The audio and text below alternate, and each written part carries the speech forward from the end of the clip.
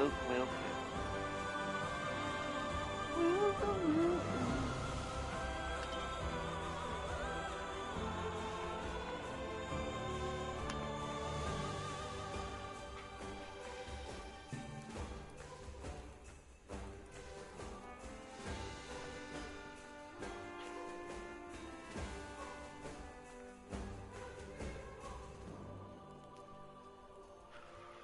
Okay. Let's see if we are live.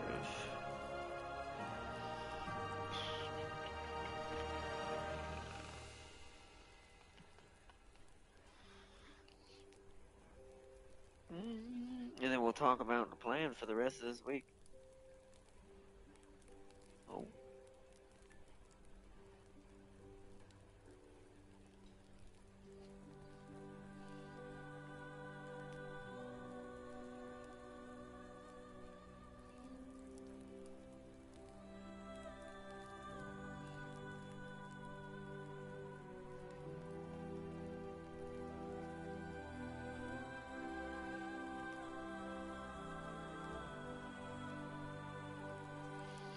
Alright. Welcome everyone. We are live. Good. Good.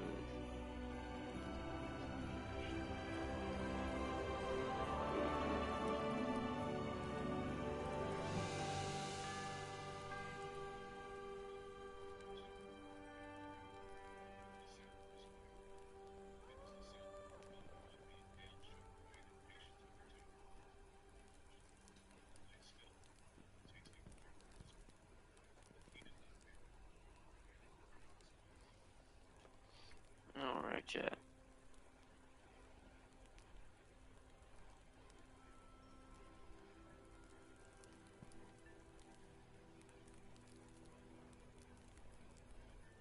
Nice.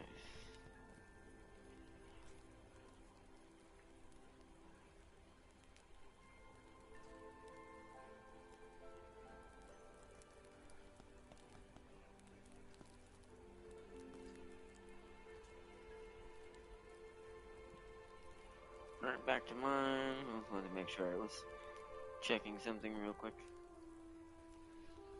Alright, we should be good. Welcome back, chat. Once everybody starts joining up, we'll talk about the rest of this week.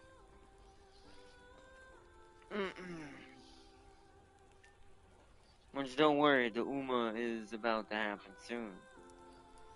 We're probably going to have a couple days back to back, actually, with it and also the vlog directly, technically, put together going forward for the rest of this week.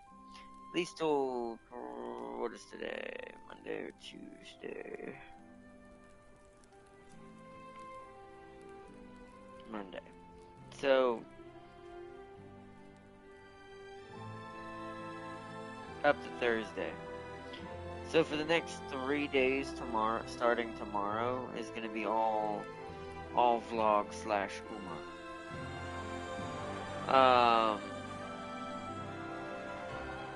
In order for us to catch up on that a little bit and have a little bit of fun on that. And to keep filling in the filler week.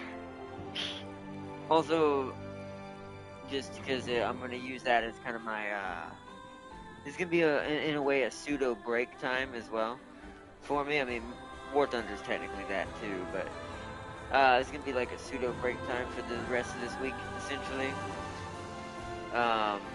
And going forward, and as we do vlogs in War Thunder, but the rest of this week is going to be vlog up until Friday. Friday will be War Thunder again. I'll go ahead and type up for it after this stream, just so it's immediately ready to go.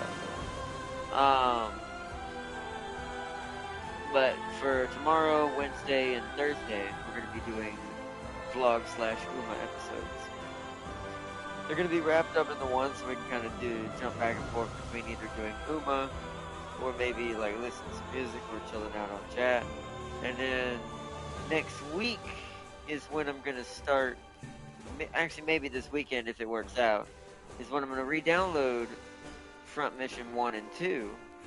And we're going to try to kind of speed run those games and have them kind of fill in between. So next week it'll jump back and forth between War Thunder and front mission. And then let me check my calendar real quick. So that would actually that works out. We actually wouldn't. No, it won't be full of next week. It'll be only so we need to start it this weekend because next week is the 14th. So that is when it begins.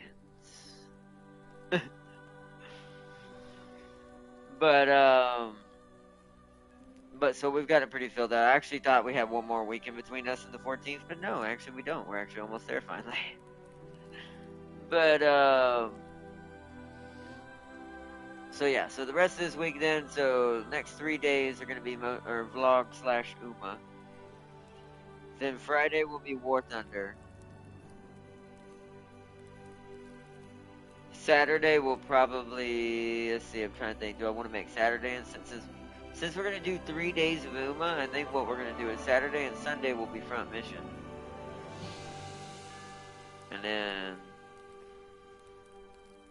let's see, Saturday, Sunday front mission, and then Monday and Tuesday.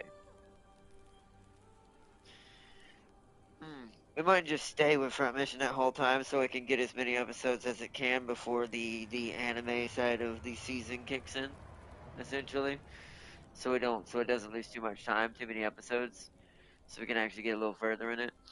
And now with Front Mission 3 Remake coming out possibly at the end of the month, we need to possibly prepare for that. So, and that's why we'll be starting it this weekend, so we have enough time before the 30th and 31st to kind of hopefully beat both of them.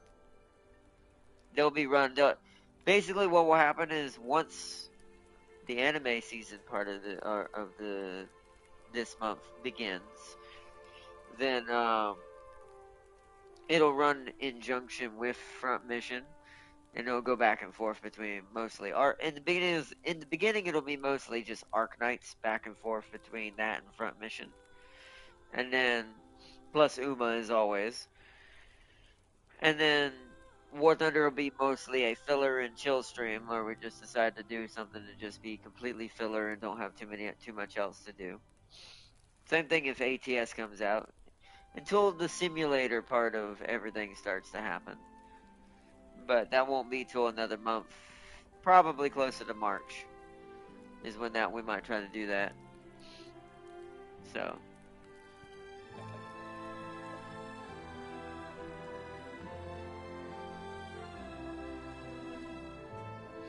But welcome everyone. Welcome back to Kate. Also, now back to War Thunder, talking about what I've done so far. As you can see, I'm back up to 539,000. But what you don't see is how much it would have actually been if I hadn't been kind of just chugging along. The amount of progress I've made doing this trick. Now, of course, if you want to make the trick fully work, you can do it without it. Because with most of these little premium tanks, you get a certain amount of... See, I got 16 days left. There you get a certain amount of days of premium. So that alone, with one of these tanks and the trick that I'm using, will be kind of enough if you're trying to speed run your way through. It won't be overnight by any means. You're still going to be playing this. Not as hardcore, but pretty much playing at least somewhat every day. But you don't have to sit there and like chug. Like in the short amount of time, which like I said, in like, let's say, in the span of like 5 to 6 days now, just under, actually no, hardcore I've only been playing 4 days straight. So, about 4 days, and in 4 days, I have made it to here. I was up here. And also, that's just one line. I've also made it to here. I've made it into here, but I'm skipping over that and just going straight to this one, because we're at 5.7 for this tier, down there in World War II. And I have also made it to here, which I'm going to be doing this next, because The one thing that I am glad they added in World War II is I really appreciate they added the M36B2, which is the enclosed version of this thing. And I think it has a better gun rate. Hold on, let's see. 90 versus... No, they're both 90s. But that one, like I said, this one's enclosed. So planes can't bop you as easy, or old-timey, you know, prop planes with their machine guns. Because there aren't rockets at this tier. So, not like you have to worry about that. But this one's enclosed, so machine gun damage is nowhere near as bad. But still got that really badass, like, M36 90 mil cannon with really good rounds. So I've basically almost have my 5.7/6.3s, which is what I'm going to be slowly bending towards as I keep moving. Because to be fair, at this point, except for just playing it for the fun of it, which I think I'm going to set preset 3 to be that, where it's going to be all of my World War II tanks, so we can just play them for fun every now and then. Because what is preset 1? Let's get out of this real quick. Actually, preset 1's already that, so we'll just use preset 1 and I'll just change them all over to where they should be. But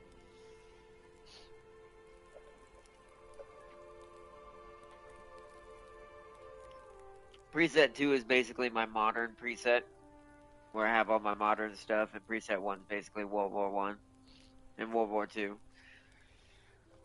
I don't really play World War 1 anymore too much, only when I'm trying to help someone level up or go down to lower levels, help people learn how to play the game and stuff like that. They're friends of mine who play it. I used to do that quite often. But otherwise, most of mine are World War II and then up to modern. Let's say the highest is now America, because they now have a 9.3 and a 12.0 thanks to Kate that I purchased. I will be fixing that for Germany though. I am going to be giving them something a little scarier. It's basically there to suit in for, if I'm able to do it at all, to suit in for to give Elsa a backup once she hits the roster for Germany. I'm going to see if I don't know. Part of me is like, Germany has so many, I might have to do that for Russia instead. So that way I can kind of play into Russia more, just because, once again, Germany was the highest originally. I played them the most in this game when this first came out, just because I like the way their tanks look. Other than the Abrams itself, like especially in the older days up to like Cold War with the Leopard here, making A1, and the TAM 2 IPs, and then all the way up to the Leopard 2As. Now, I have a shared love between my Abrams and and this. Let me go down to it. And this scary monster right here. Which is the Leopard 2A7B. But, it's like both of those tanks are just my favorite style of tank and how they play and what they are. It's just my style of tank, so. That's why Germany was always the highest. Which is why they ended up, what's funny is these got bought ages ago. The Leopard A1 and the TAM 2 IP, I'm pretty sure I bought these on sale. I know one of them I did, I just can't remember which one. The other one I'm not so sure, I might have done that one at full price, but I can't remember. But I had gotten these just because I wanted to have some more this is more pre-Cold, like early Cold War, not full modern yet. Is what these 9.3s are. Anything in like 8.0 and up is like basically Cold War. Like early Cold War in this game. Even some 7.7s, as you can tell, because here's the M48A2.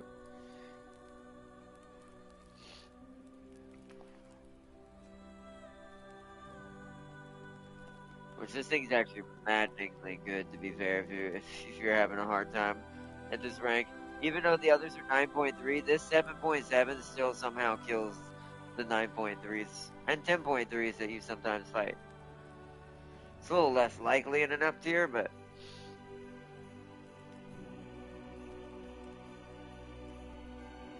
and then of course now the second highest, which are catching up pretty fast. is America. Now, modern wise, it's the highest because its two premium tanks are a 9.3 and a 12.0 because of Kate. Now, next time another Abrams goes on sale, I'll probably get a backup Abrams to help Kate out until I get up there at least. Once again, we are making hella progress. Like, we're already down in rank 4 going into rank 5. And rank 5 is right where it's going to really start kind of dipping into, as you can see, turning into MBTs, M68-3s. The other version of the XM is in here, the regular one. Then it goes into Abrams. Now, the money will be what will slightly trickle down eventually, depending on how I handle certain packs I might try to do in the future. Because I have some eagles that are going to stack up. That's kind of what I'm doing on purpose. As I buy each of them, I'm saving some of the gold eagles left of it. I'm spending some of it on crew, which I'd already did that to improve, which is something you'll see as well. You'll note that the crew for the Kate is now a rank 40. That's because I used maybe a few gold eagles to kind of make these three slightly better. This one's almost 30. This one's at 24, 25. I'm going to upgrade this one once they finally get up to Abrams level. Then I'll spend like probably 400 more gold eagles just to guarantee they're up to 30 to 40. Because this is the other main Abrams crew. This is the one that's going to be in the mainline Abrams, which is going to be the M1, the IP M1, the M1A1, and then the M1A2, and then the SEP, and then SEP V2. So that'll be this crew's main tank line. But until they get to like here, because this is 8.3. I mean, this might do it. I mean, once again, if the M60 can do it, this T95 might be. But it's a 90 mil though. That's very short. What kind of bullets? It does get at least a Sabo. It's not very great, but. So I do think that they're not really going to get any too much love until they get here. So they basically get to the MBT-70 / the XM-803. Which, what does the 803 get for?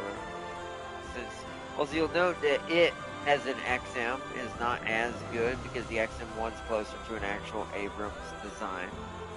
Whereas this one's closer to an MBT-70 design. I'm a little bit stuffy today, forgive me, chat. See, not much better ammo. Does it get an upgrade? No, but it does get rockets. So this thing is that weird one that can fire rockets out of its cannon. Okay. Or is it just on the side of it? Does it have an ATGM? Where is it? That looks too short to be it. It's got to be firing these out of the cannon, I assume. I do not see a shaft or a port large enough to fire a rocket. That just seems too small. That can't be that.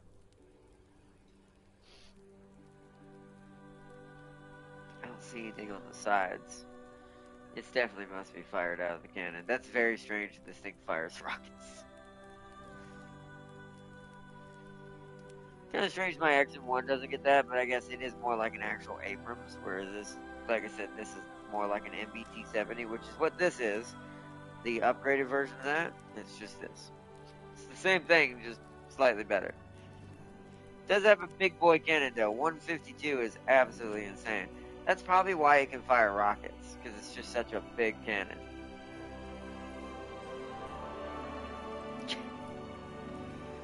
Now, the problem with this tank is this thing is not going to be good at fighting Russian tank stuff. Especially higher level ones. Like, I'm pretty sure the ERA is going to stop that. And this thing, let's see, is it the same here? Yeah, the 281 millimeter. Oof. You definitely would be rushing this. This would be treated the same. I would end up treating this the same way I would my XM1. You're gonna have to get in there and brawl with them. You cannot fight no sniper battle with this. You might be able to use rockets in a sniper battle with this. That's why I would carry some. But overall, you definitely would be probably trying to get in somebody's face. But that's just all to lead up to the actual, even though this one is painfully still weaker a little bit, is to get up to this point. Once we get up to here, we're literally like, this right here is all we really need. But sadly, it's like, I don't think I'll even bother with that because unless we wanted to give it to like a reserve team, that we're gonna have no reason for this since this is the first one you research. We're just gonna get the A1. And I'm pretty sure that does the A1 get the round that it's supposed to get? It does. So yeah. We're gonna be skipping the IMP one because I'll get it as a novelty later and as a reserve tank, but yeah, there's really no point in getting it when you're just gonna have the A1. just like.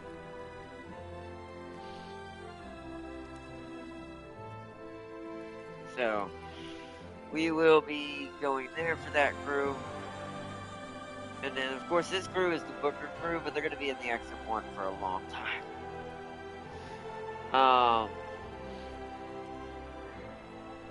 Artillery and all that, slowly getting up there.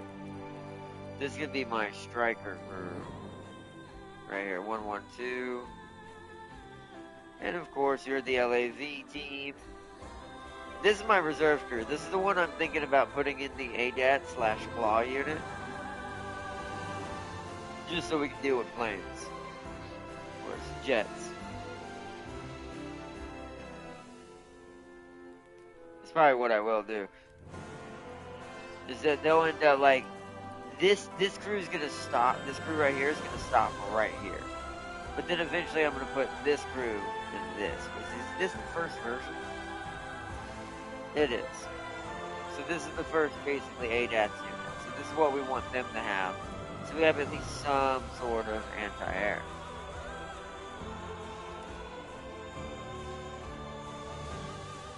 So that is our goal. Tis our goal. Alright, chat. Well, let's, without further ado, let us get going. I also have a distinct feeling that maybe, just maybe, YouTube might not have sent out notifications.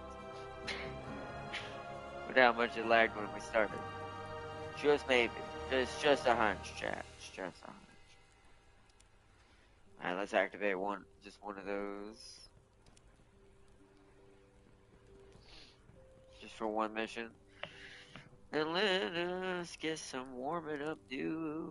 We're gonna warm up here real quick. First one's always a bust when I get back in, every time I start up. Because I gotta get my eyes to focus in on what I'm looking at so I can see tanks apart from bushes. And certain things with how certain tanks blend in better than others. I think. Oh, this is that map. Oh, okay. The IMP1. Hello. Ready up. Driver ready. Gunner ready. Loader ready.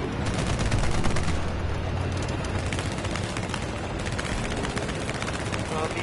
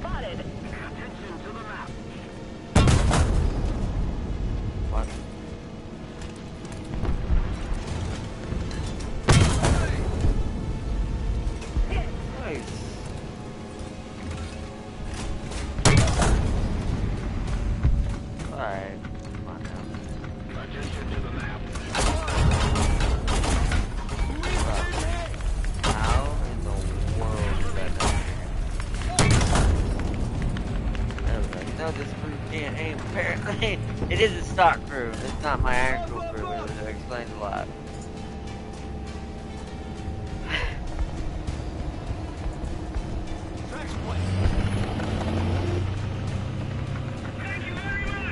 Thank my ally for that. What was that? Oh, I thought that was okay.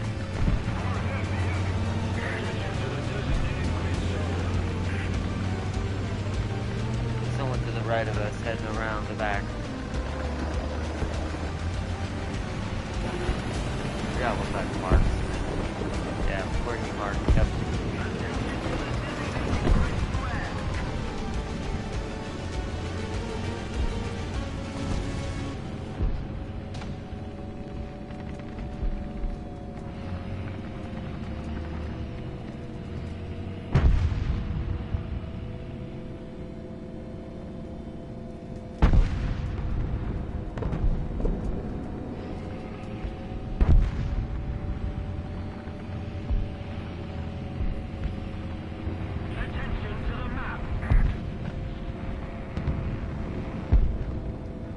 Greater than 800.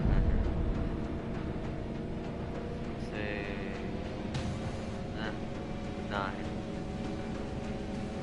Is that right?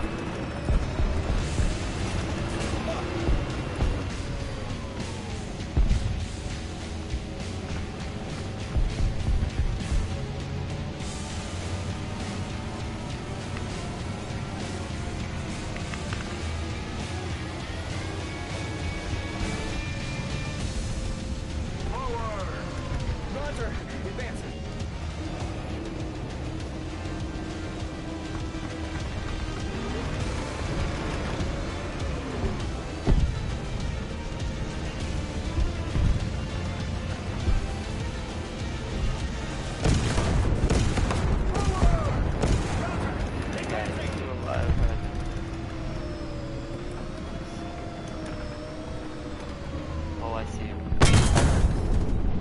I missed.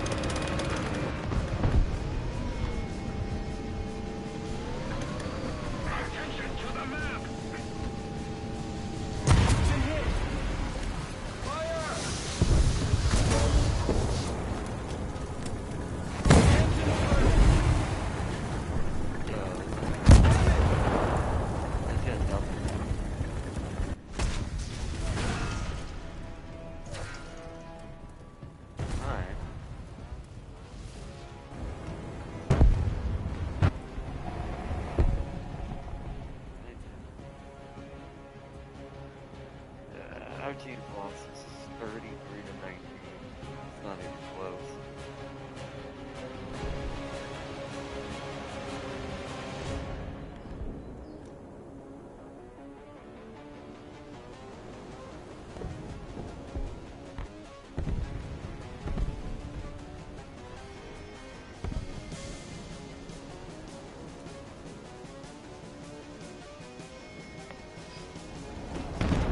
YouTube, welcome, welcome. Welcome, guys. Welcome.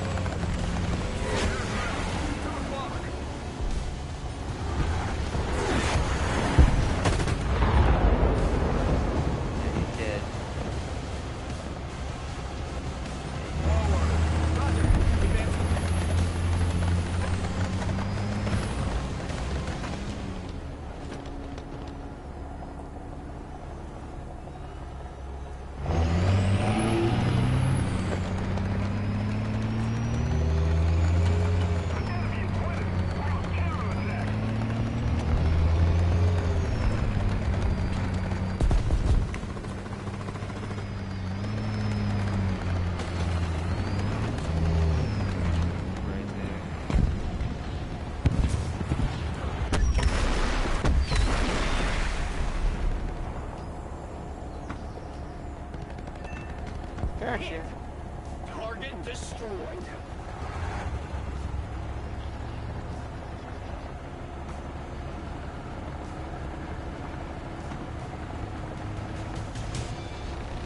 Oh, they're attacking there. Well. Yeah. Uh-oh.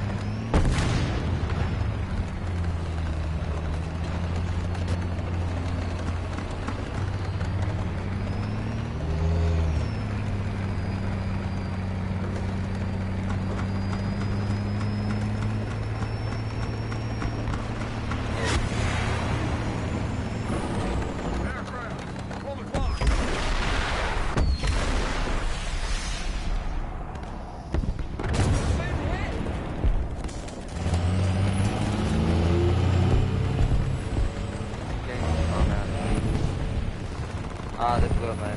I can't shoot. Pretty sure I missed.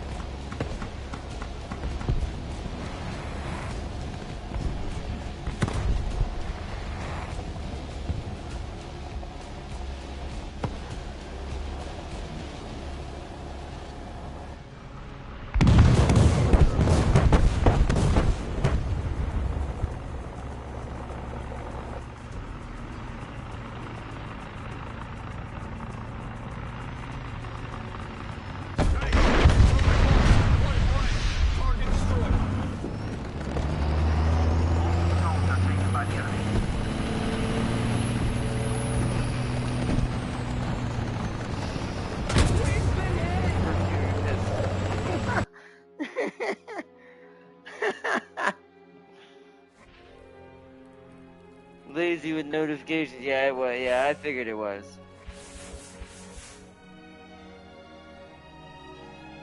Neon green outline, okay.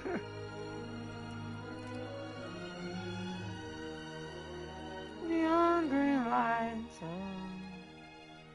Neon green lights. Sadly, it wasn't as good as it could have been with how much I had. This is why I like to use ones that are worth 10 missions.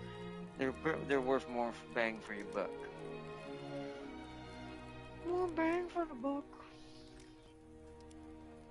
Okay. Go.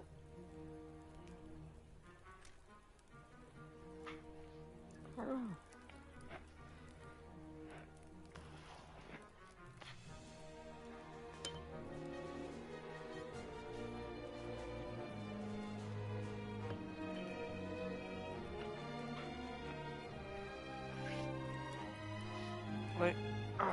Lazy with the new because also I forgot what I was gonna say for update for everyone just joining.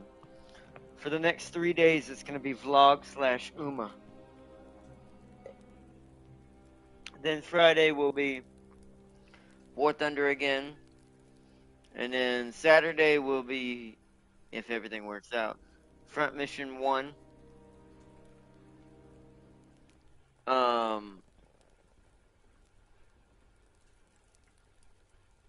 And then Sunday will be probably Front Mission 1 again. And then Monday, because it was 14th is like the Wednesday of next week, Tuesday.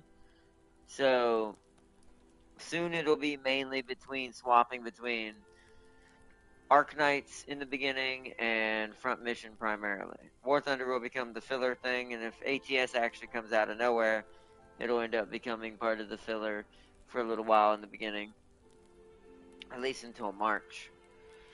Because most of February is going to be probably Code Vein, Arc Knights, the other anime games are dropping, and Front Mission 3. If it is actually January 30th, then Front Mission 3 will be happening on January 30th. So it's going to be a weird waifu mech season. It's going to be a strange mix, it turns out. So if it was my Panzer 1, I would have raised hell with my autocannons. Well, what? What are you talking about? Against who? It was no one for me to shoot at till the very end, to be fair. Half the time with the ADATs, because she's so... I hate how slow she is. Like, this is why I want my LAV for ATGM maneuvering attacks, as far as dealing with ground units is concerned. This is why I have two crews back here. This crew is going to be the LAV. It's going to be the fast mover, shoot ATGMs, take out tanks, fire your minigun, fire your... and it's like... And then this is going to be truly just AA. These guys right here are just exist for the fact that they are a filler squad, / they're going to be the rocket crew that just deals with the sky. Probably the claw unit, most likely. Because I really have no other purpose for this. Because we're already going to have 2 main Abrams squads. This will be the 1128 Striker. And this will be Booker. This will be the Booker. So...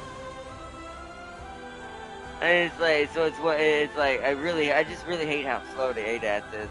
If I could go faster, I would respond and try to go tap things even in my SPAA. Like a lot more. But, bruh, is it slow. You're either gonna get tapped on the way across because you're so dang slow, it's so easy to peg you, snipe you, especially if leopards are on the opposite team.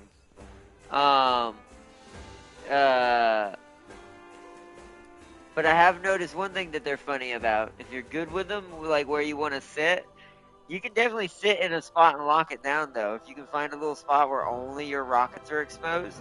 Now, you're still a one-shot, because if anyone hits any of those rockets with a heat round, you're absolutely done. But, or hits one of your rocket pods with a heat round, you're absolutely just... But... I will say they're definitely good for taking out opponents. I didn't realize how fast you could actually rapid fire them at tanks. It's just what I did to that little challenger as he walked up. I'm like, bro, get out of here. Boo, boo. LAZ-AD minigun can kill almost any tank from the side. Oh, I know. That's why I want it. I know, Farseer. That's why it's gonna be the main. This is why the striker, and it's funny because I'm putting both the. I'm still gonna call them both LAV somewhat. I'm putting both the basically the striker units next to each other. This is the cannon-based one, the 1128, and this one will be the LAV AD, which is with the rockets and the minigun. And it's like, I'm so excited to eventually get there. We've made quite a bit of progress, which I'll show that off. Also, welcome, Sealer. Hello, Arna. How was your day, man? I'm in a jolly good mood. Good, good, good, good, good. To show you how far I've made it, Farseer, to show in only 4 days of actually playing hardcore again, like I've been actually playing for the last, technically fully 2 days, but 4 days altogether, including streams, but 2 full days just playing on my own. In that short amount of time, look what's been finished. We're even here. You see? Thanks to Kate and some boosters I've been using that I know will run out eventually. You don't need them, but it does help you if you're trying to speed run the system, kind of like cheat the system like I am. It only works when you've built up a few of them.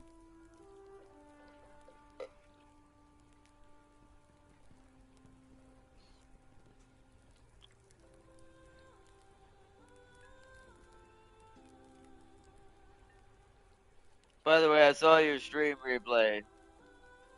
I saw James as well. He has he has horse in his spider graph. Does he? I don't remember. Yeah, you must be talking about Baldur's Gate, I assume. Yes, that was a great last episode. Although it won't last long, because eventually James and me's chaos are gonna meet head to head, and we're gonna be trying to maybe end up trying to kill each other for just to decide whose lady gets to live as the final part of the story. No, the Steam what? The Steam replay? I hate this whole heart thing. I don't want to react with a heart. I want you to move out. Hold on. No, it doesn't have anything on that.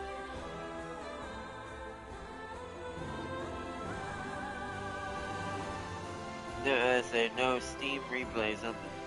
My BMP2M was phased out of my lineup. I mean, if you have the Terminator, why would you need? Is the Terminator the better one? Hold on, what is that actually considered? Sorry, I could be premium. Where is he? Ooh. Yeah, BMPT. Yeah, makes sense because why would you want that? What you just said when you're gonna have this crazy thing? This thing's ridiculous. You know, I can't tell you how many times this thing's caught me off guard. What freaks me out more is because of how good the actual little cannon is. Because it's just hitting so many rounds downwind that eventually it's just almost kind of like you would if you shot a machine gun in a plate of metal for long enough. Eventually it's going to dig through.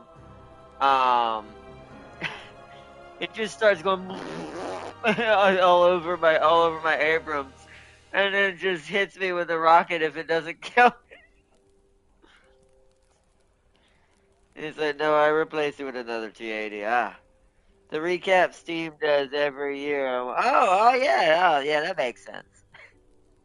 Yeah, I play a lot of stuff, Sealy, quite a lot. Quite a lot. Quite a lot. Actually, one of those games, once again, was supposed to be for the late night shift that we haven't done yet, but we haven't got around to that. Like I said, I haven't found a way to kind of squeeze it into the schedule yet. So, as another T80 on James' spider graph categories, he has horse in it. Of course he has horse. Why would he not have the horse? I don't think he's really been on Steam other than Uma that much.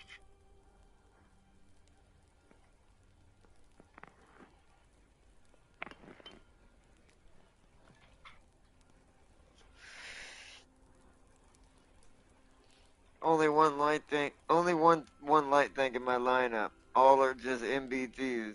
My Buke and my Panzer Jet and Heli. So I assume the one light tank is the Terminator. Then I would imagine, right? Either the premium one or the normal one. Is the normal one as good? I mean, its rocket platform is not as good, but I would imagine it still can really hurt you.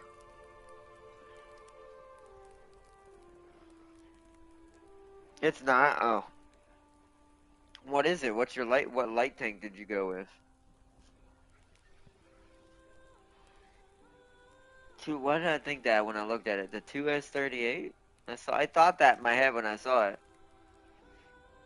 I guess I've seen these. These are pretty good, but I'm like, I don't know. To me, like, if I was playing Russia, I'm like, I just can't ignore the Terminator. Like, the Terminator's just too good, man.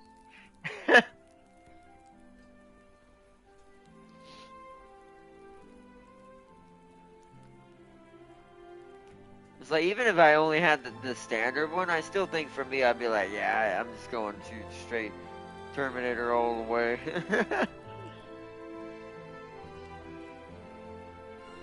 It can't scout. Oh, really? Really? Oh, that's weird. I guess that makes sense. It would be kind of broken. Yeah. He gets a dozer? Wait, the regular BMP Terminator gets a dozer? How come I don't see more people using the regular one then? The premium one don't have a dozer, does it? I'm pretty sure it doesn't. Oh, it does. Wait, but it's not on here though. Maybe it's because I don't own it. So this one gets one too? Why does no one ever use it? Is it just not allowed? Does that only work in simulator mode?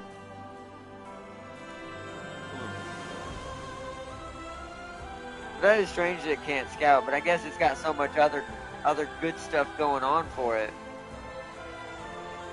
that, that makes sense.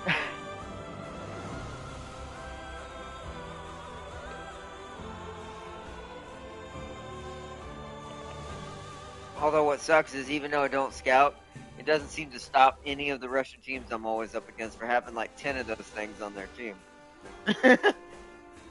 Can't tell you how many Terminators I've seen on average. Other than the actual T-80s, like you said, and all that. Because T-80U does seem to be the most common. The T-90s are good, but I have noticed, because it's more reliable in my opinion anyways, and I kind of thought that in real life when it comes to Russian tanks.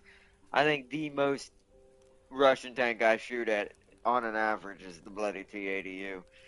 But, or any of the T-80s in general, but the U a lot more, but 90, even in an up tier, I don't see too many T-90s, but I don't know, I think it's just the 80 is just so good.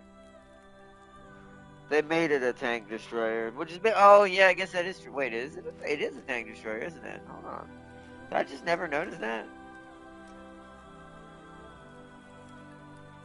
They did! Ah! I see! Well, that explains why. Oh, that's why it can't have access to it. So it's like, so only this line could do it. Or the premium one, obviously, the one you talked about right here, but. Oh, that's weird, okay. I see. Wow, wait a minute. Oh! So that's what Russia is lacking. They don't have that many scouts. So that's the difference. That's why some of them are always, no offense to some of the T-80s I've caught off guard. That's why I sometimes see certain teams not really knowing, like getting caught off guard in their Russian tanks. They don't have as much scouts out there as the other factions do.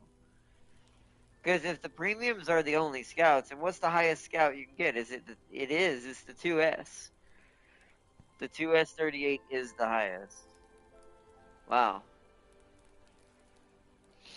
That is very strange. There's no way Russia don't have scouts in real life. They just haven't put any of the others in here, I guess. I'd be very surprised if they didn't. Or at least in real life is what I meant. T-80U and T-80 BVM armor are pretty good, and the tank has good survivability. Yeah, well, and it has good rounds too. Like its bullets are good. Are for what you're fighting most of the time, it's good enough. So probably even more than good enough. One could argue with the Russian with their version of our ammo, because we don't have the ERA and a little bit something extra, like you said, survivabilities in some ways.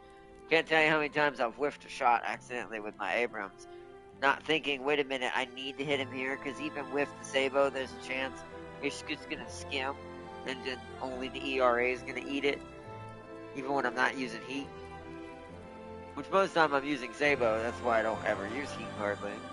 I only use heat to destroy SPAAs, like the giant like missile launchers and stuff. Because I've noticed shooting them with Sabo is pointless because there's too much hollow zone to them, so you're just better off heating them out of existence. Gives you a free kill anyways. But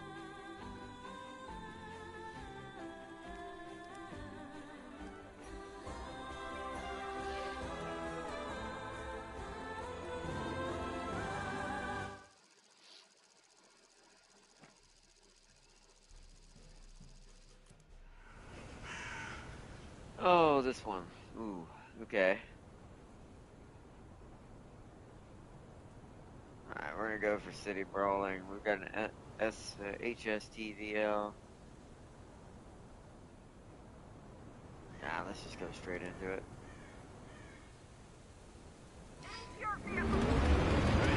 Driver ready. Gunner ready. Loader ready.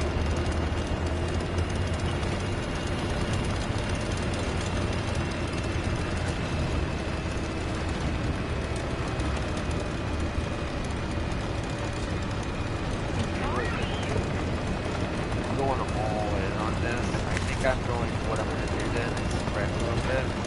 See if I can do Overwatch over A.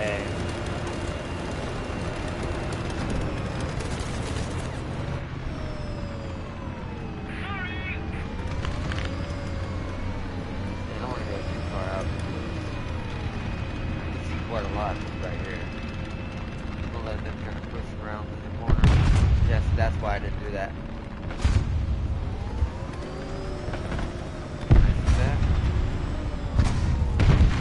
P-80. Close up. Near.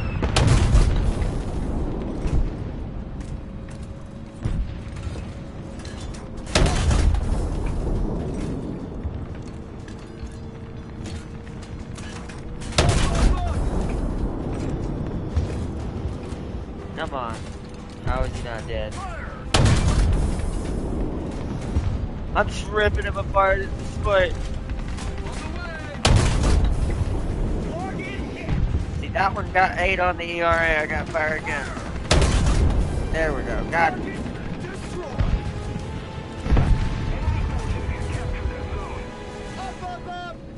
The Allied forces have captured a zone.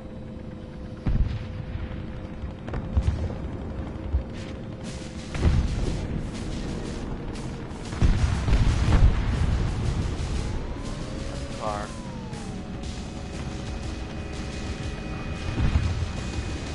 That's why I'm not gonna go out there. It's just too much heat right now on the side. So our allies secure C and B. We're kind of locked in here. If I can back up more and see more. Target. No. Oh. Got him. Range! 600! Target destroyed!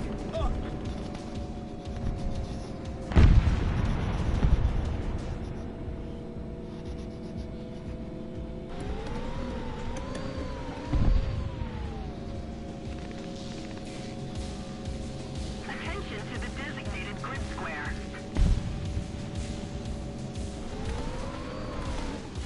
Wait.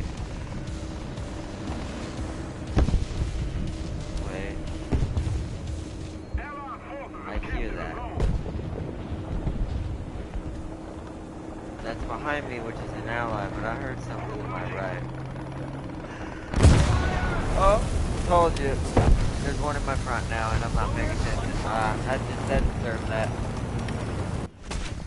Sometimes the audio throws me off a little bit when it comes to like differential which direction it's coming from, and which one's an ally and which one's not. That's fine though. We basically got that one. I'm gonna try to go rush B and capture it with an HS TBL.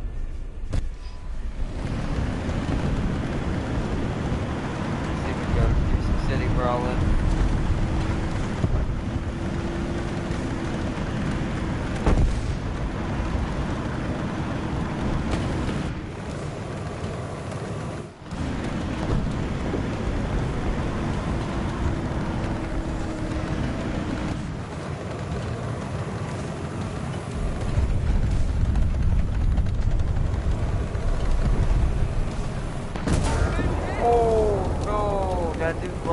Ah, that leopard's in trouble. He's gonna die. So that was the one that killed me before. He must have rolled up where my dead body was. I didn't see him. Yeah, okay, that's bad. So...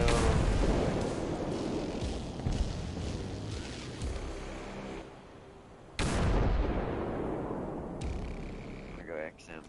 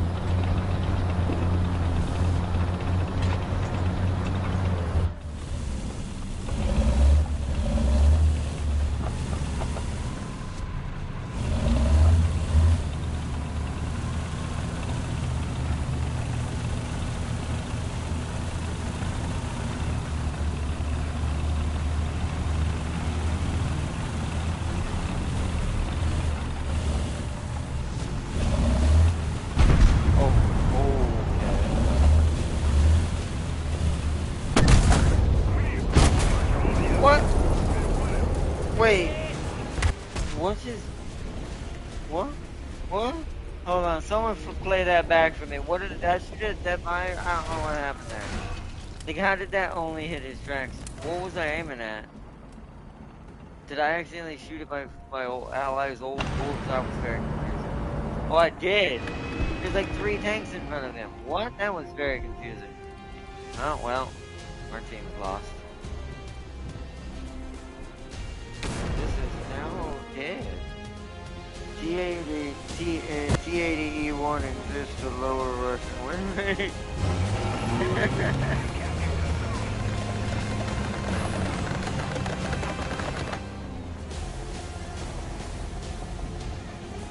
That's a rocket.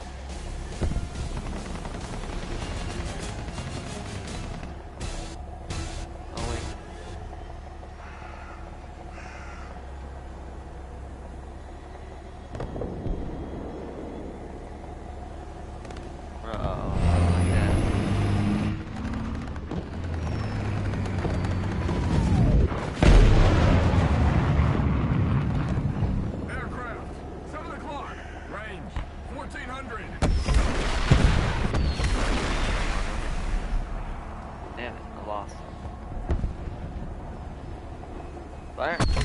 Fire. Always like to fire too.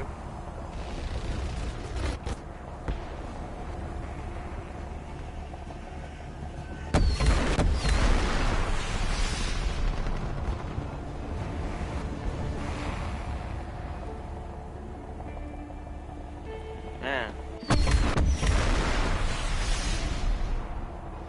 Most of the zones are under enemy's control. We need to put more pressure on the enemy. They're winning. Oh, wow.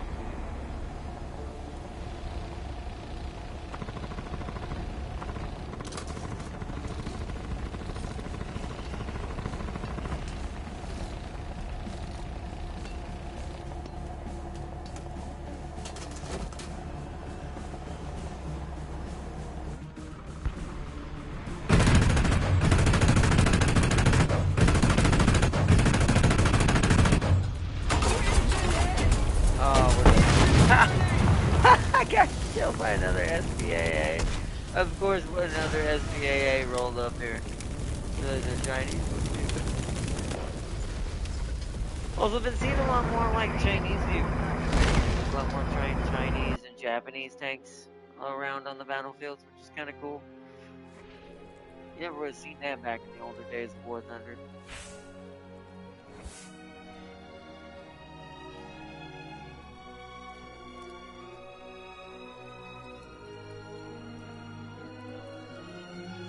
Yes, your graph is heavy on the anime category as well. Exactly. My graph is always anime.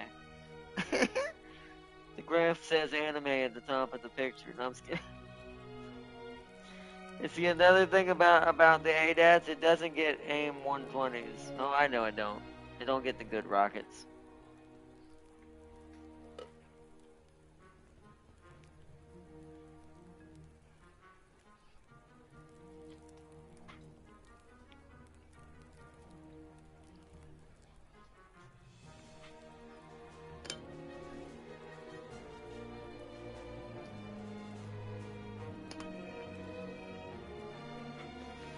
Let's start another one.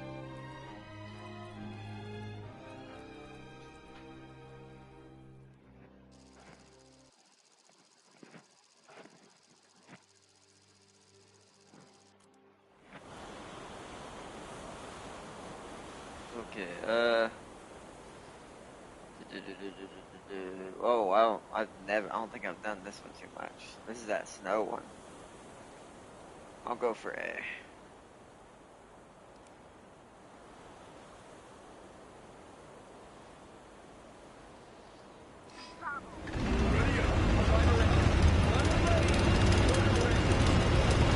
Well, I guess we're going with that one.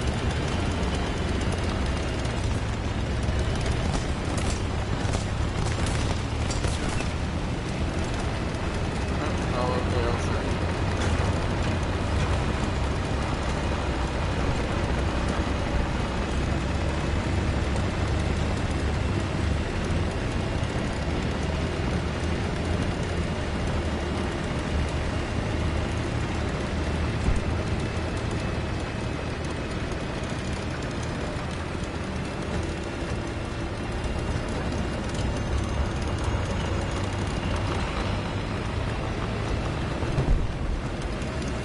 Kind of rolling.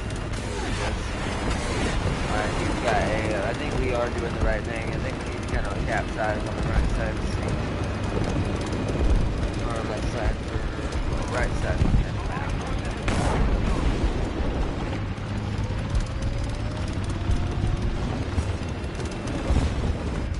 I don't see. I can't see my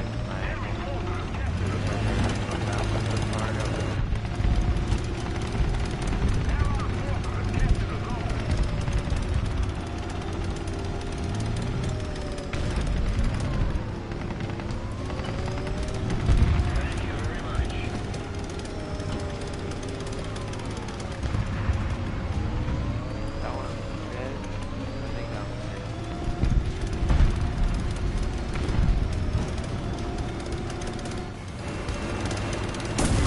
Oh,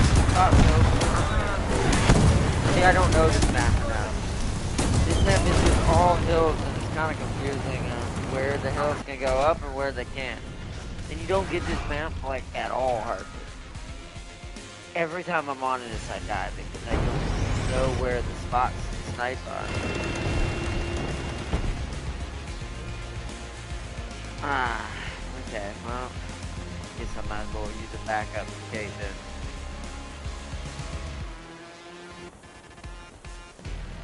If I get back over there again.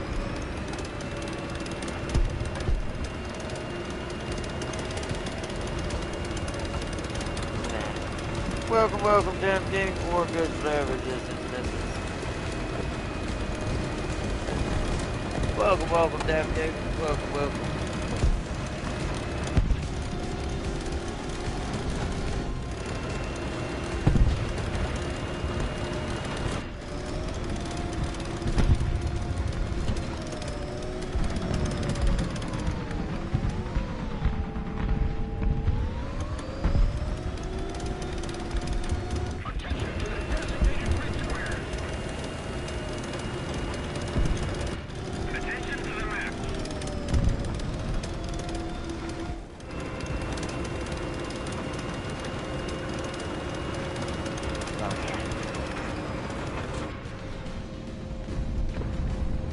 Marking right there. Oh, I see.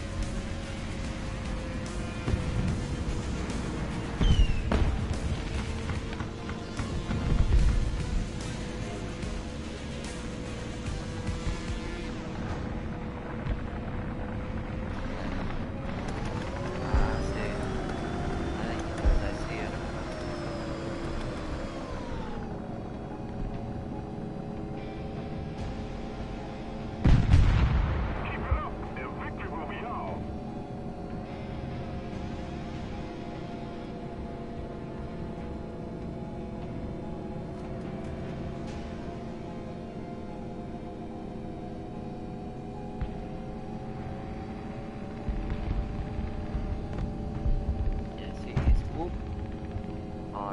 Someone he's just killing ADAS. The Light forces have captured a zone. I do not have a clear shot on him. Attention to the map.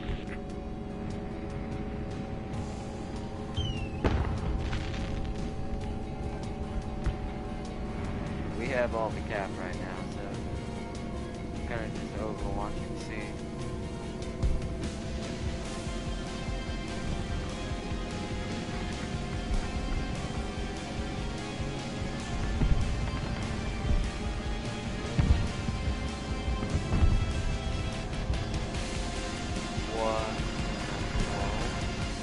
I think somebody's behind us.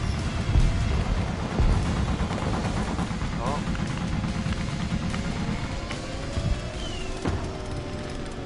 Wait, where'd home? Oh, there he is.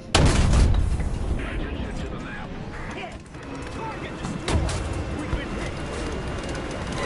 Oh, dang it, of course. I knew that was gonna happen when I picked up to try to get that little dude.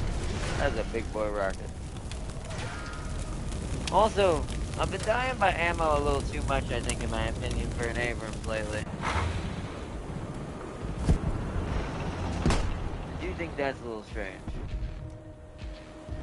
Ah, dang. Well, they got seat back. Attention to the map. Attention to the map. Recon reports enemy spotted. Thank you very much. A little more effort and victory will be ours. Attention to the map. Enemy forces have captured a zone. Thank you very much. If I can accept the rocket with a rocket.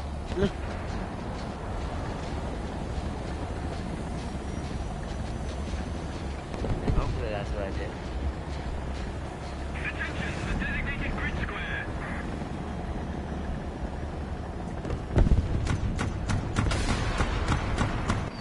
That might be too low, but I'm gonna take one shot.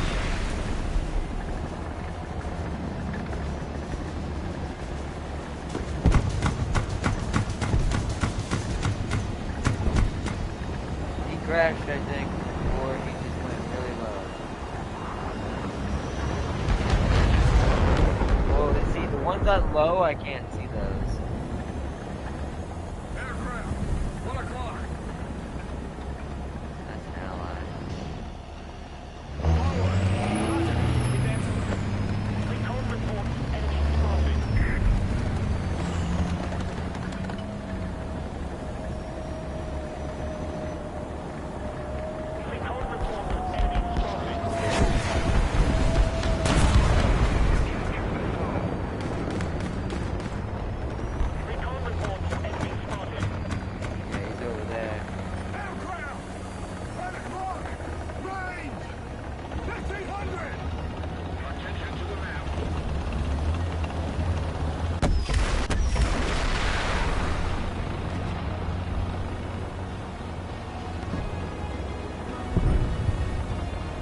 he crashed. Yeah.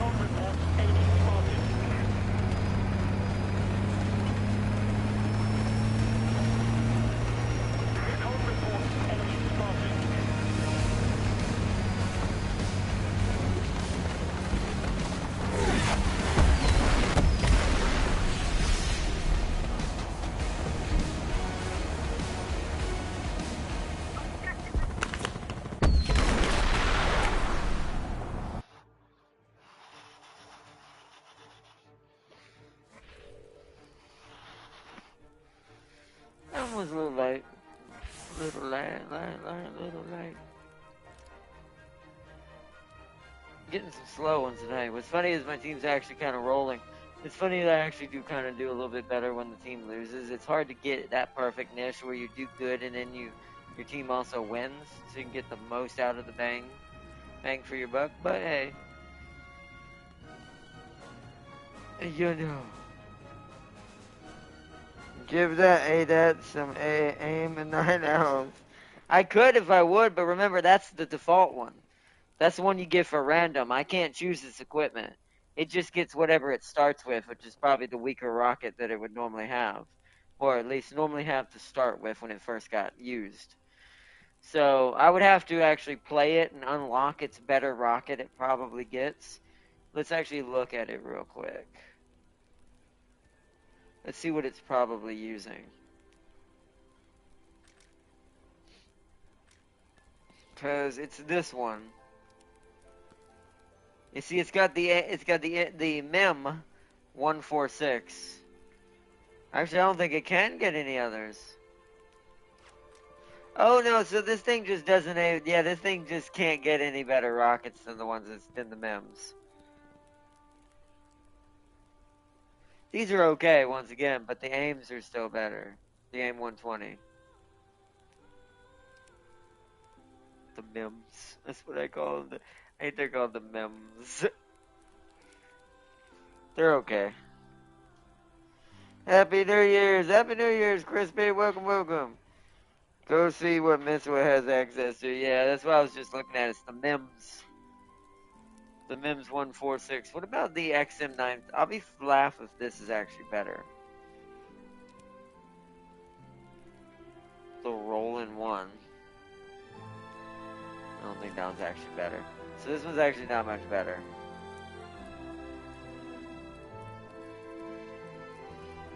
Although this one can't, I don't think this one can shoot ground, that's the difference. I think the Roland is better for jets only. But it definitely would do me no good if I had to shoot at a tank. Yeah, because it's a SAM only.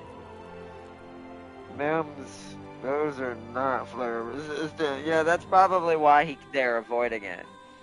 Because they're popping flares at the right second. And since the MEMS can be deflected by flare more than the AIMS version can, that's most likely what's happening.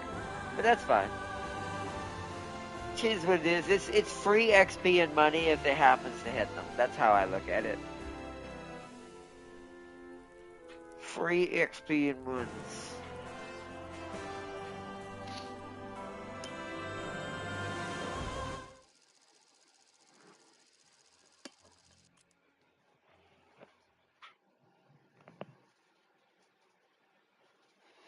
But they're not flare resistant because I think the MEMS are a hybrid missile, so they're not technically meant to be SAM only.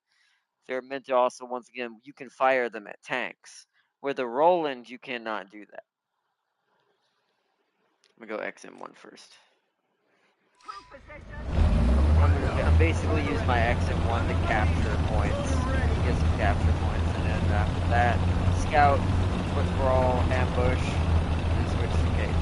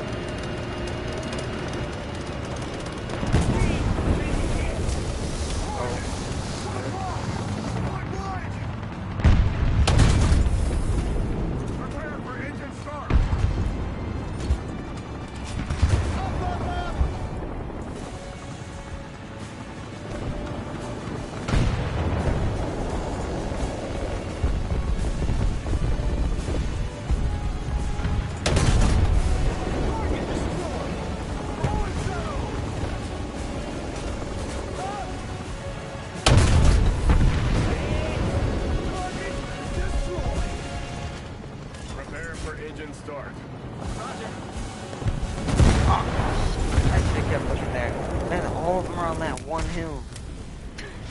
I didn't think there'd be like 3 in the same spot. Man, I should really trust the stupidity of people. See, I got him killed. They all just sit there in one spot. Alright. So far, team's so good. So I'm gonna go ADATs, see if there's any air, and just kind of keep the cap control now.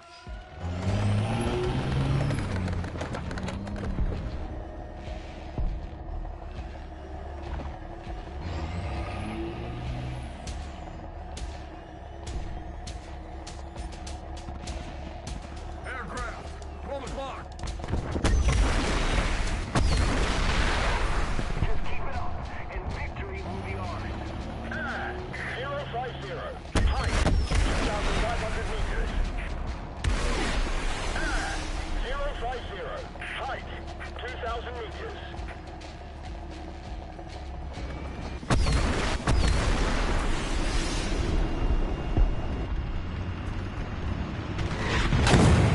Yeah, I got hit by a rocket as well.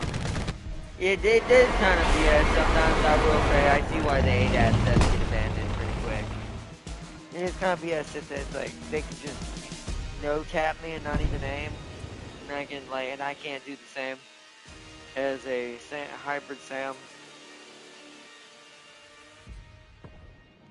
But I get why they do that, like Farsi was saying, is to push you basically to the actual SAM, which is the claw unit or whatever's after that, which has the actual rockets you need to take them down.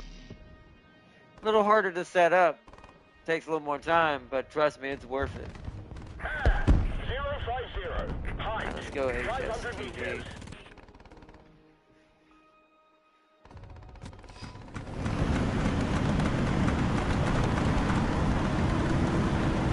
I will say though, I was getting more kills with ADAS before the stream, so I wonder if a bunch of people with higher level depth got on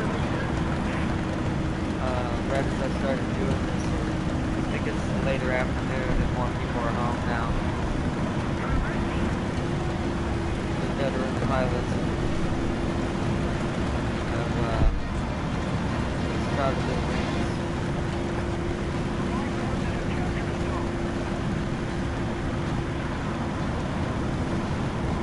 Some of the lower level jets don't have as much defense even against uphill.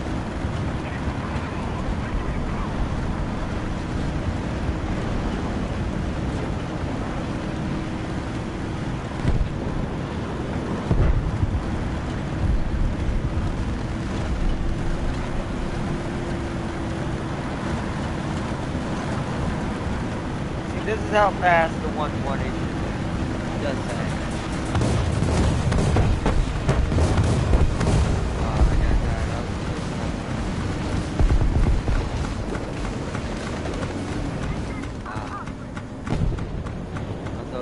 Somebody. Oh, someone's up there on the hill, but oh well. Even the Panzer at the same BR as the ADAS is way better than the ADAS with better missiles and longer range. That makes sense. That was at least better XP wise.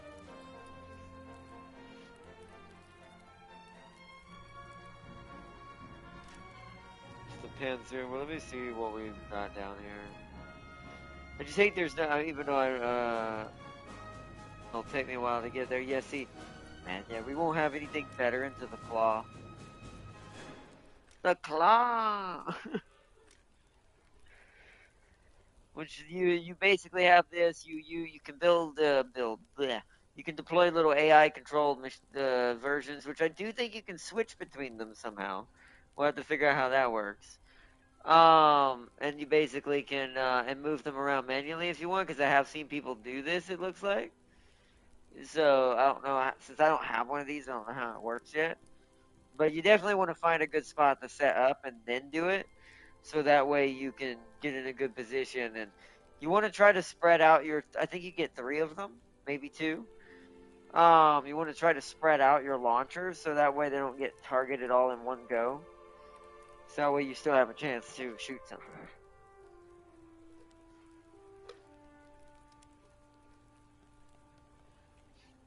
But let's look at the Russian one Farseer is talking about.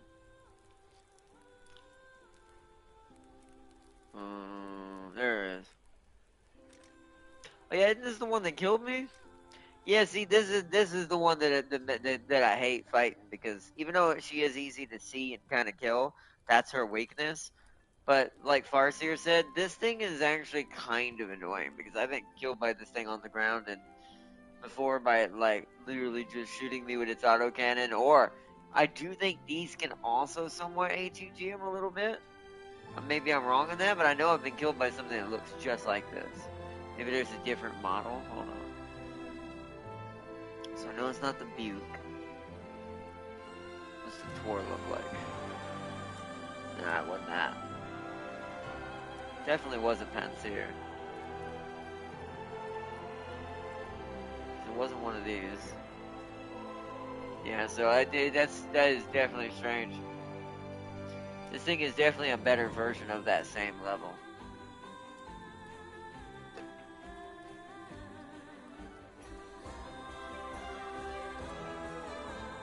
It's alright, I'll have access to that if we ever get Maria. That'll probably be the SPAA it gives me, probably. Instead of the ADATs like we do for America, since it's their only one at 12.0. Pretty sure.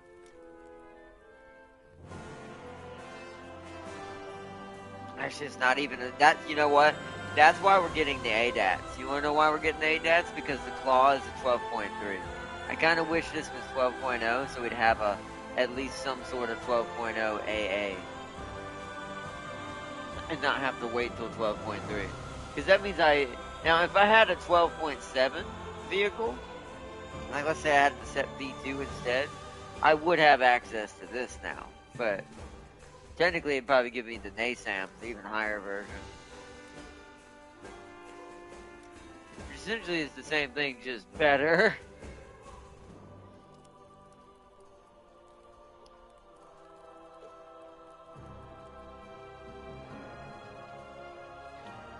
But I do think Russia has the better overall AA versus emergency ATGM. ADAT's max range is 10 kilometers. That's pretty crappy. Ugh. That's sad. Makes me very sad. Sad face. Sad noises.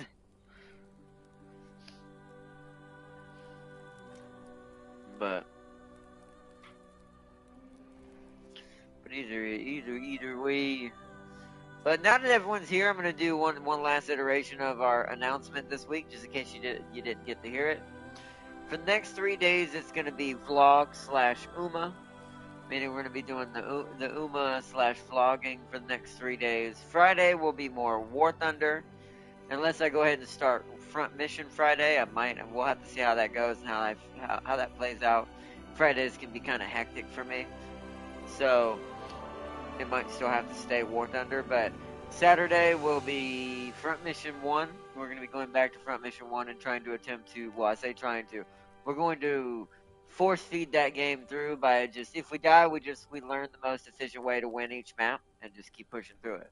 Because since it's an older game than 3 is, as you saw why I like 3 during the demo, 3 is where it was fleshed out, it had better mechanics, all the menu was a little bit more understandable, you could tell how much true AP you were using and this and that. Characters also started with higher AP, making it a little bit more action-packed of a turn-based strategy game. Whereas the older one was a little bit more on rails, and I think that's why I never liked 1 and 2 as much. 1 especially because it's the most on rails. That there are certain efficiencies during missions that you want to do to guarantee that you're going to get the most out of it, where the others aren't as hardcore with this as much. So, but what happened to Waifu Week? It doesn't start till the 14th, Tam King. That's not till next week. We can't start something that doesn't exist. At least not yet. But and it's like, so that'll be so we'll be doing Front Mission Saturday, and then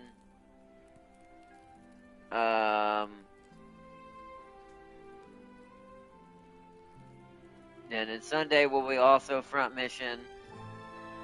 And then Monday, I'm trying to think of how to do Monday because we're getting close by then. Then it'll probably switch back and forth for Monday and Tuesday because Wednesday is the 14th. And that's when the first of the major anime games will dawn its existence. They used to share the same VR, which was stupid. I mean, they still kind of do. I mean, realistically, they still do. The Panzer and the... I mean, what do you think I see all the time as an ADATS?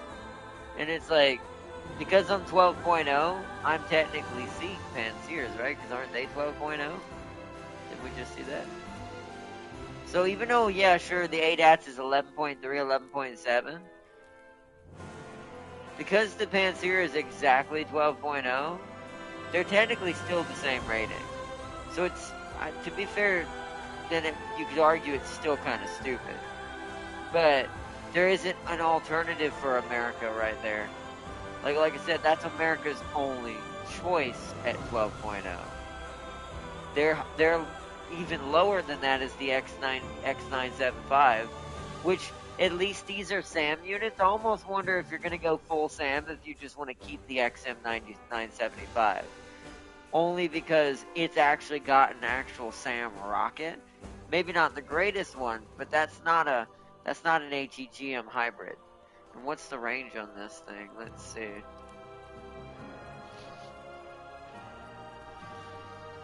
How do I tell? Caliber, load. See, that's still pretty shitty range, though. That's even worse. See, it's better at hitting them, but the problem is, it's ridiculously short range. So, yeah, even that's still pretty crummy. So, yeah, the Americans really don't have anything, so that's their weakness.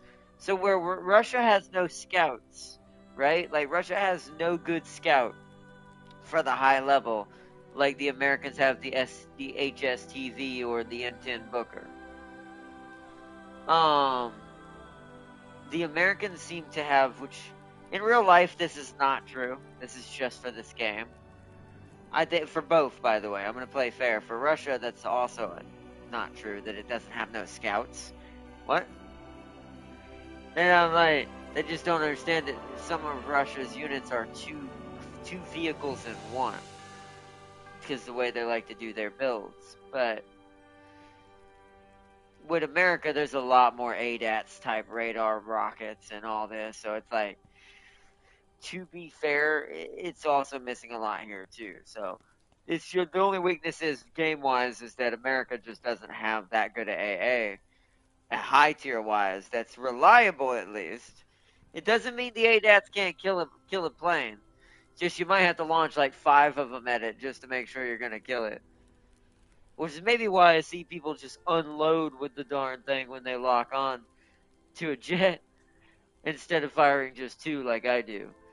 But most of the time 2 works because the first one's gonna burn the flares, and then the second one's gonna be more likely to hit. But even then, it might be just enough for it to be diverted, or just enough time for the flares to divert the second one as well. So I do think that's why some people just hammer it down like 4 or 5 at a time towards one. Problem is you're going to have to reload after shooting down 1 plane. Because you only carry 8 rockets, I think. I think it's 8, maybe it's 10. Hold on, does it tell me? 8. So you carry 8 of them. Basically what you see here. You have exactly the amount that you have tubes. So really, to be fair, you fire like 3 of these, 4 of these at them, you're already halfway out of your tubes. So you'd have to basically hope that shooting 4 at one plane gets you 1 kill, shooting 4 at another plane gets you another kill, reload, and then hopefully get 2 more planes to get like 4 kills. At best, hopefully. Being set up. This is at best scenario against heavy flare resistant or flare producing, planes who can really dish them out.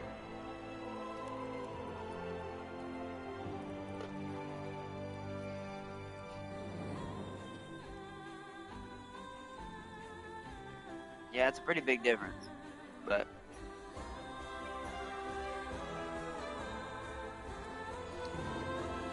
by the way, tomorrow is Core Keeper. Ooh, okay, we can do that as a filler if I can. I'm gonna check it out, make sure we can do it, but we might add that as a filler game. That could take the place of ATS for a little while. We might check that out, chat. This week is going to be a little bit unpredictable when it comes to something IRL right now that I'm kind of focusing on, but I did forget that tomorrow because I think it's free. I think unless it's an SU-37 that can dump loads of flares and land in the face of your attempts to shoot it down. And that's true. That's a good point. Some of them do have quite a lot. Sometimes I think that's the ones I'm shooting at because the SU is Russian, and half the time I'm fighting Russia with America. So when in this game, so I guarantee you that's what. I wonder if that's what we were shooting at earlier in the earlier fight. Wonder if that's what we were actually shooting at because it felt like none of our rockets were getting through, and I'm pretty sure I fired 6 of them at it. So I'm pretty sure that felt like it must have been an SU. I guarantee you. I need to look back and see if that's what it was. Before the claw was added, that thing ate that's a lot. Yeah, I don't doubt it.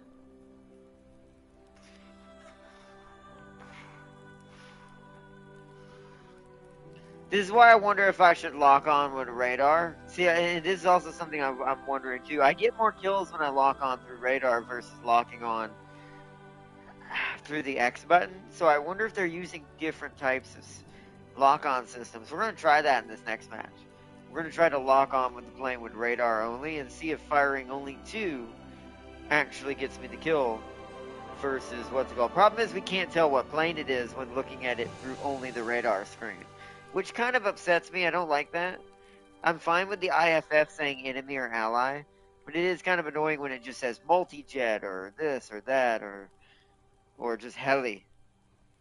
It's like I would kind of like to know what type, because it will tell me what to expect rocket-wise if I'm able to really do any real damage to it, or if it's just going to flare me out of existence, especially as an ADATS. So it's a little strange that the radar doesn't tell you what they are. Or if it does, maybe you have to unlock it for the crew, but since it says stock crew, because it's a random vehicle and it's not one of my actual vehicles, maybe that's not allowed with that one because it's basically stock. Don't know. Since I don't have one of my own to test this, I have no idea. So, space your shot slightly, but slightly more. Fire 1 and count to 3. That's true. I should do that. Tempking is correct. That way it gives time for the flares to possibly subset. Unless it's an SU, once again, they can dump back to back. Like, they have 20 of them to dump in succession. I'm pretty sure. I can't remember how many it is, but it's a stupid amount. But at least if it still doesn't work, I know what type of plane I shot at, clearly. If it, for some reason, we reach like 6 of the rounds have gone off and nothing, then I'm going to assume, yeah, this must be an SU. But let's try one more and let's see what happens on this one. Well, I say one more. We're going to try a couple more. It's not really that late yet. If it's a Eurofighter, those missiles might as well be Nerf darts. That's true. At least I don't ever. I don't think I've ever been killed by a British jet. I think the only jet that has ever killed me are the what's it called? The German jets and the Russian jets. The rest I'm like, eh. I'll go here. Oh, but we have Russia on our team this time, so.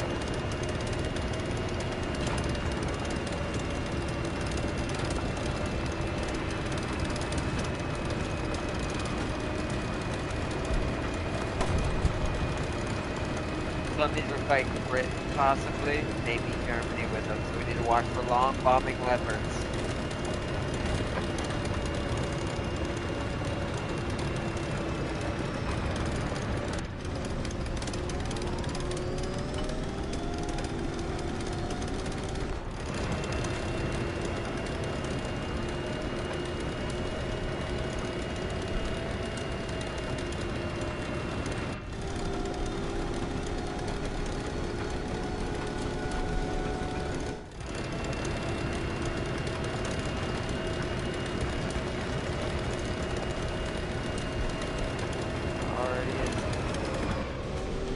Stop.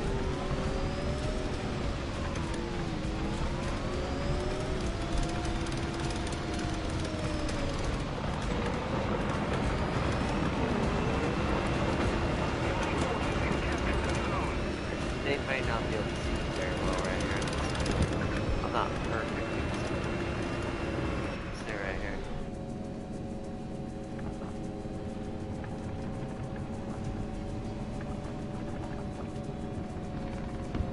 So I need to remember we're shooting at leopards possibly and challengers. Challengers I need to go for the death box. And the leopard I need to do the same thing I'd do to an Abrams.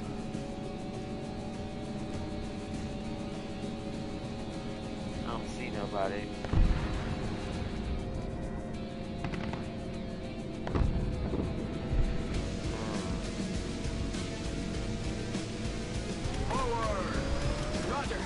There's definitely someone right there.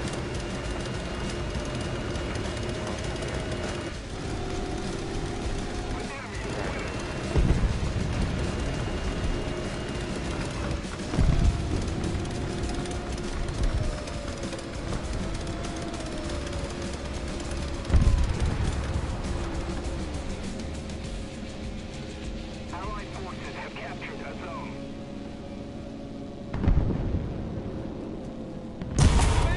Oh, to the right? No, to the left? What? And alert. Oh yeah, France. Forgot France as well. Where was he? So, I want to point out, I gotta plug my controller in. He's somewhere either from this town right here, which these two did not see, or he was somewhere right here.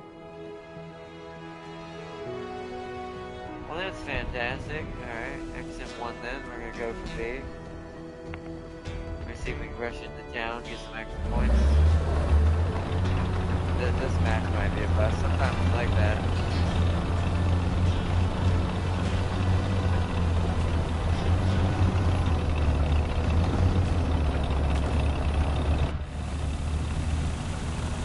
Look at that. Why is there smoke right there? Oh, what?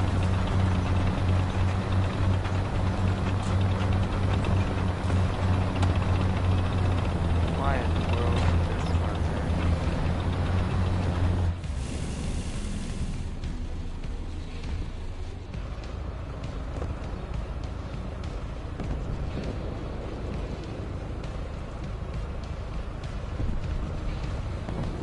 Oh, my God. Captured a zone. Forward. Roger. Advancing. Okay. Oh, we're lost C2. I think that whole tree line is now dead crap. Oh, boy.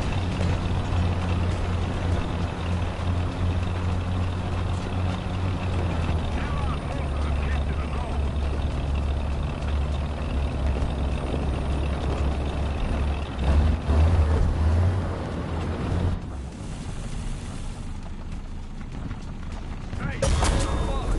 Right. Ah, he saw me that fast? I wasn't even moving. Bro, sometimes I do wonder. Sometimes I do wonder, man. Sometimes I do.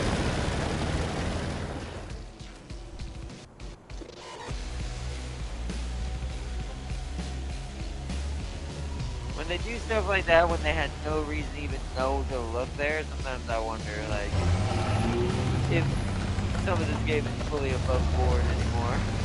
Oh well, then still will never not play it, but wonder. That thing was big. Way too snappy.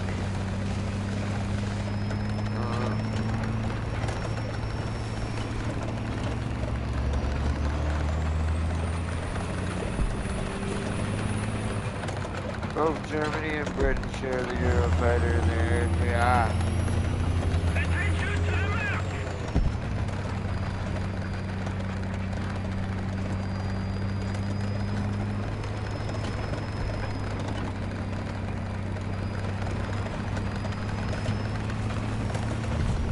Attack the point.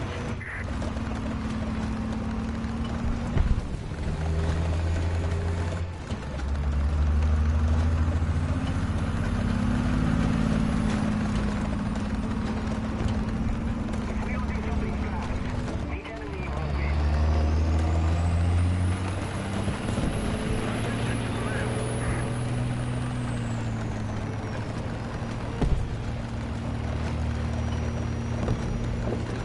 I'm gonna go set up near this house.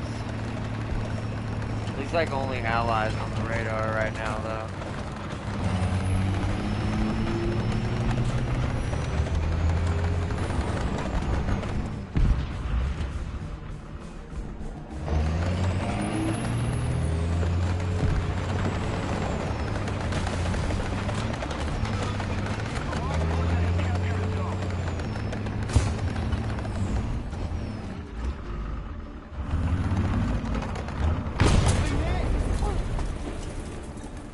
No bloody way. Wait, right in front. I am losing my mind. What was he?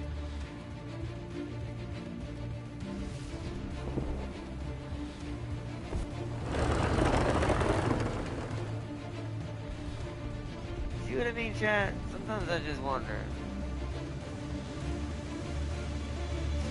Sometimes I'm like, what?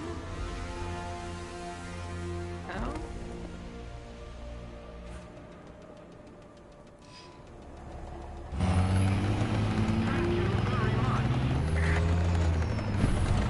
The game doesn't tell you when drones spot you, and they can laser mark your direct position.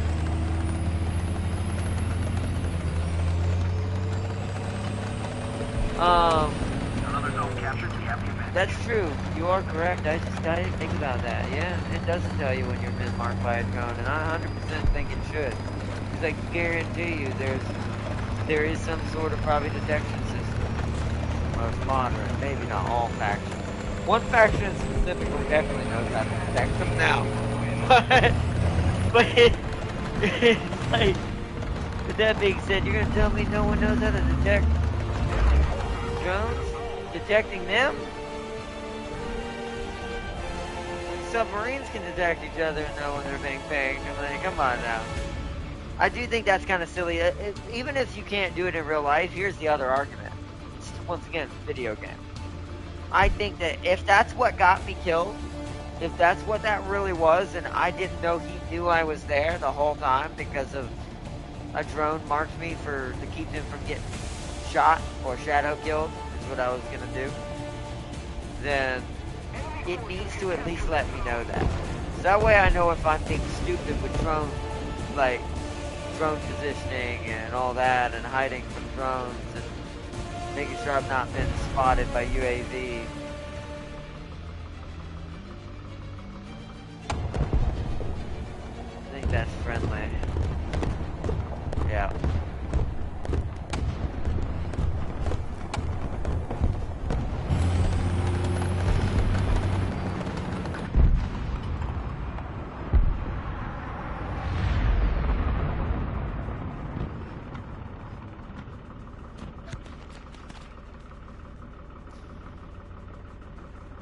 See, they're marking them, but I don't know. See, I can't tell. I think the difference is when you're marked, right, it'll show a name, right? That's just someone calling out a position on the map. They're not actually giving exact coordinates on that one. Because I've seen people point in the middle of nowhere with those where there's no one at. But I do know there's a different one where it actually does, which I think is in scouting. It actually shows the name of the tank. Got him. Target hit. Target destroyed.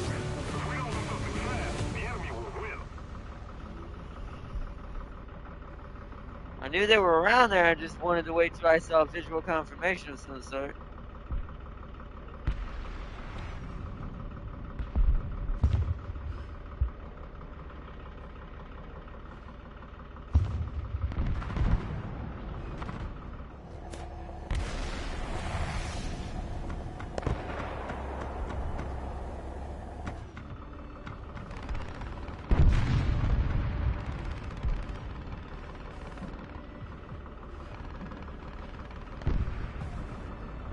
Yeah, so we got some.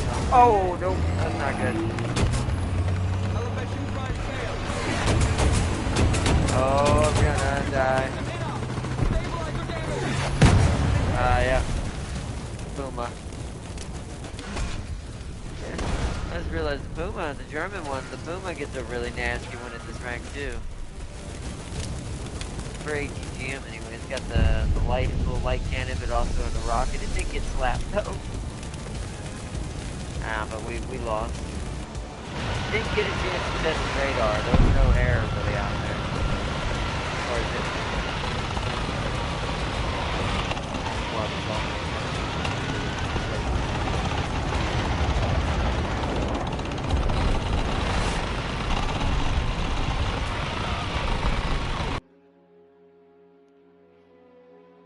Tim, no shot. There's shooters. War Thunder's main audience is in PC, right? Plus, or did that change up and down? You'd be surprised how cheating drones can be in War Thunder damn game. One good drone player with an IFV can mark your entire team. Those drones are also tiny, so if you ain't actively looking for them, you won't see them. That's why I think that there needs to be a way to mark them. Like, there needs to be a way that if it's entered a certain region or a range of me, or if it's pegged me, I should get some sort of alert on my computer. I'm pretty sure the inside computer of one of these tanks would do that. It's the same thing when something like if you're getting locked on by a javelin. I'm pretty sure they can detect that too. Now, it's not that that's really going to help you much, but at least it gives them a chance to provide some sort of countermeasure to it. So, because that is just so strange. Like, I had the advantage there, at least in theory. If I had not known, well, if I had known I wasn't being marked, or if I had known that I was being marked, to me I had the advantage there as he was coming around the corner. But then it immediately as I aimed up, he looked at me and immediately snapped a shot. Should have either an announcement saying drone activity or a very distinctive fan noise drones usually have. I agree with that too. It should have some sort of sound for you to be able to hear that the drone is flying around that region. Because you can hear the tanks really far away. They made the sound for the tanks a lot better. That's why I'm learning how to use it again, because I'm getting better at pegging if something is near me or not from different directions using just sound. But I do think that they definitely should have some sort of sound for the helicopter sound of it, or a little. If my tank display said I was getting marked by a javelin, I'd be out of the hatch in the blink of an eye. I mean, most people probably would, but you gotta. I guess it's one of those situations. As much as it sounds terrible, this is why most of us aren't on the battlefield or aren't soldiers, but takes a different type of brain to be brave enough to know that that might be about to happen and still stick to your job, because you might be just about to be turning into a giant fireball.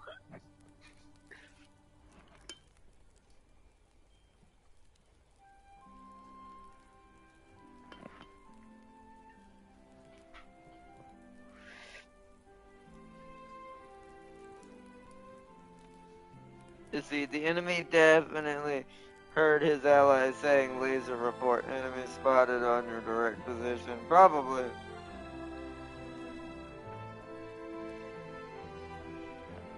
And it's like, because that was just way too good a reaction time, like I said. Because the only other, without drone, the only other thing I could explain would be something that would be cheating, but War Thunder is pretty harsh on that kind of stuff, so that's why my brain goes, it can't be that.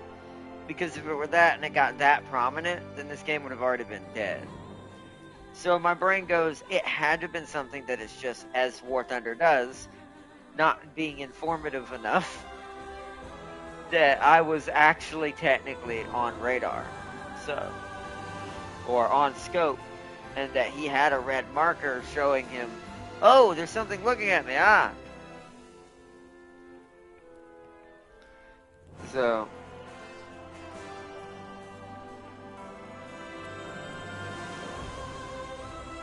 would you even have enough time to get up and open the hatch? Depends on the range. It's not like it's hit scan. Yeah, it's not like Call of Duty. or technically Battlefield's version was kind of like that too a little bit, but not as bad. But it still had hit scan. But yeah, he is right. It depends on the range. If it's pretty far out, then technically yes, you have time. Because it has to go up, because the way javelins work, it has to go up and come down. So you technically, if you are quick enough, you can blow the hatch, get out, and go and run away before the tank gets turned into a ball of molten metal.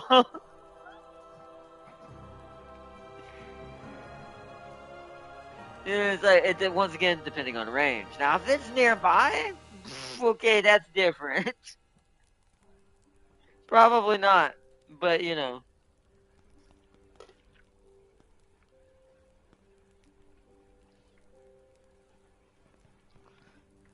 Yeah, and also hope that shrapnel misses you. Well, that's the RNG part. As you're running away from the tank, if you had barely enough time to get out and get running, that's where the RNG kicks in.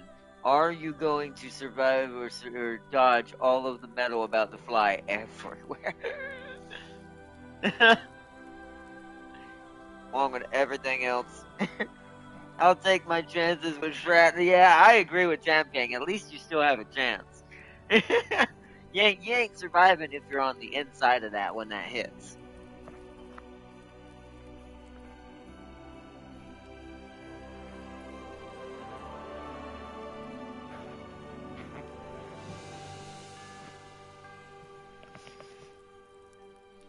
This is why I think lasers are becoming more prominent, because if you get a good enough laser defense system onto an Abrams, it could shoot down javelins and things like that.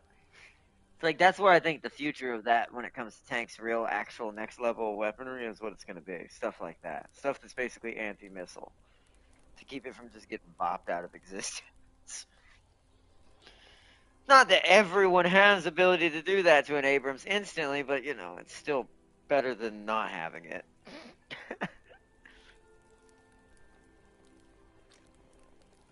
But it's crazy though. M1A2C might have ways to detect drones, but the version of the Abrams is not in the game. They still have a chance, my guy. Having metal embedded in the body and shed your nerves be a horrible way to die. Yeah, but at least you might have a chance it might not do that. You might get lucky and it all misses you and hits everything else nearby and not you.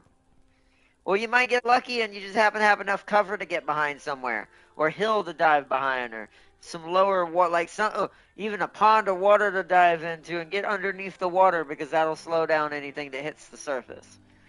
It's it's like at least you have a chance. Once again, compared to being inside the tank, you at least might survive.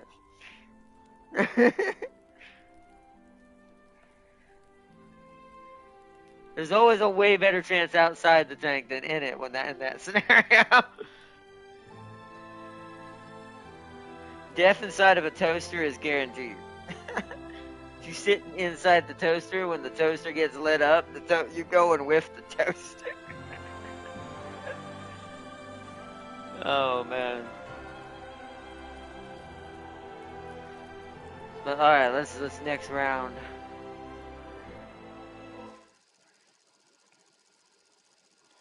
Let's see. It's either get lucky or unlucky, and either be slowly bleed out or paralyzed for life. Well, once again, it depends on the scenario. If it's an open field, then there is a chance that you're probably not going to run away in time. But if you're like in a place where like there's heavy buildings, so let's say it happened in a building area, and there's like a bunch of buildings around you, guarantee you there's a window or something that you can jump through. Better to have glass inside your body than metal and a tank pieces flying through your face. So Trust me, diving inside of a building in that scenario is a way better situation. Oh, we have a regular M1A1. That's not the A2 though. The A2 I learned even stock starts with a Sabo. We're just gonna start with Kate. Air 220. There's already Height air. Oh, I 100 should have went meters. ADATs. Driver ready. Buddy already went air. Oh, wow. And Ariete, okay. That's so Italy. And maybe Britain. Again. We've got Germany on our side, so it could be Italy and Russia. Recon reports enemy spotted. Recon report, enemy spotted. Yeah, you see how they're marking certain ones that have actual names? It's like that. That's a drone. See that? That's a drone mark. That's what happened to me and I didn't know it probably. Because it will give your exact position to everyone on the enemy team. As, you know, a UAV would, to be fair. Or, excuse me, drone. The enemy controls most of the strategic zones. The enemy is controlling most of the zones. Oh wow, my team getting slapped already. This map is started.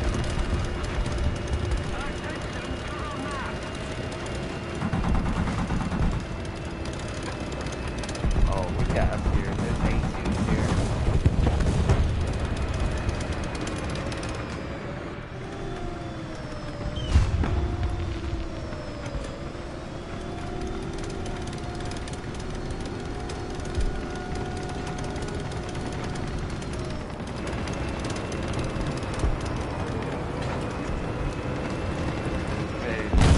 Dang it, I saw it at the last second. Like, wait a minute.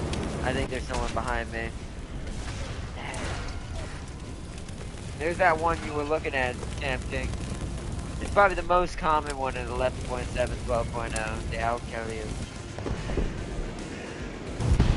Alright, well, that was a great start. I swear, Kate gets really unlucky half the time.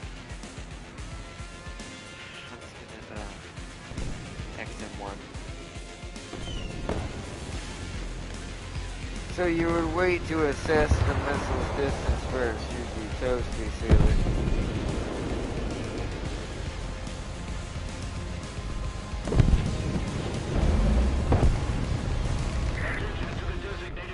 If you get in high Mars, looking on you more. Make peace with say goodbye to your family and think happy thoughts as you wait to the end.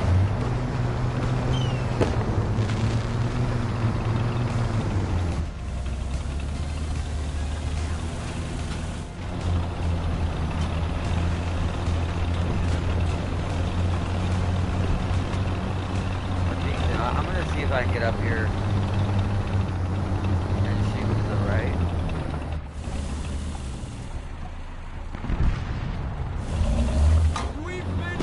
Oh, you kidding. Of course there was a T-80 right there. Yep.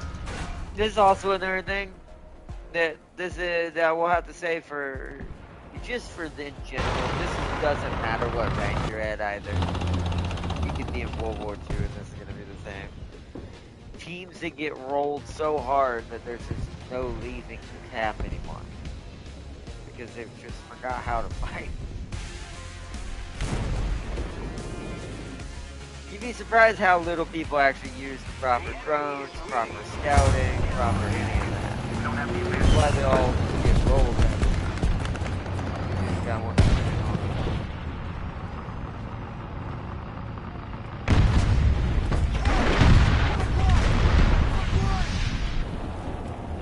Just save that challenger's life.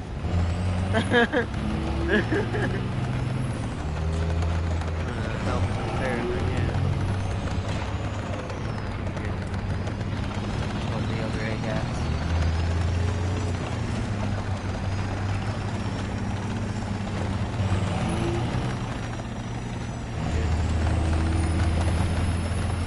Well, what the hell just gonna get some free kills. See if I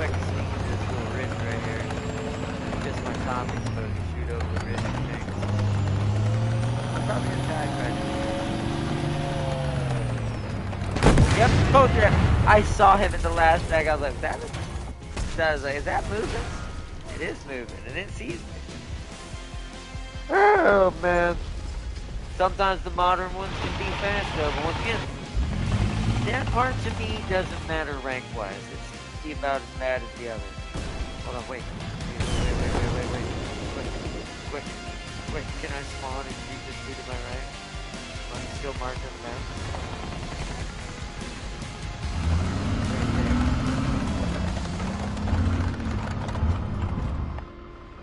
No, I can't see him now, but he can't see me either.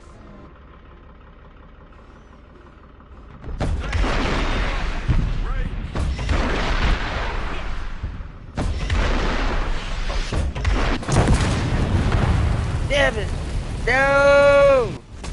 How did he whipped around so fast? I couldn't tell which way he was pointing.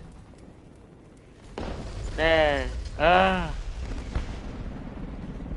hit too low. I hit his back compartment instead of the back of his turret. What in modern systems that detected that be able to give you an approximation of its time? He dodged you so hard, holy sh... Well, he didn't dodge the first shot, but the first shot missed. I hit the bloody engine compartment on the first shot. And I wanted to hit the back of the turret. It was my only hope.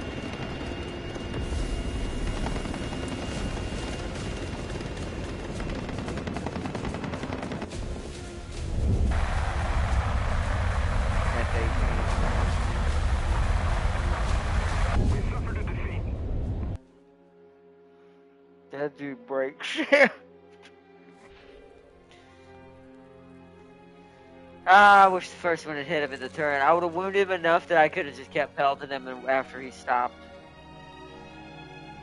What also could have happened is I blew up his tracks, and it forced him going so fast to do a 180, and he just kept pushing into it, realizing there was no point in stopping, so he could rotate around and shoot me.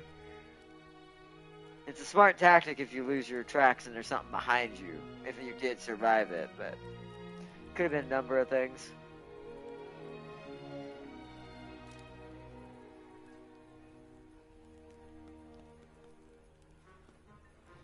50K, yeah, I make quite a lot. Now, of course, I do have a couple, like my ones that I built up over time. Boosters kind of running right now, but I'd have still would have made, even without the boosters, 25 to 30K. And I still didn't do that good. Now, if I do really good, we're talking with the booster, we're gonna get up to 150K. This is why I'm almost back to 1 million again. And I've been spending and buying tanks this last week, over the last 3 to 4 days, so slowly but surely adding it up and gaining more points. I couldn't play this game. It wouldn't be, I wouldn't be able to hit the broadside of a barn door. This game does take a lot of time to play. It's since it's simulator like, don't feel bad on that. This is one of those games, if you really wanted to play this game, you'd have to play it for a little while to really get into it. Especially to learn, like, how shooting works, kind of like in any other shooter, but this one more so than most, because bullet drop is a huge thing, depending on the type of bullet, the type of aiming system. World War II versus modern, because modern, some of them, like my Abrams here has a laser rangefinder, so I can just tap L1 and automatically it will set the gun to the right range that it's detected in the laser before I shoot my gun and fire at the perfect height. So that way what I'm aiming at will be where the bullet lands. So early jets are fun, yeah. Arcade isn't that hard to learn, right? I mean, arcade's where you want to learn it, but the problem with arcade is you get used to arcade and it kind of does it for you, and then you kind of forget how to do it on your own when you don't have it. Because what arcade does is it gives you this little like green crosshair that as you aim up and down will show you where the crosshair is based on where the bullet is dropping. And the crosshair will turn green if it's going to pin the target you're aiming at. It really does all the work for you, basically. It's almost a little too easy to the point of if you're playing it, you'll never get used to what realistic is like.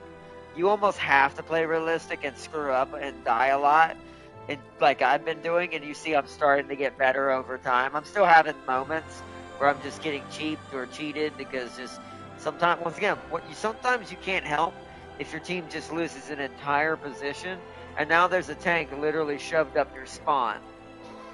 It's the nice way to put it. And it's just sitting out there having a field day to anyone who pops into existence. And it's like, you can't help that really.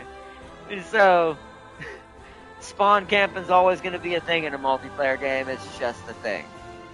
But that's, once again, that's teamwork. If the teamwork ain't there, that's just a natural fact of life. So not much you can do about that. But as far as like actual individual battling is concerned, and actually being able to maneuvers and positioning, I am starting to learn how to look around corners better, how to gauge look going around, preparing for shots and things like that. Because I have learned there is a bit of an unusual thing to the mind. You would think the person sitting still has the advantage. Like the person like watching and waiting, right? Now if they already see the road and you're coming around the corner, then maybe they might early tap you if they just happen to have the gun already in the right spot. But let's say they're just slightly off aim. I have noticed for some reason, maybe it's something in the human brain, there is like a slight 0.5, maybe 1 second delay when you pop around a corner at full speed in your Abrams or T80, and this has happened. I've seen this from both spectrums, as the person sitting still and as the person that's been moving. Sometimes when you're moving and you go decent enough, and here's my tip for you, and I'll show you when we're doing it in the next one if we get a chance. You want to be in your first person mode. You want to be zoomed out, not zoomed in, where you have very little field of view. You want to be zoomed out, and you need to be watching the corner of an edge of whatever you're passing. So the way it works is as you're passing a corner of a building or an object, you want to have your cannon or your crosshairs aimed and kept almost just slightly past that corner, and make sure it stays there as you roll past. If you do this, you're keeping your gun basically in the position where it's looking at something that could be there that you haven't seen yet. So if it is there, you're already ready to snap fire the target out of existence if you happen to do a quick maneuvering shot, is what that's called. Poking is not very smart because you're too slow. So the chances of them just popping you and stopping you and then just picking you apart is pretty heavy. So, and then from the opposite spectrum, from the person sitting still, who might react a different way depending on it, there's a 50-50 chance with them. If their gun is already aimed at the same corner you are, then chances are they're going to kill you first. Just because they already are going to see more of your tank than you're going to see of theirs for like 0.2 seconds of a window, maybe 3. And then they're going to pop you fast. But if they're not aimed at that corner of the building and they just happen to be checking another corner somewhere else because they're the Overwatch situation, they're kind of watching different entry points, places tanks can kind of creep around a corner and take shots is what they're watching for. So if you can overwhelm them in this situation, and here's another tip you'll see me do. Make sure you're in third person before you go around a corner. Check around the corner. See if you see someone camping. If you do, do not make that attempt. Or if you do see someone camping, wait till they turn their cannon away to overwatch another section, then pull out and shoot them. This is if you haven't been marked by a drone, obviously.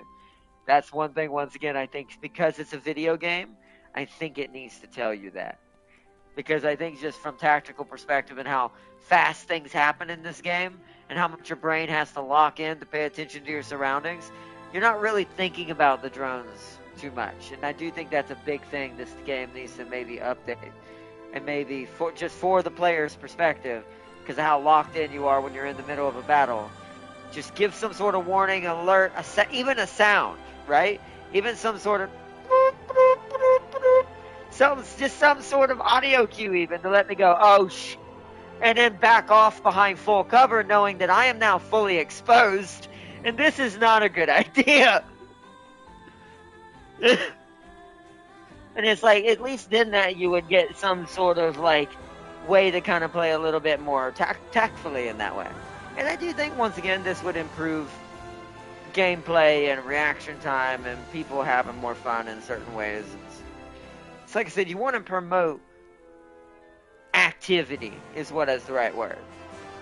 The less activity, the more it kind of draws down on certain people. To me, I'm fine with it. It's just enough, but at the same time, I do think this game could have golden amounts of certain things. It's just certain mechanics were a little slightly easily changed. And we're talking about small stuff, too. Small quality of life stuff that would make this game instantly just untouchable in some ways. But, you know. Or if you get that highway map versus, oh, no, yeah, I like that map from when I used to play Germany, but you're right. I absolutely bloody hate that map now as America. Because I can't tell you how many times, when I'm on that map and I look to see my allies are Russian and not German, my brain goes, oh, no. Because it knows what I would be doing right here, and it knows what is about to happen. It knows that alternative universe me in a Leopard 2A4 is about to bop me from range as I try to cross the highway to A. This is why I don't go across the highway in America. With America, I exclusively play B and C when it comes to the highway map. I will not mess with A unless I have no choice. Like my team's completely lost C, but they've locked down B, and A's kind of even. Like A's kind of neutral. Neither side has A. I'll take the chance if I have to in that scenario. But normally I play B and C on that map. It's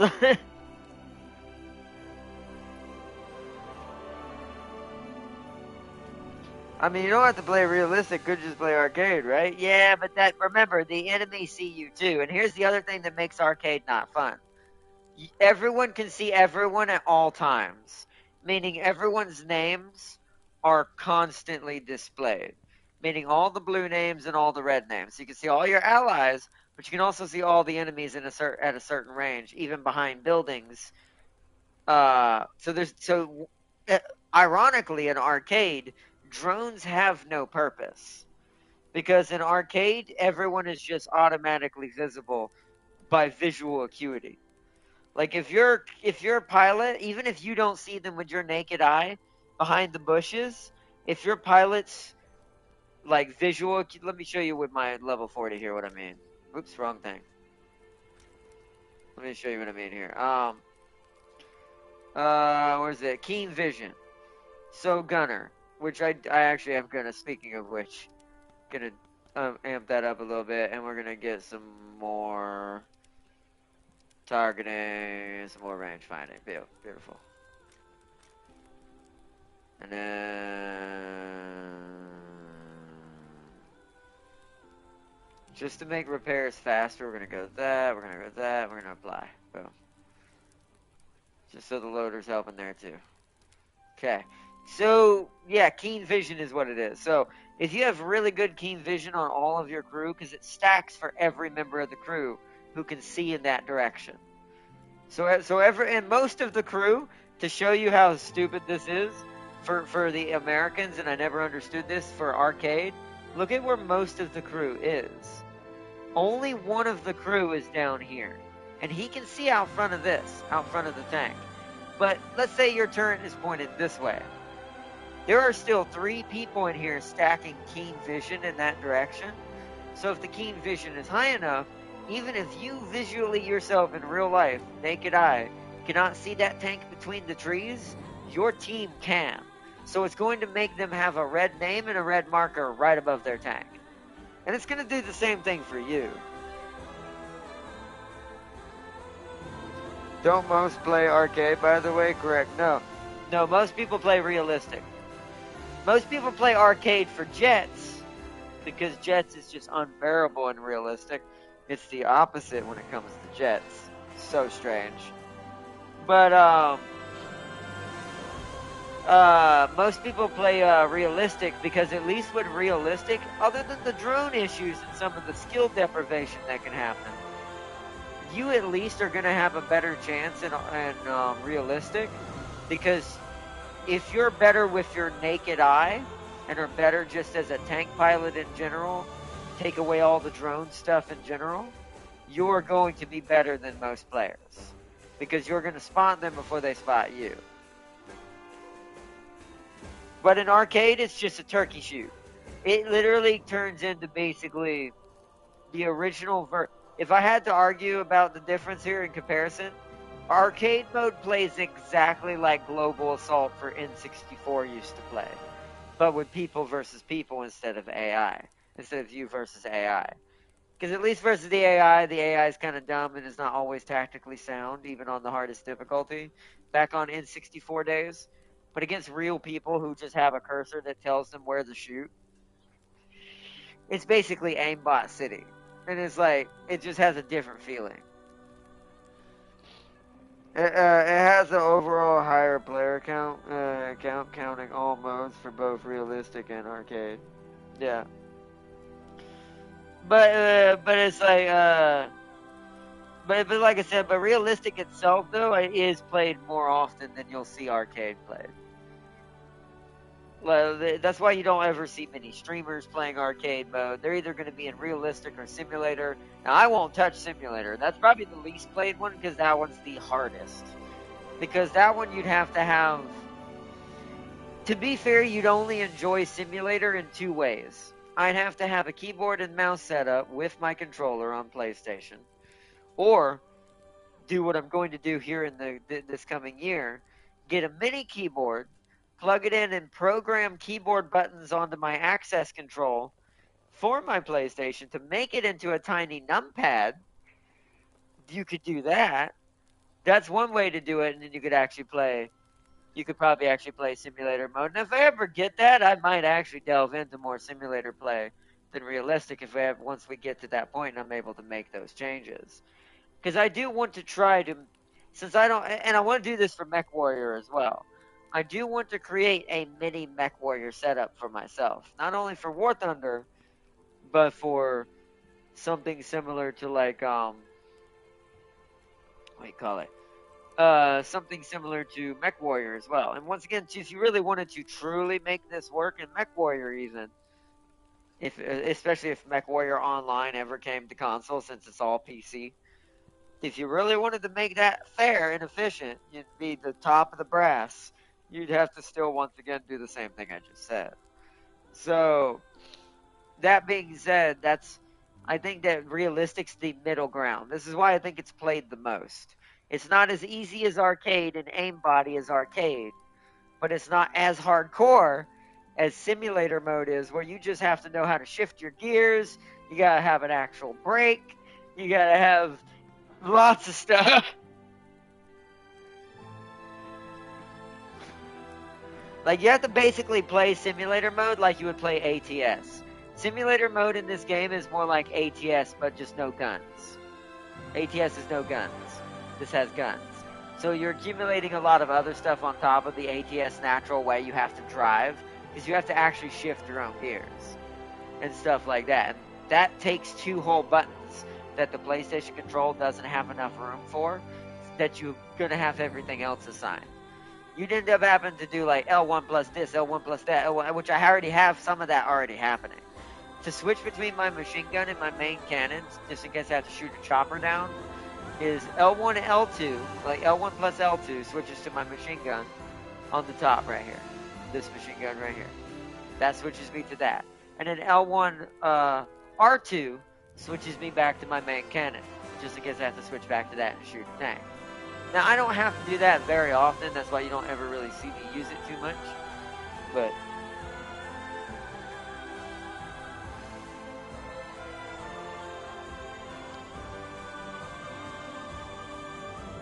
No, arcade has way more naval. Yeah, that's what I'm saying. I could imagine that. I imagine naval is probably better in arcade, although I like realistic naval. I think it's pretty interesting. But and I have been having fun with it a little bit. I've been mostly focusing on the tanks, but here and there I'll jump onto the Japan and just play a little bit of destroyer action and stuff.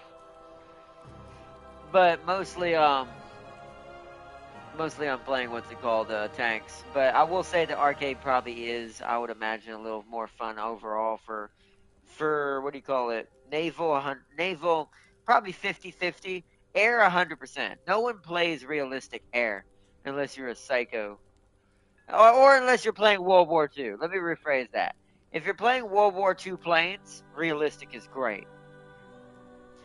If you're playing jets, okay,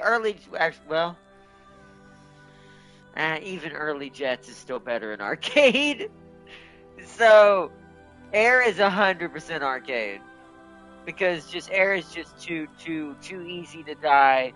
It's too short of matches. And in realistic, you're only allowed one jet at a time for the whole match. So if you die, you're dead for the rest of the match. It's kind of dumb. Unlike ground realistic. I've said they needed to change that for a while.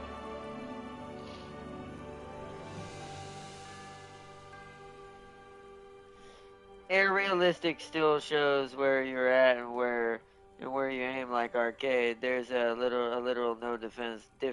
That's true. Well, the crosshair doesn't change color. I don't think in realistic, but the crosshair is there. I know what Farseer is talking about.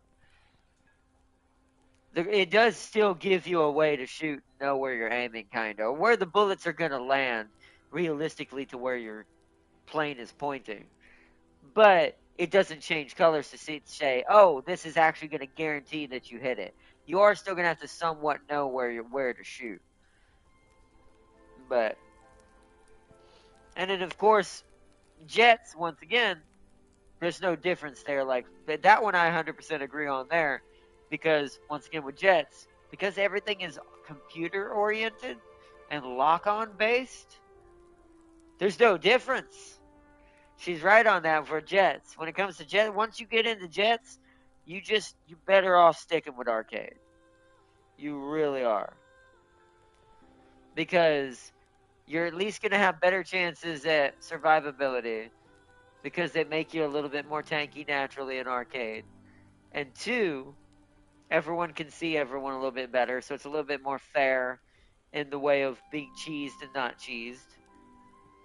So you can kind of maybe know where you'll be better off not getting locked on by 12 different jets at the same time. Still probably going to happen, but at least less likely. And once again, at least with arcade, like, the rockets are a little bit more effective. Everything just seems generally a little bit more even Stevens. But that's only for jets, though. And like I said, naval's 50-50. I think there's a decent people who play realistic, but I also think there's decent people who play arcade as well. Early jet missiles are easier to dodge.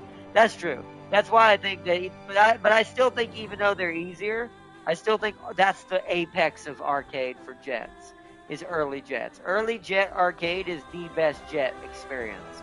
That's going to be like Ace Combat 1-1 almost. It will literally feel almost like Ace Combat.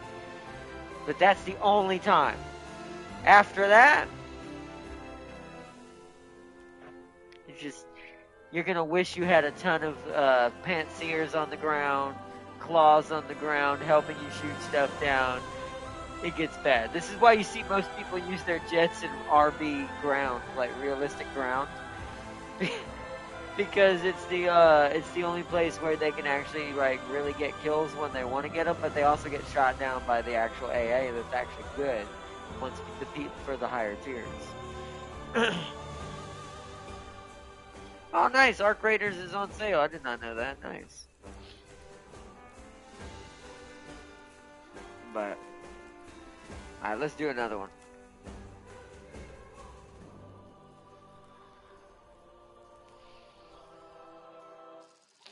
Let's see, simulator. Let's see, they're matched, huh? Simulator, LOL, reminds me of that guy having a barrel set up using empty Pepsi bottles for shows. LOL. That would be hilarious. Let me get a real setup going. Builds a tiny mech warrior setup out of Pepsi soda. I would do that if I could. It sounds fun. I should have went to the city. I don't know why I'm going up into the hills. Oh well, too late now. Oh, this is. Oh no. I regretted my decision. Yeah. I think I'm gonna bow out and go and not go that way. I do not like that side of the sea.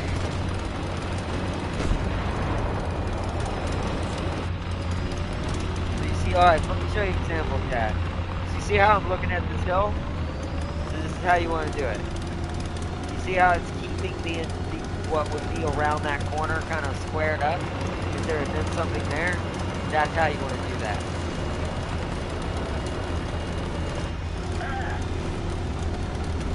Already have air, apparently.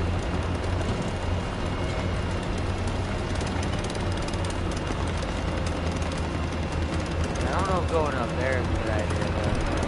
Yeah, this might. Let's see how this goes. Yeah. Before I do it.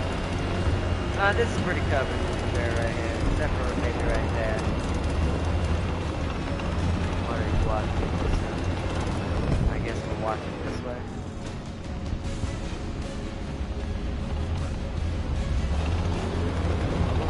That one. I'm gonna bow out and downstairs. Kind of chill and snipe right there.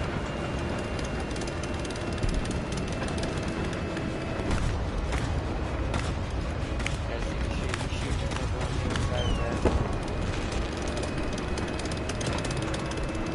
Plus me being the Abrams, I think it's a little closer. Alright, so for this, use the Abrams ability to aim down quite hard. I think T80s are better at this than what I'm doing. Yeah, see, alright, I'm gonna sit right here for a second.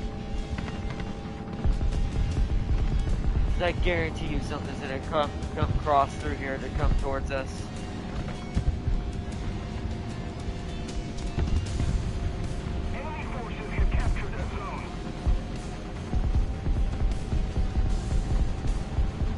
Oh, yep, see? So it's gonna come. It's either gonna be out of my left or it's gonna come out right there.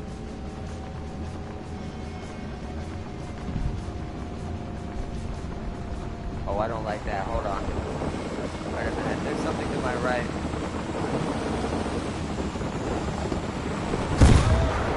No way. Of course it came out as I did that. Nope. Where is it? No, I didn't kill him. How did that not kill him? I should have at least got eye for an eye. Ah. The thing on my right got me. See, I was right about that instinct of where he was going to come out, but my allies got bopped. Ooh, an 8.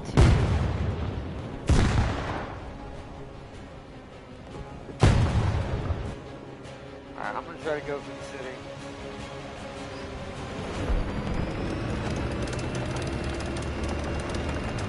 We got up here.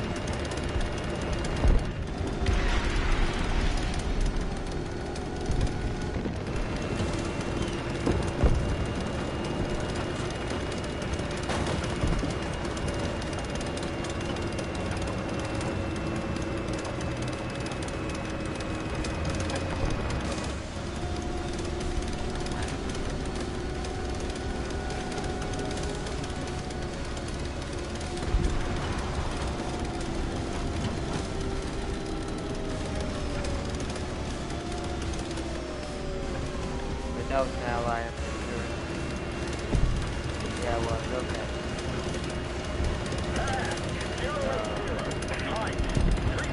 Somebody come down here.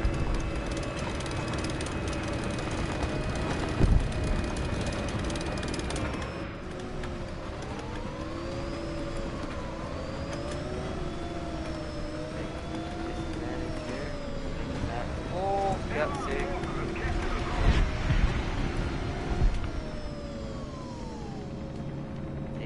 Me?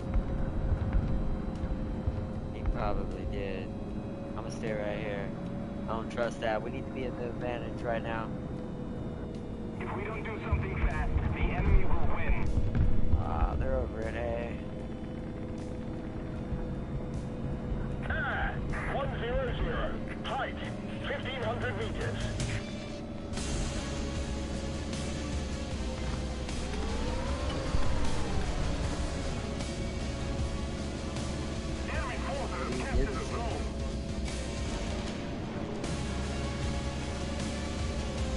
wait till this other Abrams gets to that position. Push out. Roger. Advancing. Going around behind the building. Okay, I don't like that, whatever that was. What? Where?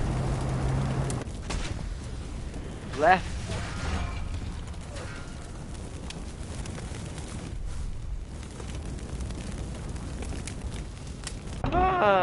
No cocktails over there. Ah. Nah, we wasted it. Oh well.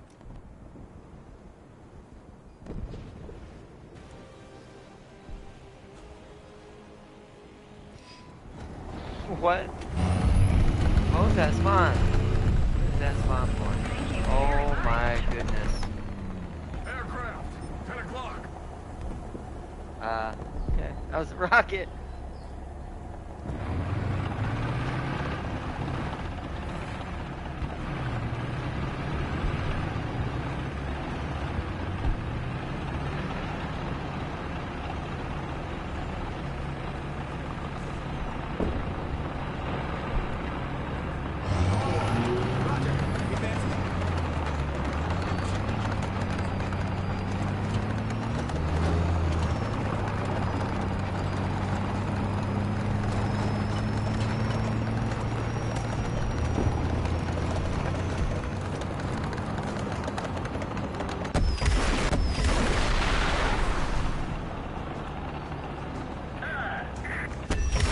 Oh, I got him. That was a waste. I got him though.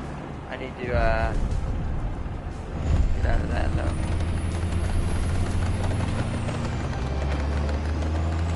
I don't look like he launched any missiles that day, alright. Got that one.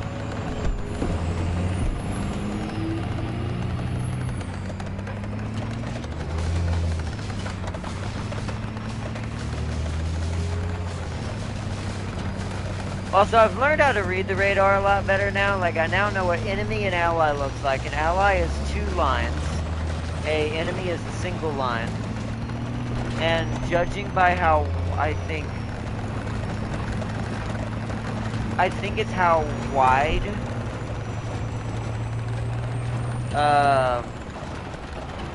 this is the part I'm trying to figure out the difference between. I know they're one or the other. Judging by how wide the line is, I think it's how high they might be. Or it's how colored in the line actually is, like how solid. Because the line also has to be a certain solidity before you can lock onto the target. Which I assume is either, once again, range of the rocket or something like that. I'm just not sure which one determines which is range and which is height. Or maybe the length of the line determines the type of jet it is too. That I don't know either. But I do know that once it's gotten into a certain like glow to it, that's when you want to focus on it. Because then you've got a full radar lock on it basically. Like there's something right there. Target. 8 o'clock. Chopper. So I think oh no, see that's an ally. See how that has 2 lines on it on the radar? That's how you know it's an ally.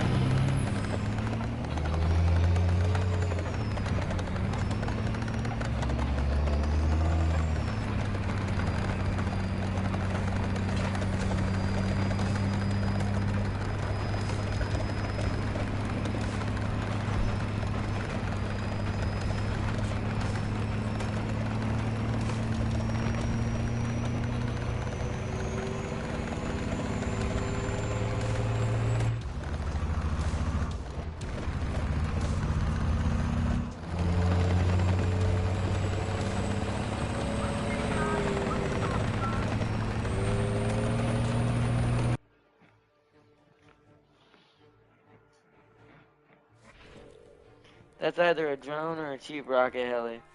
T-80s are better at this. Me staring at my 224 vertical guidance versus an Abrams 13.4 right.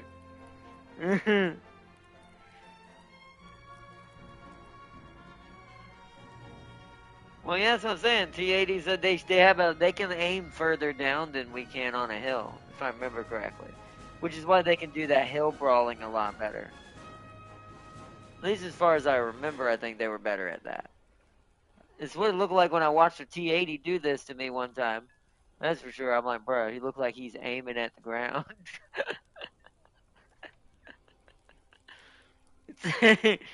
That's it. That's what my brain was like looking at. I was like, bro, how does this guy hit me? He looked like he was shooting through the hill.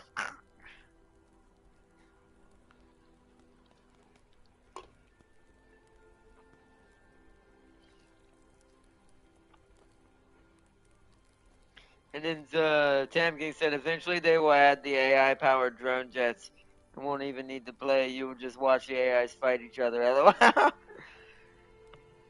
It'll become Rock'em Sock'em Space Jets. We're gonna call it that because at some point we're just gonna send the robots to fight each other in space for our amusement. Go to the moon battle arena.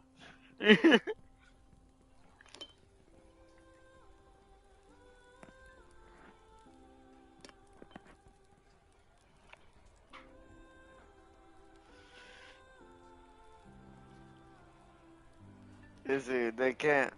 That's their maximum down angle is 22 versus an Abrams 13.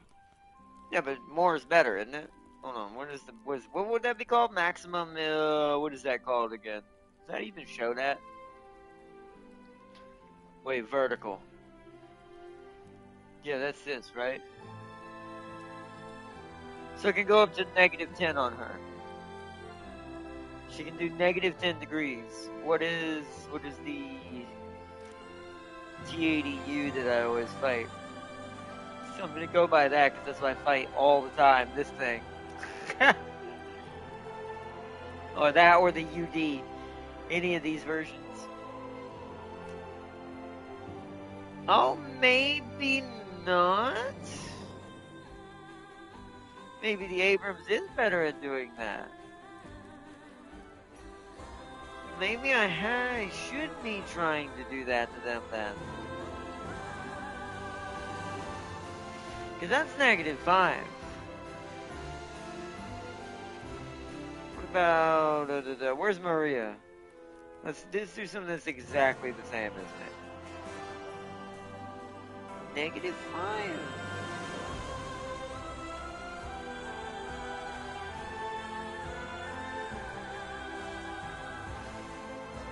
Less is better, actually.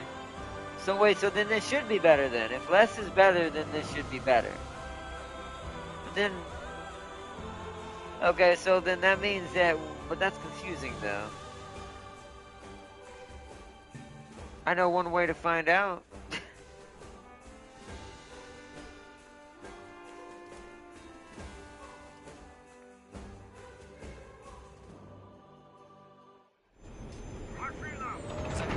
Hold on, let's see. So the furthest, okay, so hold on, let's aim straight to the middle. So that's straight down, straight up. I need to find a hill to look over to really do a test. So, okay, remember that position, chat. The furthest this thing can aim down from this flat position is that tread right there. Take a mental note of those 3 little tread marks and that our cursor is on that one. That we didn't move, we just looked straight down. And we want to like basically, yeah, the highest it can go is like, it has to basically be able to highlight that tread. That's the lowest it can go. Okay. So let's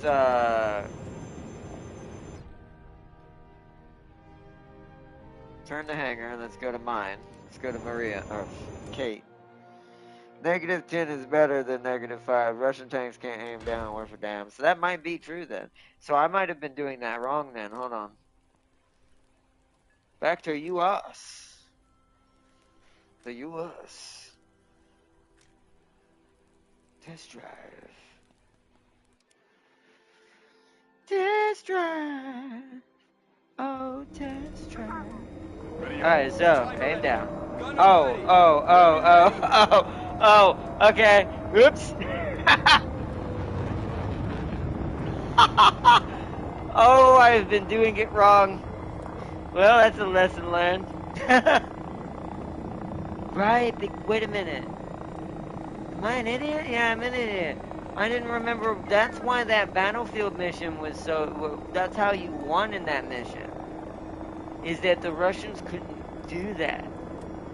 When I say Russians, there was a different faction using Russian tanks. We're not going to say what it was during that time. But during that one mission.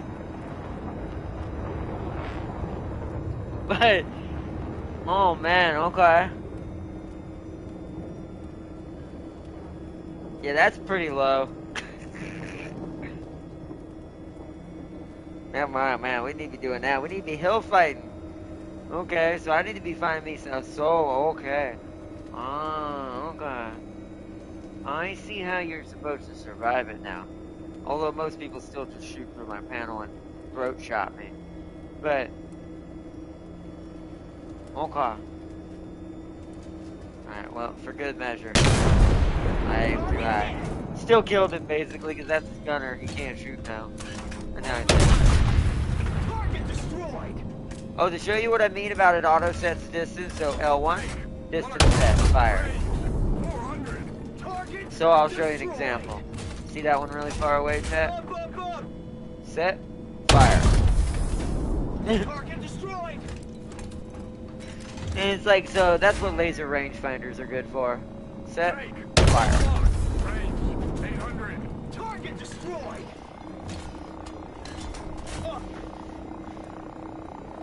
But, and then of course there's some choppers flying around and going to practice chopper shooting, but. So I definitely have not been taking advantage of that enough. If you get below us on a hill, we gotta reverse or we're Wait, did you do the BF6 campaign? Yeah, I did. No, not the new one. Although the new one does include a mission like that. I haven't done fully it yet, though. I was talking about one of the older Battlefields had this mission. Also, Call of Duty used to have a mission about this too. Back when Call of Duty was good too. But I haven't done 6's full campaign yet. If you're talking about the new one, no. I imagine it has a campaign similar. And I bet you I know where that one takes place. Because I've seen screenshots of that mission for that campaign. And yeah.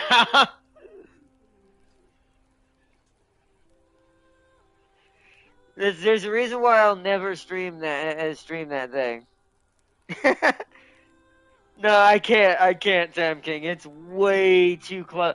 Even for my taste, I love it on my own, but I'm like, even I don't take certain risks on YouTube.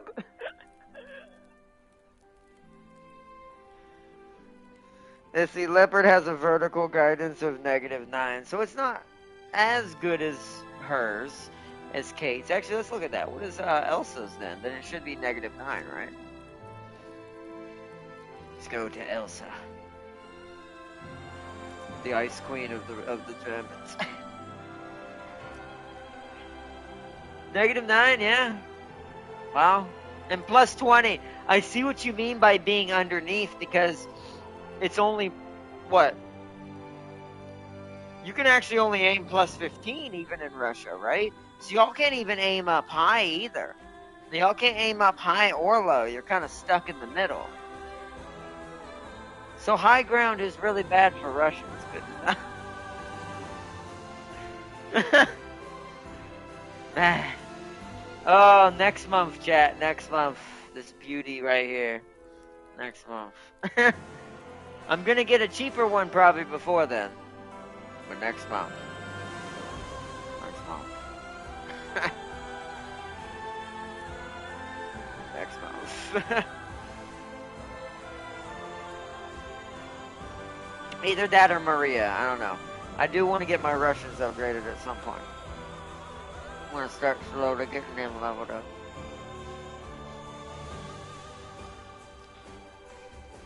And see, by the way, did you see the French modern top tier? It's nasty. It's like very nasty. French modern top tier? I think I've been killed by it before. Isn't it a, what's it called?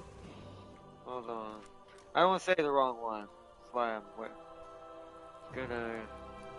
Yeah, the Lurk, the Azure, which is. We're just gonna laugh at this, called an Azure, but yeah, the Lurk Azure. I've been slapped by this thing a few times when I get up here to 12.7.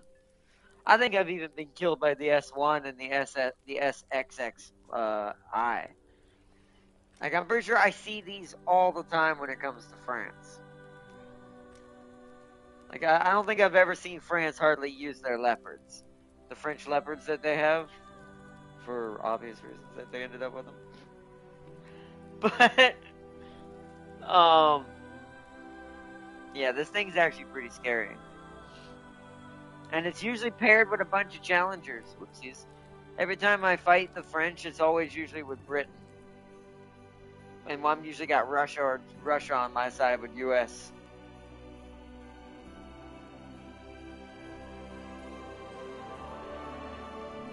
Like every single one of those Lurks can kill everything. Like they're all good. Not a single one of them is bad. The French final set of tanks is as good as the American ones, in my opinion. As far as like you don't have to worry at all. And the Leopards, I'll say, and Germany, I guess I should say. Like they're as good as the German and the American final set because they're just none of them are bad. And even America has one that's kind of useless, which is the M1, the initial M1 that you get, which is because it gets shortchanged with the round that it has. But otherwise, yeah, French are no joke. In real life, they kind of are, but in this game, they're no joke. You see, they should get them on. They should get them on Pimp My Ride with 50. You would think tanks would have lowrider hydraulics, so they can. That's a good point. I will admit, Tem King is kind of right on that. I don't know why we've never done that with tanks where they could kind of lower themselves if they want to like kind of hold down a little bit better, make it harder for bullets to go like hit their hull, or if they want to angle up and or like do different things, or angle down to make the cannon even closer to the ground. Meaning now the Abrams could basically lay on its belly, kind of like Solid Snake with a sniper rifle. It's right. We just need to get him on Pimp My Ride. We just need to get 50 Cent out there working on the tanks. Get an Abrams who can literally go super low rider mode.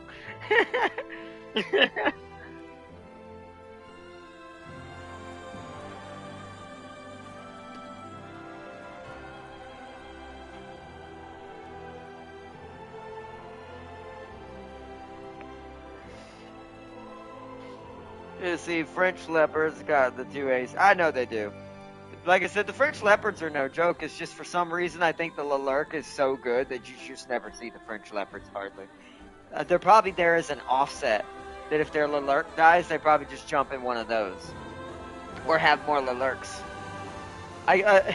My visual like interpretation in my brain of like seeing a French player in this game in modern is that it's just this. Lurk. Oh, sorry. So I'll do it right here. Lurk. It's kind of like kind of like the seagulls from Finding Nemo.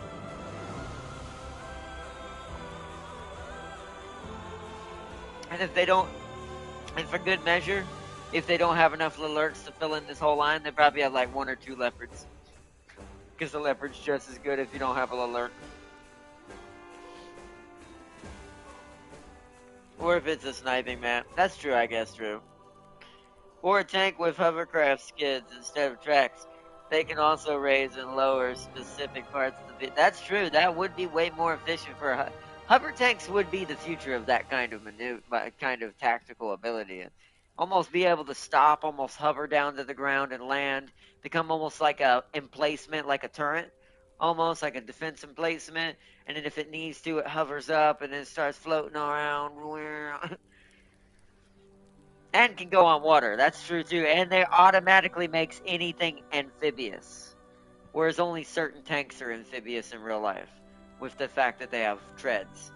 Because some of the lighter tanks and more like LAV types can do that, but the tanks can't do that. So, it also would make them amphibious tanks. You could have assaults across like ponds and lakes and stuff like that you wouldn't expect. Not Japanese tanks in this game can do that. Also some Swedish tanks. What? They mean can do that. What, snipe across the map or lower to the ground like a lowrider? What you mean? Hold on. I gotta really make a new preset for my Japanese.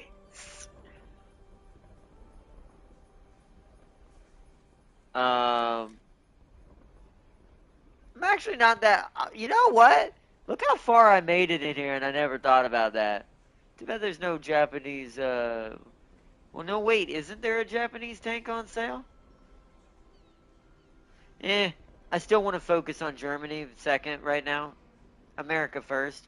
But I don't know. I'll either go Russian or Japan next. Because let's go talk about something that keeps killing me as well. Is it this one? Well, it's that one over there. It's the premium one, but it's this one too. This damn thing. I cannot tell you how many times I've seen this in my feed in an up tier. This thing is actually really, really, really good. This one and the one above it, the Type 10. But what kills me the most is the premium one from Japan. This has got to be the most annoying, upgraded version of a regular Leopard 2 is what this was.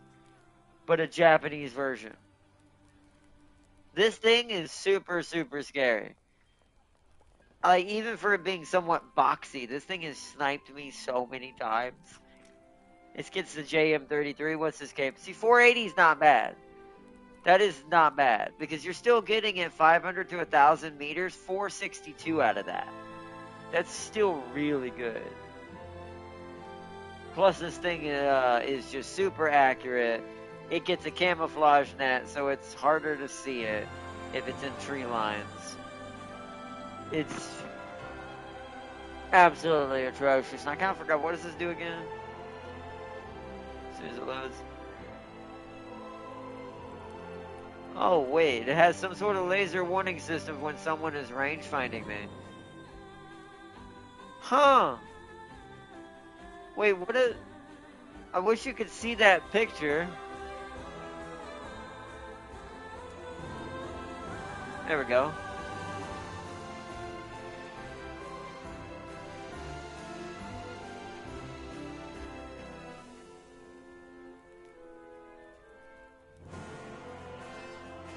So I guess this just pops up laser warning.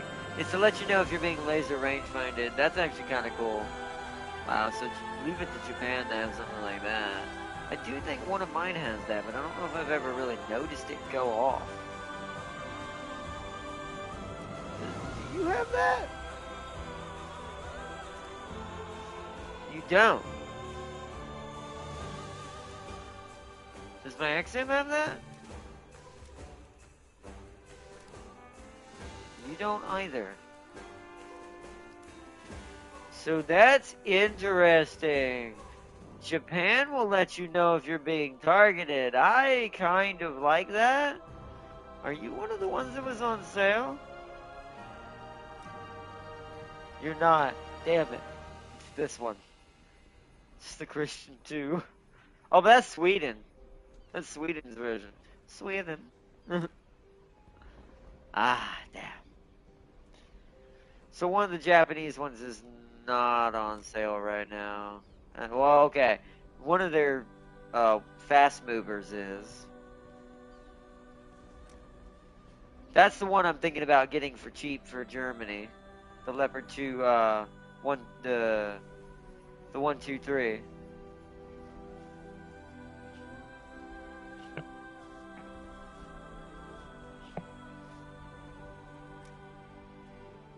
That'd be James's. This is what James would get if he gets here in time.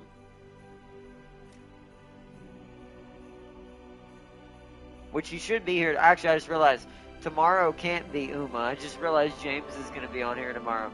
So scratch at least one of those days off of the schedule I said for tomorrow, because James is going to be on here tomorrow, so we're probably going to be doing Baldur's Gate or something. Unless he wants to dip into some War Thunder for old time's sake, and he wants to.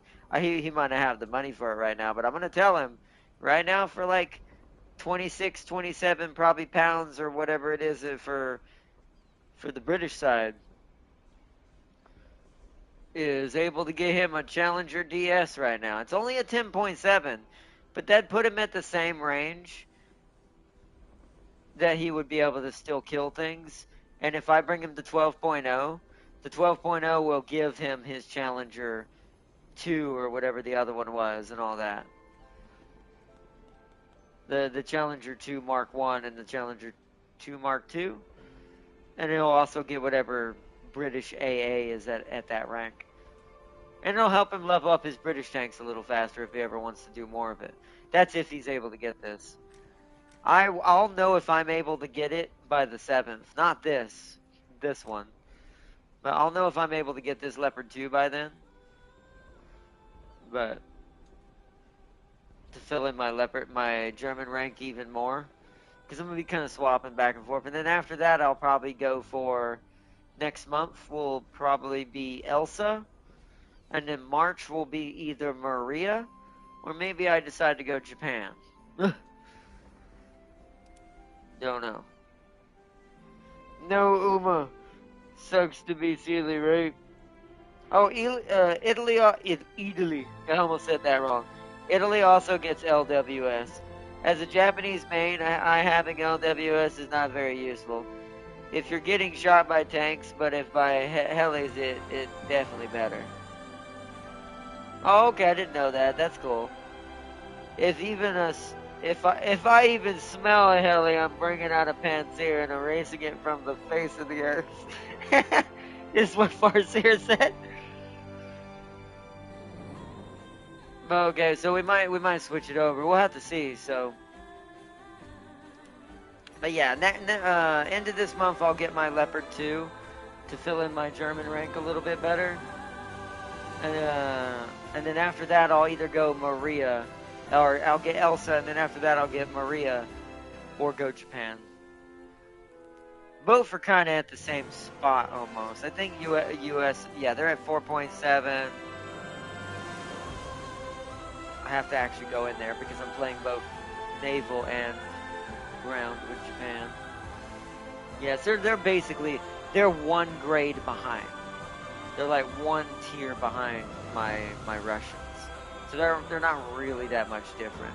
So it could be either or would benefit from me getting that premium tank. So, because I think this year is going to be focused kind of on simulators for me, along with our already planned stuff for the channel. So I'm going to be feeding the snail a little bit more than I usually do. Just because I want to have a place for this game for me to be just play whoever at some point. And just slowly work on everybody over time. Or all the ones I care about, which would be US, Germany, Japan, Russia. And then after that, I want to say Italy probably. I like the Merkava and Israel's cool, but it's like, I think I'd rather do Italy. I think after I'm done with US, Germany, Japan, and Russia, I think I'll probably end up going Italy after that. Ariete.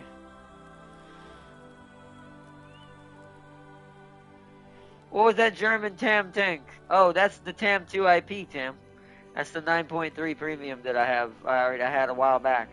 It's a fast mover, light scout assault.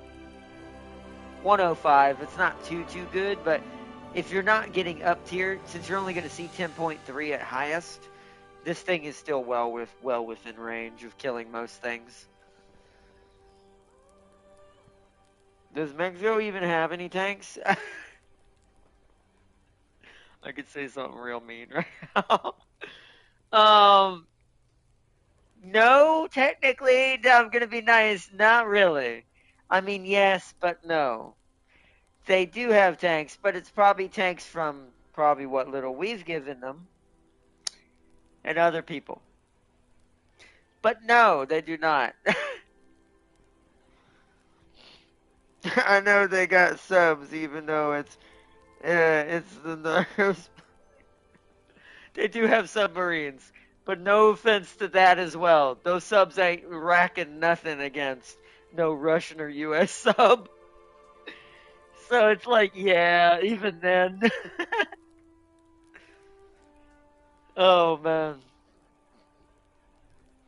They have French light imports. Okay, so Farseer said it. Yeah, they do. Which even then, French have basically everybody else's tank. So what does that tell you?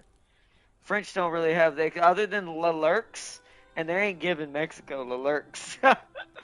They're probably giving them leopards. If I had to guess, Mexico has leopards, right? If they don't have some sort of ally vehicle, then they probably have leopards. That's my first hunch. Maybe some T-72s, because who knows what dealings they may have other places as well. Who knows? Once again, I doubt anything good though, because I doubt any of the countries are giving France their good stuff. French are better at building jets. That's true, they are. That's why I would never mess with a French jet.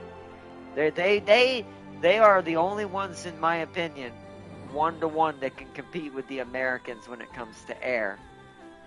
Like, they're the other eagle of the planet. Never mess with a French Falcon. That's what I call it. They have thin armor, wheeled things. Yeah, I figured. It's going to be a lot of probably light movers, scrappy-like kind of vehicles. Basically, I'm just not meaning this in a mean way, but basically the hand-me-down from the other bigger boys. So realistically, the answer is still no. If you were to really, really wanted to, like, launch an Abrams, this is just hypothetical. If you wanted to launch an Abrams insurgence into Mexico, I doubt it'd be answered too well. Or stopped very well. Not that we do that, but I'm just like...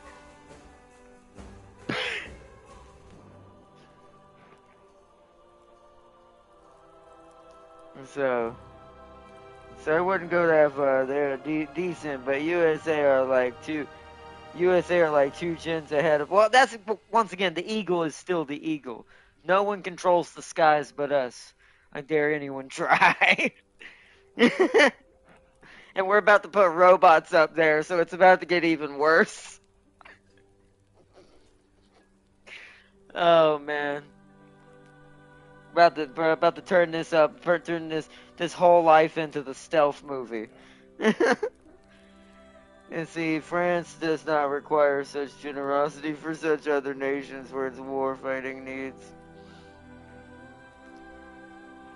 And see, Mexico has no tracked vehicles. No, I wouldn't say none. See, once again, kind of like Tam King said with the jets for France when I was giving them maybe too much credit. I wouldn't shortchange Mexico that hard. I guarantee they've got some tanks. Just like I said, not many. Like I said, it wouldn't be enough to stop a full-scale armored assault from the U.S.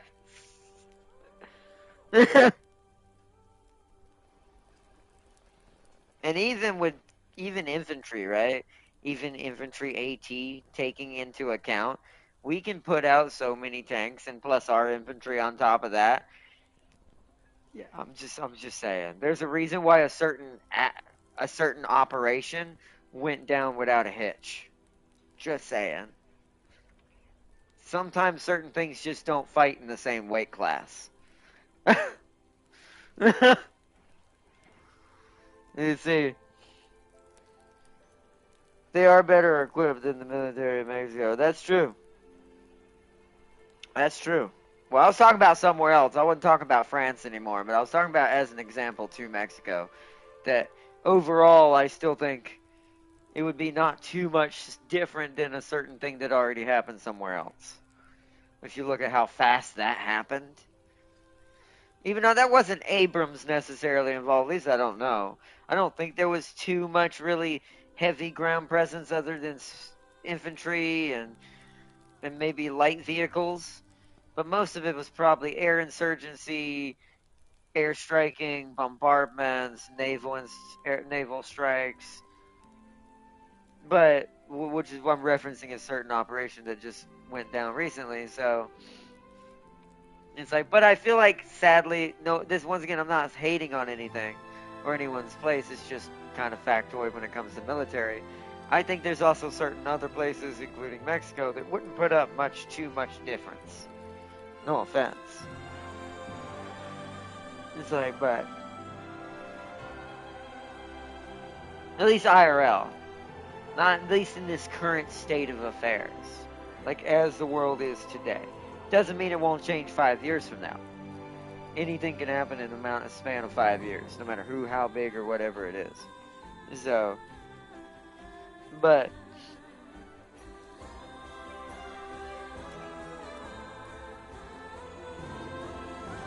see, Ardnot France does have more than the Leclerc. I mean, they do, but I still think that most often times you don't see too many unique variants of tanks anymore. And there is a reason for that too. Not only through trade, obviously, I could talk hours about this. It's technically as me and Temp King talked about. It's a trade is a way of keeping tension down with your allies and sometimes your enemies. Now, with your allies, you're going to be trading more military stuff than anything else. You're not really going to be trading military too much with your enemy, obviously, for obvious reasons. You might do certain things to keep the peace, but just like there's certain rules with certain things in, like, even though it's not probably always obeyed, Geneva Conventions and certain things like that. But that being said, when it comes to manufacturing, trade deals, and all of this, resources, production, and being able to basically meet supply and demand, there's a reason why certain tanks in the world have kind of become the general consensus. And there's also another thing people don't realize too. Some of these variants of these tanks may not be traded, more so that they just have the blueprint of this tank because they're another ally, and now they're building their own versions. Once again, manufacturing. Whatever the most efficient tank that works, that you can produce the best, is what a country's going to choose. That's just with anything. Supply and demand. That's what makes truly war at the end of the day anyways. It's not really the bullets or the bombs or the vehicles anyways. It's can you meet what you're putting out? So this is why, even though France does have other stuff, guarantee you, predominantly that's what you're going to see is Leopards probably first, and then probably Leclerc second. At least in a massive fight. Now, they're going to have cheaper, older scale, mass production tanks they probably did from pre-Cold War, like America does with the M60 and some other tanks like that. Or now the M1, the oldest of the Abrams, or hell, the A1 now at this point, is probably more of our mass-produced tank because it's the oldest out of the three now, since the A3 is basically a thing now, or almost will be. So, and because the A2 has like 3 different versions of it now, like A2, A2 SEP, A2 SEP V2. So, and it's like, so it's all about supply and demand. So, it's not really necessarily they don't have uniqueness either. I want to take that off the table. It's more of just we kind of, as a species, settled into certain tanks. Everyone just has their, based on their regions, what they're probably going to be encountering, layout of their terrains, determines probably which tank they're going to end up choosing. But actually, equipping your enemy ensures you know what they have. I mean, that's true too. Temp King has a point there. See, Camp King's playing a level of 5D chess that I like to play, but not every country is going to do this. But yeah, you can do that too. I mean, if you are doing that, you are right. Now you know exactly what they have. And so if you can make something better than what you know they have, you always stay at an advantage. So there is a way to manipulate the game that way too. Camp King has a point. But that's a whole nother strategy.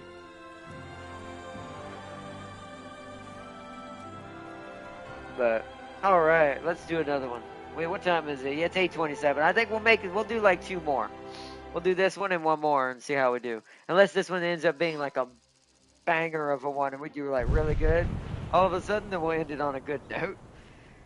But we're gonna do 2 if not.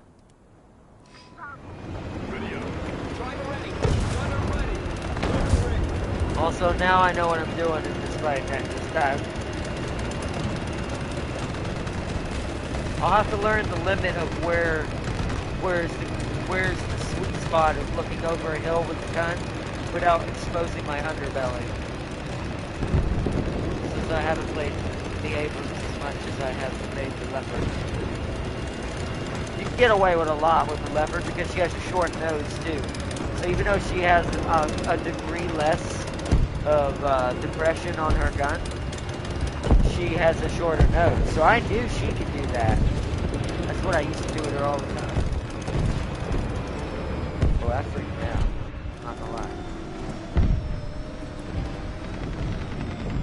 Yeah, there's an ally that way. We're gonna start moving this way. We got Martin inside of me now. Hold on. I'm a little uncomfortable going further than this. Hold on. I'm gonna back off. Sit right here.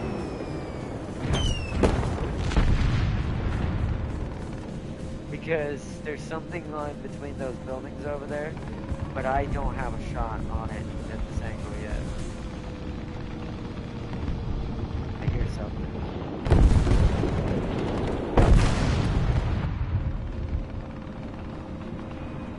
Yeah. Okay, I think it's an ally heading my way. Because according to my map, there's a blue dot heading. Oh, that's not. I heard it in the last second. It was too fast. I was like, wait, that other engine isn't dope. There's no one near me on that side. Ah, dang T80 BVM. Hopefully he got decked as well. Nah, he's still alive. I will say that's what makes the T80 good. It's the moving shooter. It's supposed to keep on the move while shooting because the ERA will save it in some cases. We're just gonna bring another Cade out here. We're gonna use the universal backup. I've still got 13 of them for her.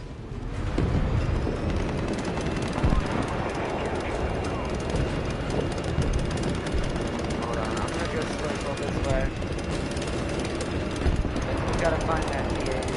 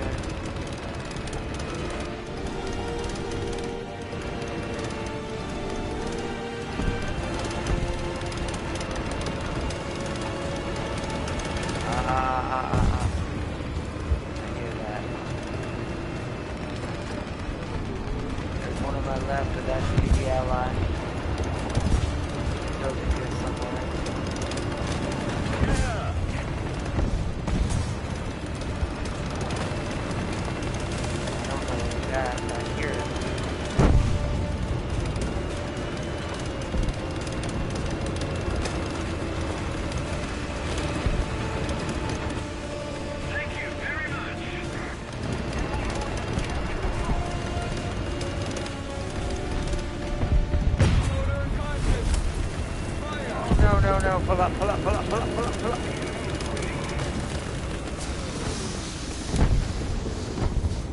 Shoot, I lost my gun.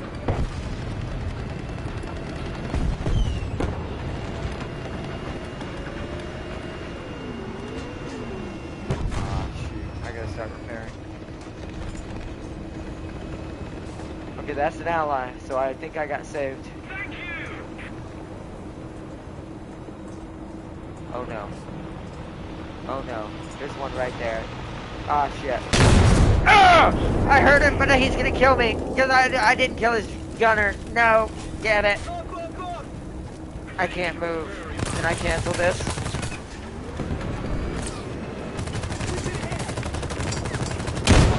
Die! Well, that was a hell of a way to get on to T80. Somehow, I don't know how he wasn't able to shoot me. I'm not sure why he didn't take the shot. It didn't show in the kill cam that his gunner got destroyed. Now he should have shot me. There's another one coming.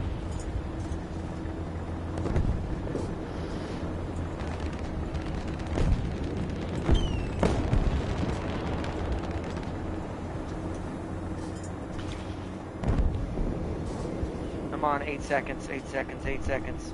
We're back in this battle.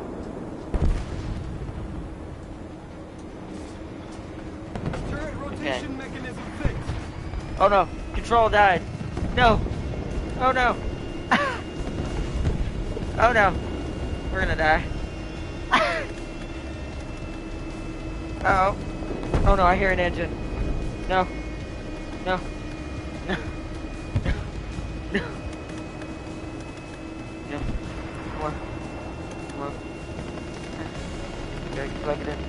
Come on, come on, come on, come on, come on, come on, plug it in.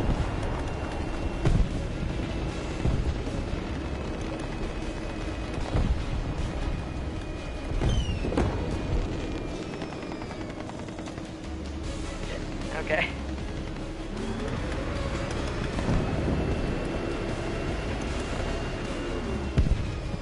Take a gander of the sound around me. Alright, now we push.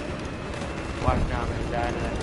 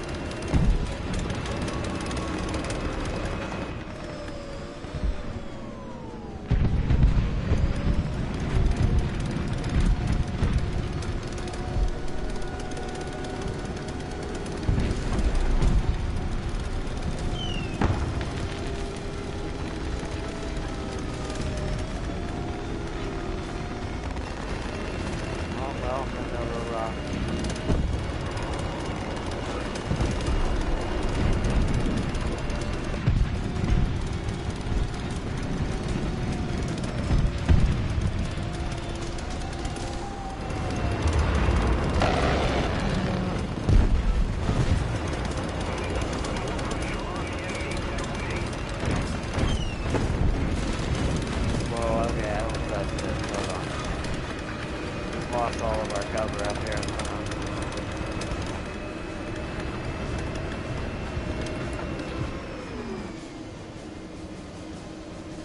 Oh, they're capturing me? No way. Shit, I gotta retreat. I'm gonna die trying to get across that. Go.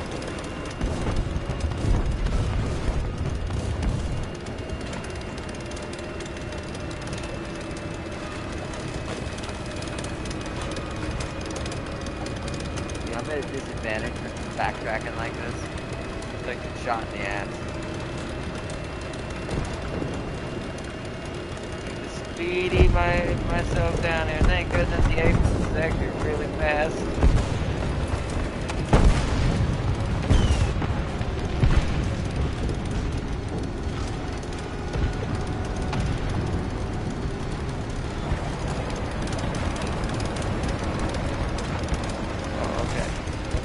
We got it back.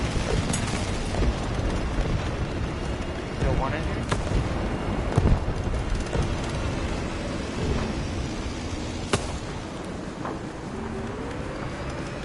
Oh, it's going up there.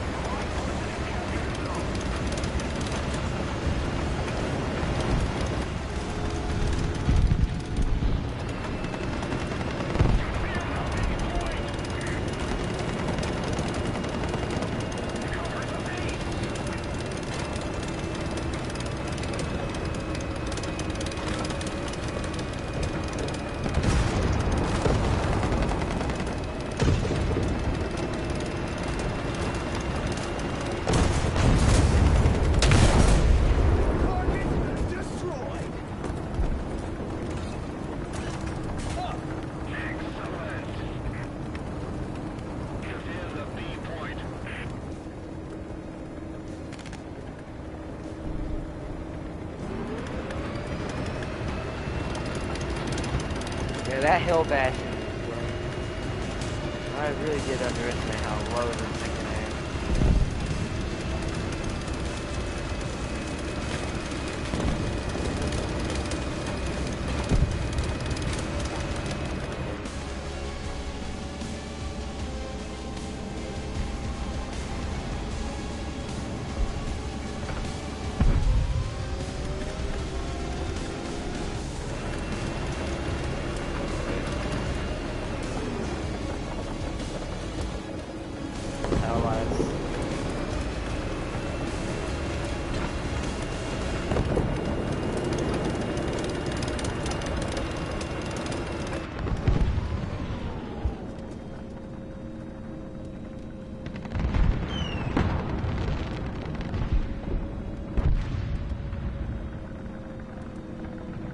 Attention to the map.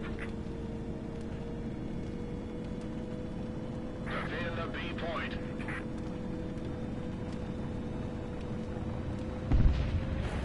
Attention to the designated grid zone. Defend the B point.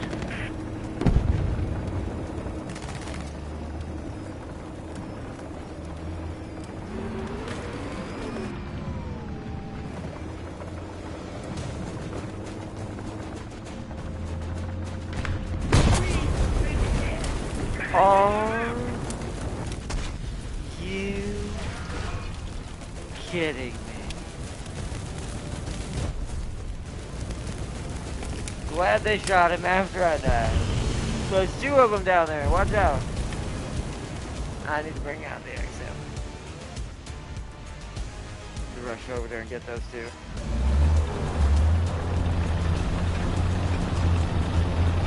Bloody leopards hiding over in that corner. Doing without. Leopards really only can snipe, man. They're not good at brawling.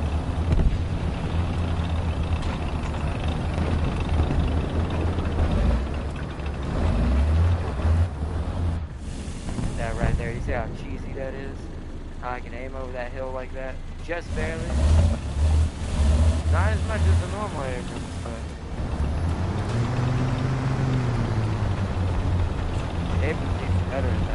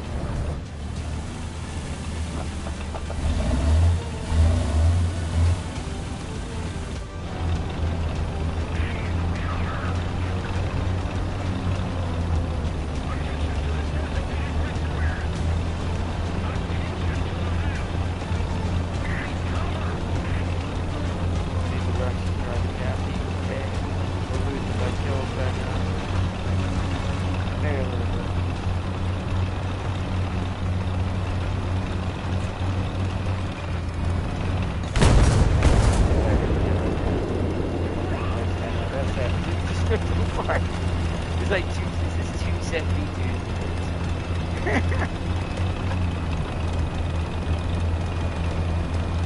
It's like, oh my god.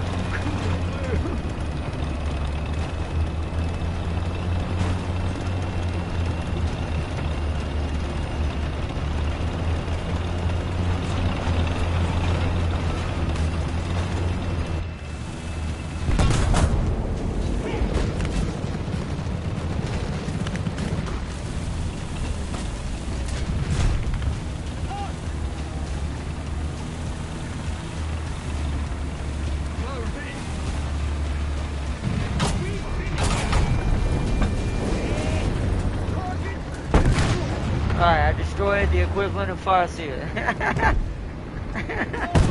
And then, yep, then I saw that Russian tank at the last second, but I was reloading. Oh, there was one on both sides of me.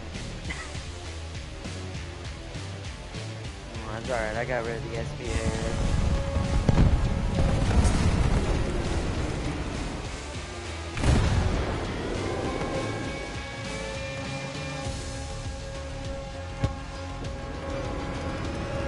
We need to hurry. I wonder if that's the enemy nuke ours. Hopefully one of our SPAAs can shoot it down. I think you can stop it. I have done it once.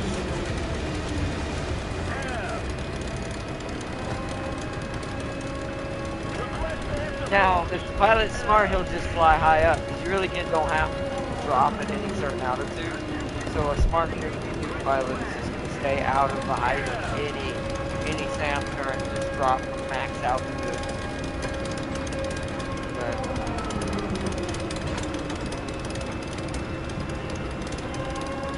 So yeah, we got 2 people, or got 2 7 on. 2 more kills and they win. Oh, wait, 1 more kill. Hold on, I need to watch out. I need to creep up on A. Oh, I think it's too late. Yeah, it's too late. I heard the jet. Oh, he got shot. You see how he died? You see how he's flying off in a ball of fire? He got killed, but he managed to make it before he got hit. I think that was theirs, but we'll see in a minute.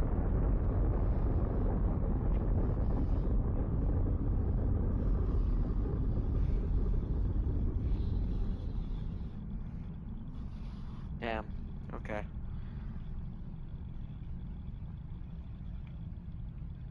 How is this XM1 moving at M62,000 speed, but it somehow feels faster?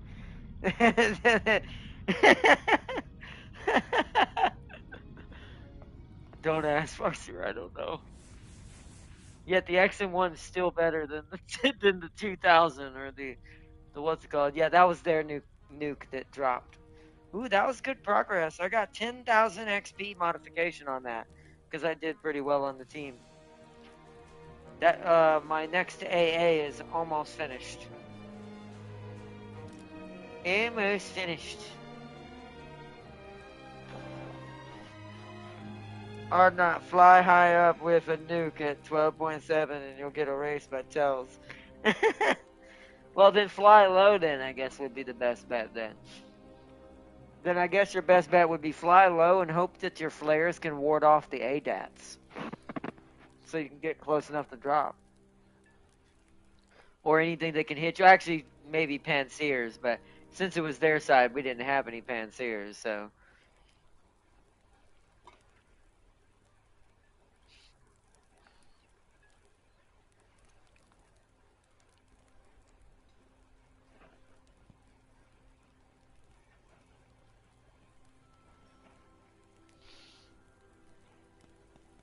That's why, as a joke, I may give the XM1 crew the 120S for a little bit, just for shits and giggles, until I get the Booker unlocked. Just to have a lesser Booker for them. So...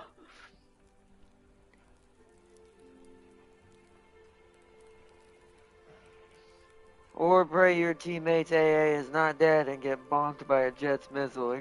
That's true.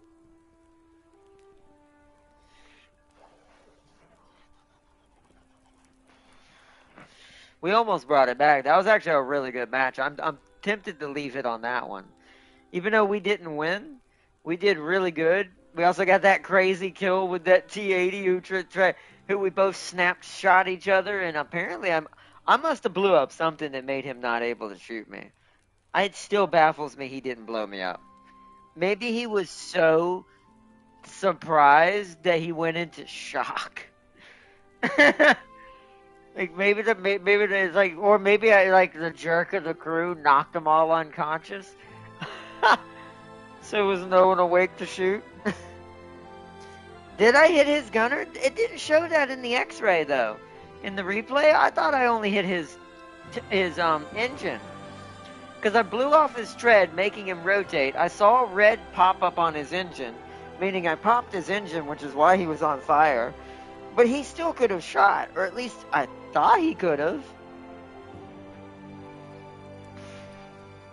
And then my smart brain finally kicked in because my instincts in this game are coming back. My brain remembered you can cancel the repair. And I may not be able to rotate my turret, but my turret can still shoot. So as long as I turn my tank, I can actually shoot him while he's wounded. So I was like, nope. I immediately canceled that repair, turned her around, and BOW!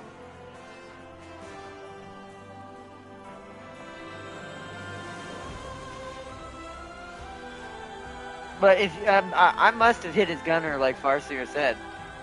Boy, that must have been real maddening. I bet he was real mad. Because where I hit at, the chances of the gunner getting hit was very, very unlikely. He was probably pissed.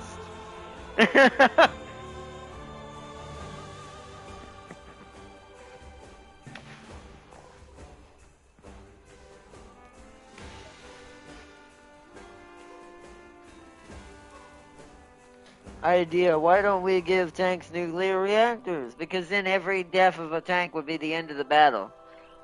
You'd only need 2 tanks for the whole war. One side has 1 tank, one side has another tank. Whoever's tank dies first, obviously everyone loses. See, his turret was stuck and the engine was dead. He could not do anything. Because you cause a Chernobyl every tank you pop, exactly.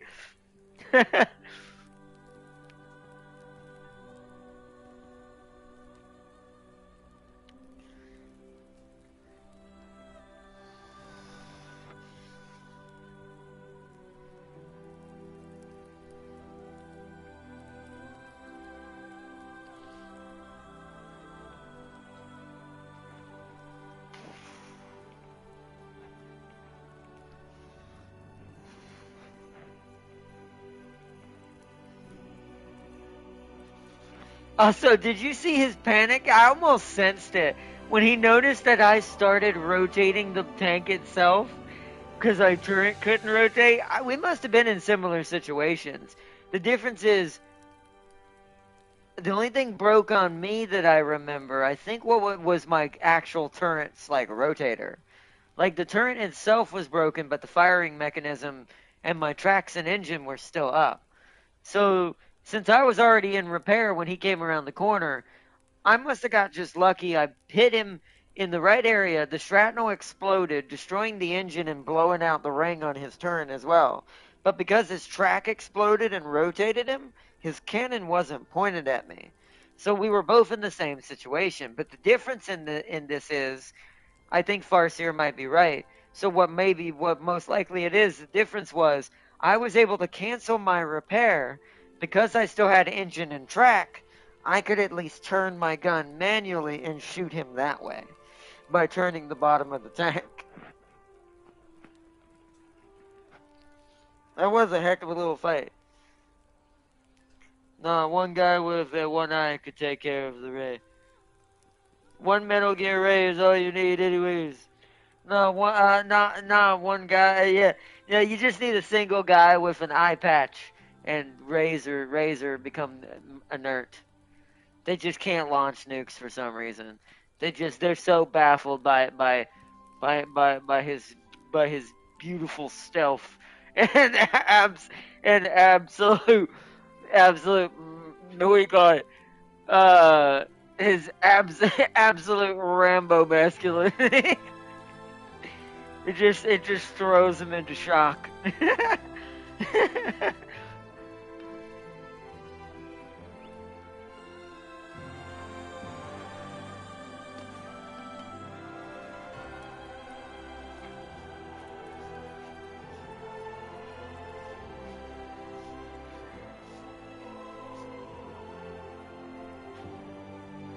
See, how many tanks would it take to take a Ray down? Ooh, well, I mean, I'd have to look up the specs for the Ray to see if it actually has good armor or not.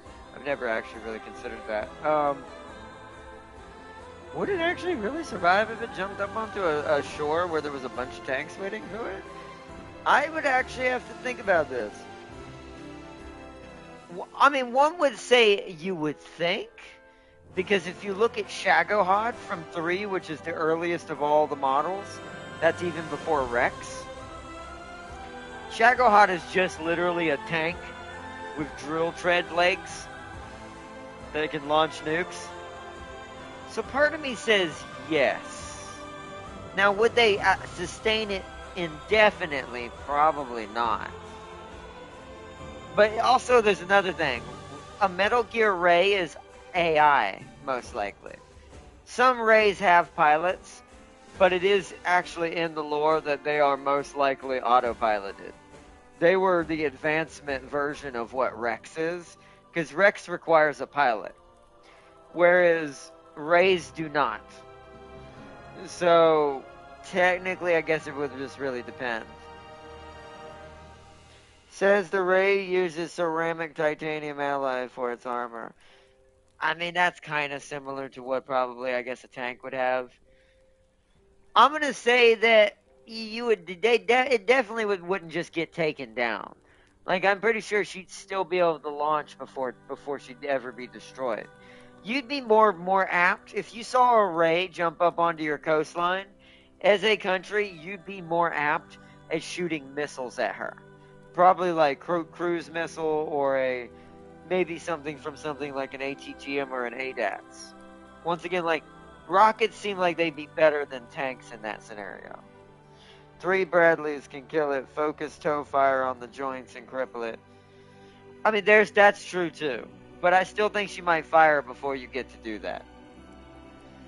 Some other versions of the Ray use carbon nanotubes. Which, once again, that would be even tougher. But still, I guess what really would come down to, you'd have to know where to shoot. Because if it's AI driven, then you need to shoot where the core computer is. You're not really trying to go for anything else. I mean, you don't want to shoot the nuke itself or the launcher, because then you could cause a catastrophe by doing that. So, my brain kind of goes, your only option part-wise, if you could see the innards of this thing, is you would need to locate where the main computer is and blow the hell out of it. You destroy that thing becomes useless, because like I said, Rays are AI. So, Rex would be a little bit more different, and you'd have to know where the pilot is for Rex. They both have similar weaknesses, but one could argue maybe Rex is a little bit better in that way. Even if he's less armored, he's also... Oh, I say that, though. We watched literally in Metal Gear Solid 4, where you play as a Rex, and you absolutely body a Ray. So maybe Rex is actually superior.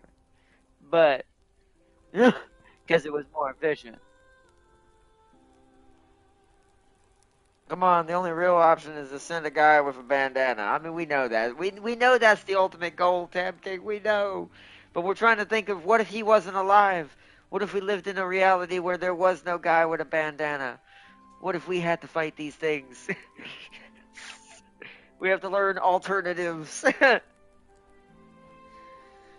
And see, it depends on the size of the gun. Tam King, just don't attach it to the mech and give it and have it carry it as a Gundam style. What about that flying one or not? That one, well, no, flying ones wouldn't last. Because here's the difference between flying and something that can surprise you from underwater. Flying is going to be susceptible to the same thing jets and helicopters have to deal with.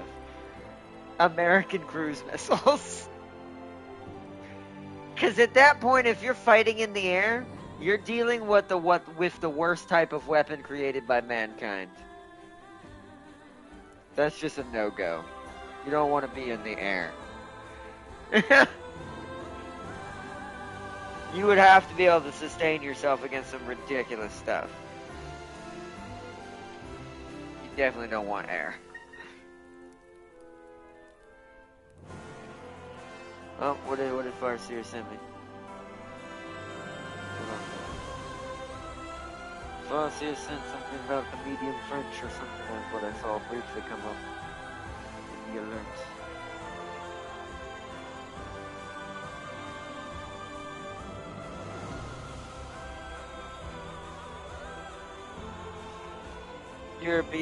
European medium mix. I mean, ironically, Wanzers would be that. I mean, if you really... You know what's great about what would be funny about that? Or did I send you something on Discord? Can that kill a Ray? Absolutely. But that's another mech, though. Any of the Wanzers from Front Mission could body Ray. That's essentially a Wanzer. Any mech warrior, or excuse me, any mech platform from Mech Warrior could also body Ray. Because here's the thing. Ray may be more agile and mostly in the water. There's something just unrealistic about Ray's weaponry, which is why I think Rex is actually, even though he's still sci-fi based, why I think you win with Rex more in that game than you do with Ray. And why Ray is not as good and why he loses that battle naturally in lore. It's because Rex is just a giant tank with legs. He's got a cannon where Ray doesn't. He's got onboard LRM platform where Ray doesn't. Does this sound familiar? He has technically like Ray inside of his his little mouth area where Rex has that little I don't know why they all have this. All of them seem to have some sort of face-like structure. But in his little jaw-like area, there's a little laser you can use that fires underneath Ray's cockpit, where if you knock something down, and this is one of the attacks you can do on Ray when you knock him down, he puts his foot on top of him and powers up the laser and fires it across him, back and forth, basically burning his hull down. And it's so realistically, Rex is built like an actual mech warrior platform, or one could argue the MGS version of what a Irby mech would be like, but better and bigger. Actually, is it bigger? It might be the same size. See, I sometimes I get my scales backwards because I think it looks big because the way things look like in their own universe. But then I think about it in comparison when I look at the realism between what Rex would look like to Shagohod versus a Irby mech in a real life city. They're about the same size, actually. And so, that thing is 12 meters tall and has bulk and armor to use the burst fire railgun. Yeah, see, like I said, any bipedal, humanoid robot is just no competition. Once you get into true bipedal humanoid robots that can fight like a regular soldier, but 12 meters tall, yeah, that's no competition. Once again, that's at that point, that's Gundam, that's Front Mission, that's Armored Core. Those levels of mechs are just, there's no competition there. Those are kind of unfair territory. But even in realistic mech terms, there is quite a lot of mechs that I think could body Ray pretty hard because it's just not a good design. Shagohod probably even technically, if they had a cannon on it, probably could beat Ray.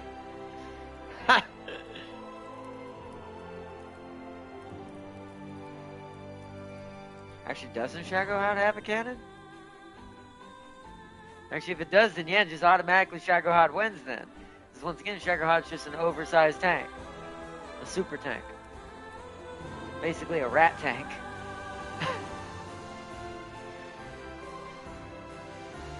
Is it gold ship? Tim, let's see what happened. Sealy, how many gold ships to kill a Ray?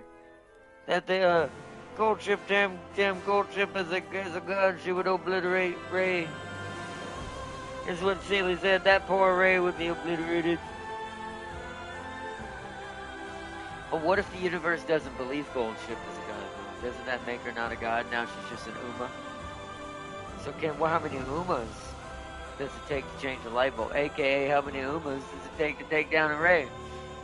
I'm gonna say, depending on the Umas that you're chosen, up to 10. Surprisingly low, but up to 10, depending on the Umas. If you had some smart Umas mixed in there, then maybe 5, maybe 6. Goldship believes in herself, which powers her good.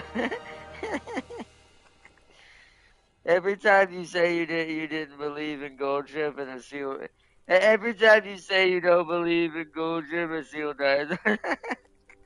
Well, then I don't believe in Goldship.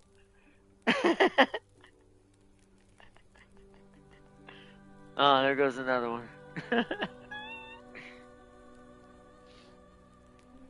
No, she can do it.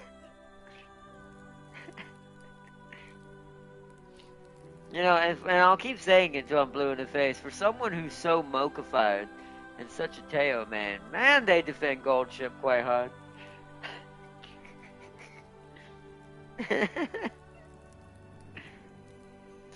Also, what Farseer said is true. She can move islands. I mean, she can. You know, I have seen this in the anime, but still. Like I said, certain Umas would make it more possible, but I still think on their own they might not do so well. Now, if she had help from certain Umas, like I think Family Gold, like the Gold family in general, would be one of the combinations where you'd only need maybe 4 or 5 Umas to take it down. Just because you have one of those Umas is very smart, one of those Umas is very cool-headed and can give orders, one of those Umas is a psychopath who can lift islands, and one of those Umas knows the rules and the law of the land. And then the other Uma's just sitting back and giving orders to everybody.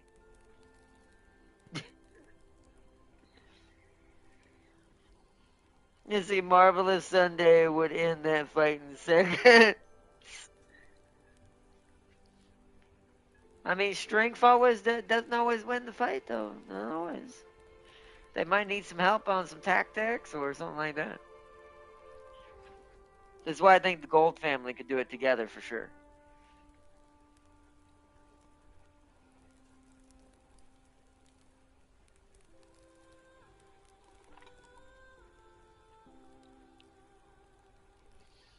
She can create pocket dimensions. I mean, that's true. I guess that's a good point.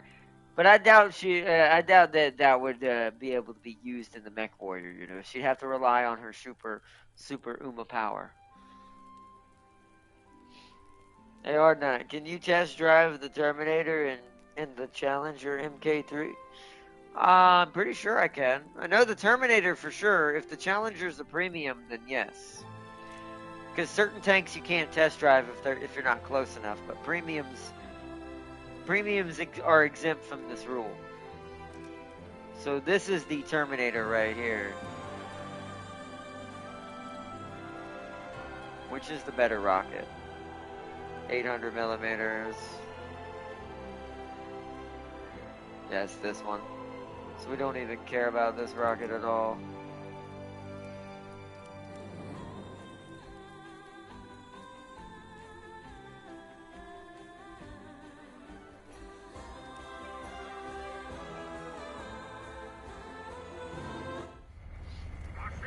Yes, welcome to the Terminator.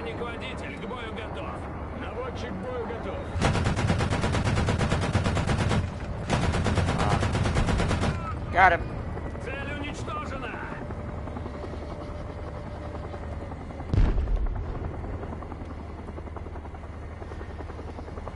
And that was the 32 millimeter. Also, you want to see something dumb?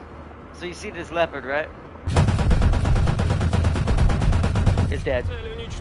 That was just with the autocannon. The Terminator is just so good.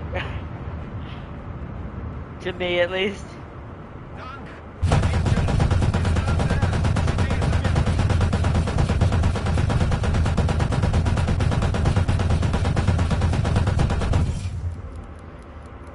Okay, so it won't hit that range, but you know, you could always just do that. Цель уничтожена.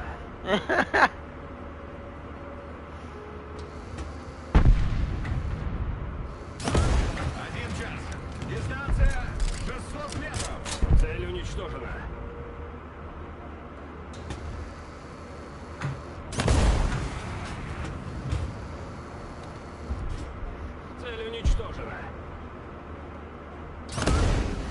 12 часов. Дистанция 800 метров. Цель уничтожена. Such a good rocket, man. Nothing stops that darn thing. So excited. Thing is, once you start shooting something, they can't see shit. They ain't shooting back. That's true, they can't. I've been lit up by one of these things. This, I wish we could see it from the other perspective, but when this starts happening, watch this. All you're gonna see is the smoke in front of you. So now he's just being annoying to you and just doing this until he finds the sweet spot to get in there. See, that time I didn't get in, but then once again, if I had a rocket, I could just do that to blind them, and then shoot a rocket while that's happening. Now I can't reload because we don't have a reload. Actually, do I have a? No, I do not.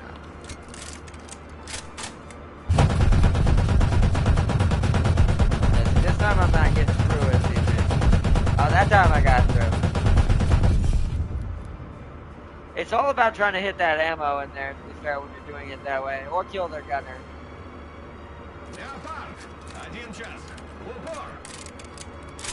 Can't pick which bullet's better. See, that bullet's not really getting anything.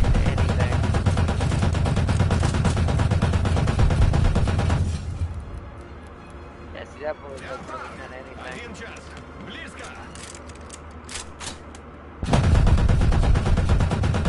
It's only that bullet that can get through.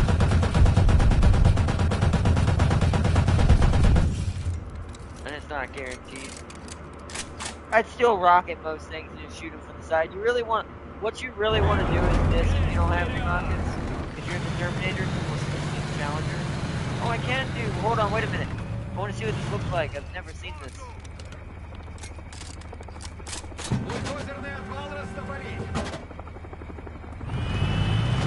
Yeah! I have now turned this into Mud Runner. How do I dig down though? Like, how do you increase the trenching? I want to get deeper in the ground.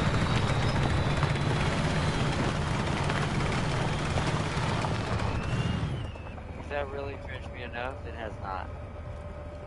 Although the bulldozer will protect me. This one's not as good. Remember, there's probably a way to control your inventory to dig deeper.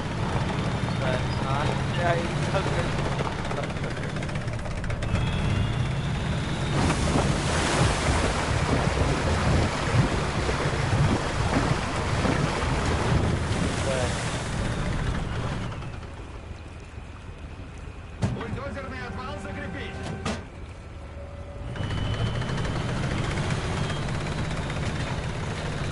So yeah, what we really want to do is come up here and do this.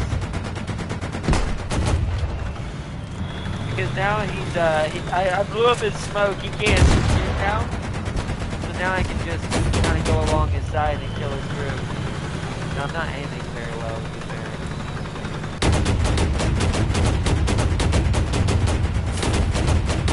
fair. Yeah, you just do that, then he eventually dies.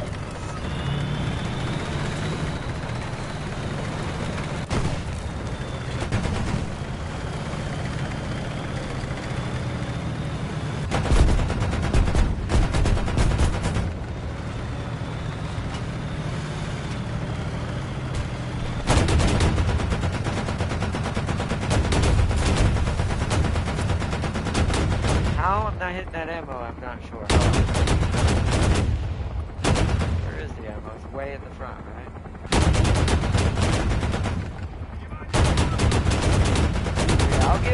Yeah, I'll give the British this. They seem to be able to hold out against that.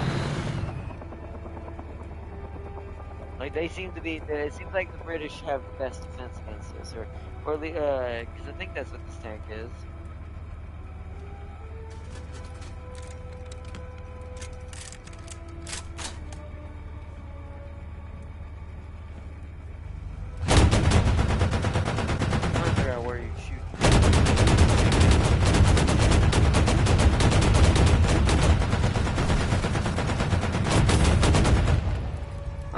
I don't think you can kill this thing with this gun without a rocket. It's too heavy. That was pretty close. I mean, I can be up on top of him. I'm out of bullets now. But the Terminator's also really fast. It doesn't pop smoke. And I can refill bullets, but I don't see.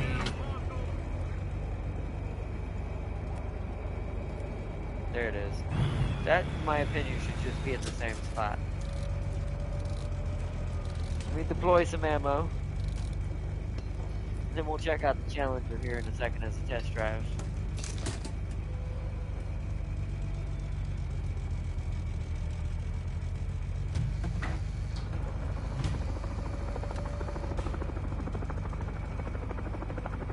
I'll let it load up all my rockets, but what I want to do is I want to load up the machine gun and see, can I shoot them from the back of the turret and kill them from this distance?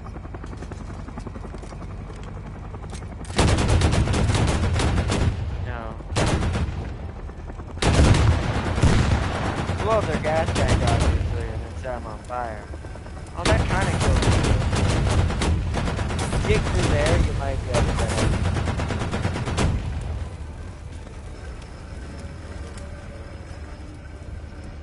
But you'd just be better off doing that. Oops. If you're that close, make sure you know which side to shoot at them first.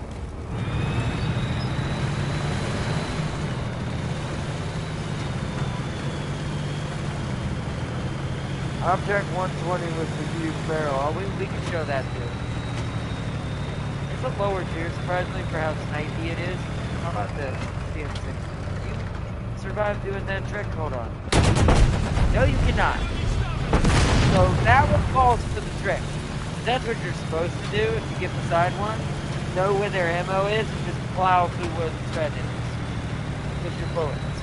But here's another problematic mad lad. I bet you is gonna have the same problem. Oh no, that one actually had less armor somehow. Don't know why. Not sure why that one had worse armor. And then we'll just finish this one off with a rocket. Boom. Alright, let's go test out the other vehicles.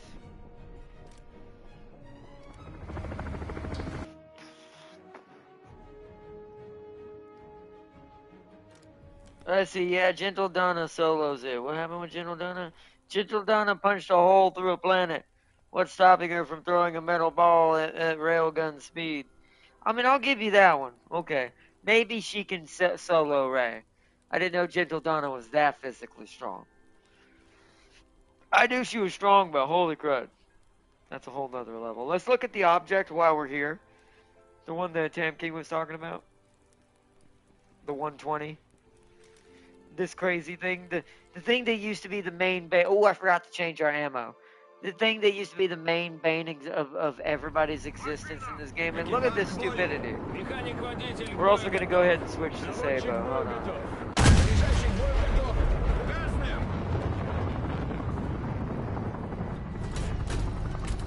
So I'm going to show something. So this thing's meant to be a sniper.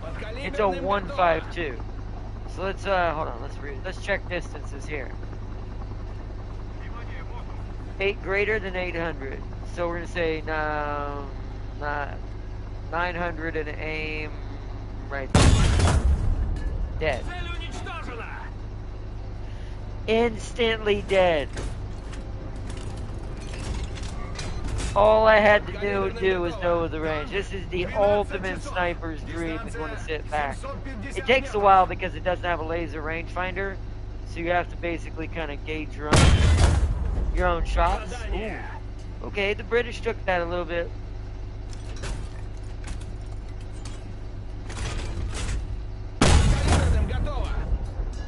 Okay, that killed his gunner though. If I aim lower, will it kill him? Hold on, let's aim for the lower plate. There it is. Okay, so lower plate is best option on that one.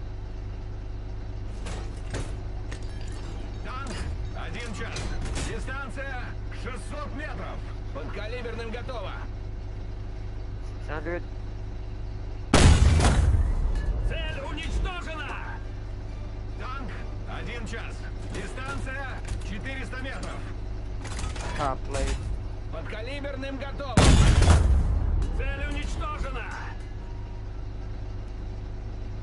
And then I'm just gonna, this is eyeball, straight normal. Готово. Цель уничтожена. But just to show you, like, look how long this gun is to this tank. How far can it aim down? So yeah, it has the Russian problem though. It has the same problem most Russians have. They can't aim that far down, and probably that far up, I assume. Yep. See, the Abrams can aim up to there, where the big circle is. So okay, well, or at least most American tanks can. But yeah, let's see. That would be an efficiency. Like, you can 50 cal that tank to death. Yeah, I will say that is its weakness. This thing has paper thin armor. A machine gun could kill this thing. But it's also, once again, it's not meant to be nowhere near the front. This thing is meant to stay in the back and never, never, never, never push. You are meant to find a good overwatch position for one of the cap zones and go to town. You never move. Because you also, once again, much like a lot of the other destroyers, you can get an ammo replenishment. You can refill your ammo. So because you get that, you can kind of just set up in a position and kind of shoot. So now that'll reload the sabos that we used. You definitely don't want to go down tight streets or try to brawl with this thing. You're going to be too slow, because let me see. Once we reload, let's see how fast it'll get up to. We'll go down the road to our left so we don't have to worry about it slowing down.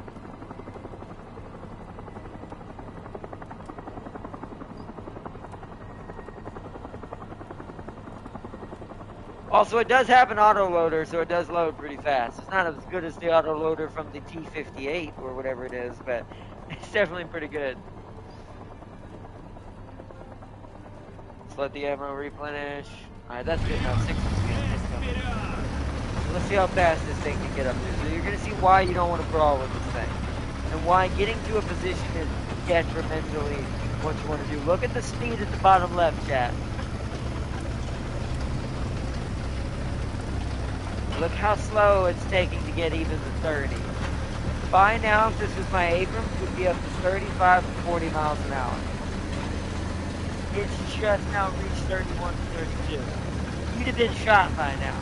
And because this thing's paper thin, this thing would 100% eat it if the slightest bullet hits it. So you're definitely meant to like find you a place like up on the hill, like for instance, as an example, find you some foliage to hide out in.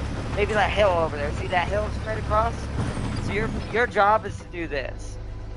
You're meant to watch stuff like this, where you're seeing like max range, like something way out there. I'll mark it and shoot it where I'm talking about.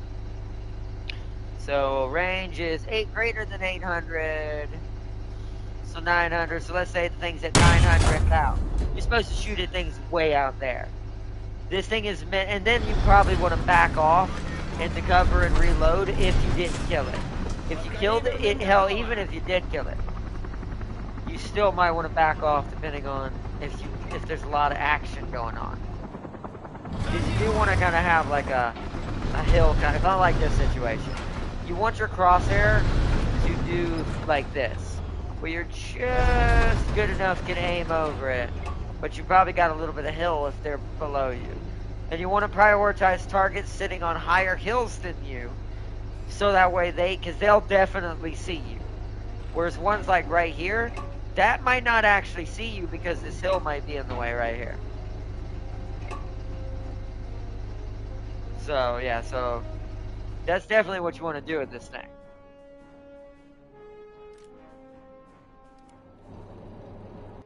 Huh, that tank is the same speed as Tiny Tank? It is, which is why that Tiny Tank is so stupid.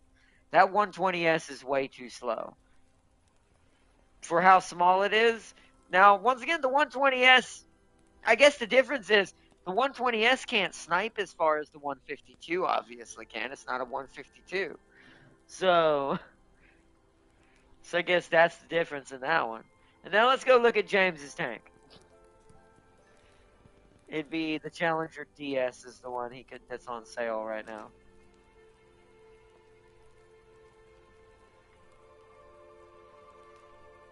Take off all the smoke.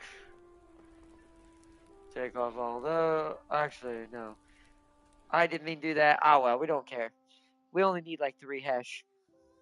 James would hate me for saying that. I'm pretty sure he doesn't use hash. Gunner ready. But yeah, this is James's tank, everybody. This is what he'd be in.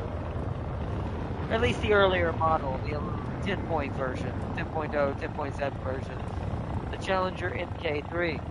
This one's like $26 right now in the pack that it comes with. It's a pretty cool tank. Like I said, I do like me. Here, hold on. Load the squash.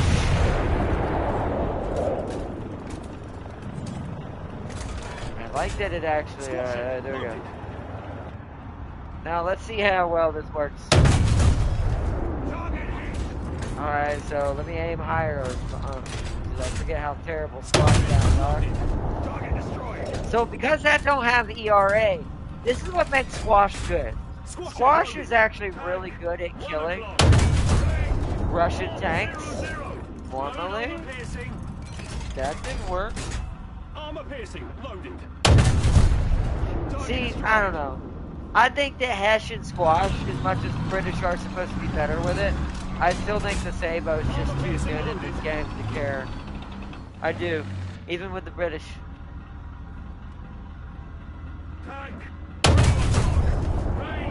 Like that instantly crippled the tank, so I can just aim here and then death. Target destroyed.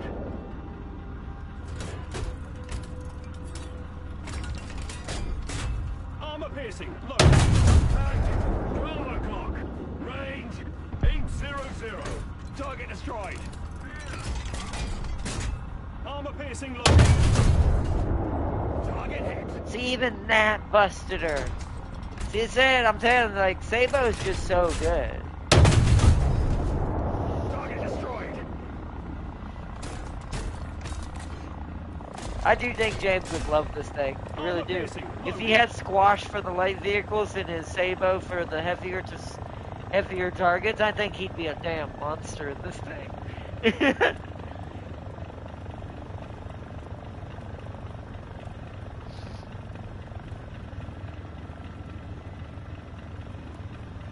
Like, I think James would be absolutely popping. Sure, some of these aren't too high a tier, but I mean, he'd be doing the same thing to even some 12.0s. How do I tell which round is which? I'd have to restart. Tank 12 o'clock. Range 800. So will this one-shot it? So is this a better round, or is the other one a better one? Loaded. T-64. 12 o'clock. Range. See, that had the same effect.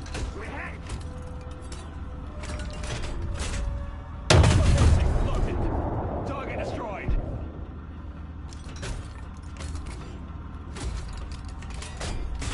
Armor piercing loaded. Oops. Tank 12 o'clock. I forgot to hit L1. I shot over it. Armor piercing loaded. Target destroyed. Tank 12 o'clock. Range 600. Target destroyed. Yeah, as like I said, this thing's got some really nasty bullets. Challenger 2 OES would be better for James. Cheaper than Kate at 11.7. Yeah, but it's like 9,000. Isn't it like 9,000? I guess I have to see how much Gold Eagles that is. I don't know if it's really cheaper. It might be about the same price. I mean, this one's on sale, though, is the thing. That's why I don't think it's cheaper. Like, this one's on sale where the OS or the Challenger 2 OES is not on sale.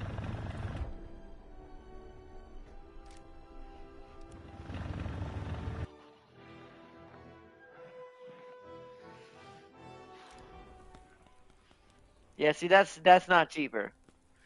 I mean, it would be cheaper if the what's it called wasn't on sale. Like if the Challenger DS wasn't on sale, I do think maybe this would be cheaper. But look how expensive that is. That's 9,620 Gold Eagles. Now, if this was on sale, it definitely would be the better option because this one is the actual stronger monster. I assume, which one of these? So that's 493. So the L26 is the better one.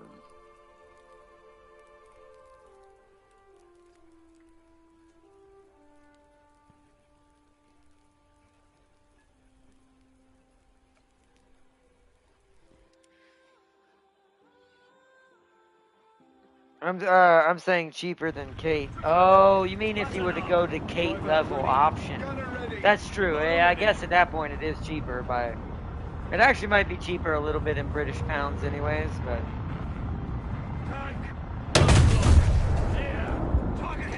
see, the squish even on this thing is just not worth it.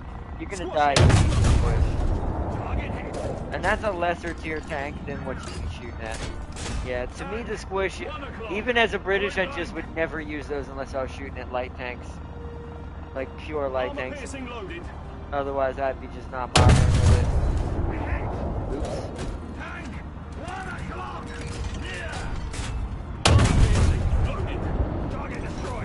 Although I wonder if the other one has better rounds. Let's see something. Armor piercing loaded. Tank. Range. 400. So far about the same. I usually kill this thing in one shot right here. Tank. About the same. 800. Target destroyed. Armor piercing loaded. Yeah, it's Target about the destroyed. same. As far as efficiency, as far as their Sabo round is concerned. The L26 definitely gets Armor the job piercing done. loaded. Tank. 1 o'clock. Range. 400. Target destroyed. Armor piercing loaded. Target destroyed. Alright, but let's see. So right in right there. T-64. 12 o'clock. Range. 1200.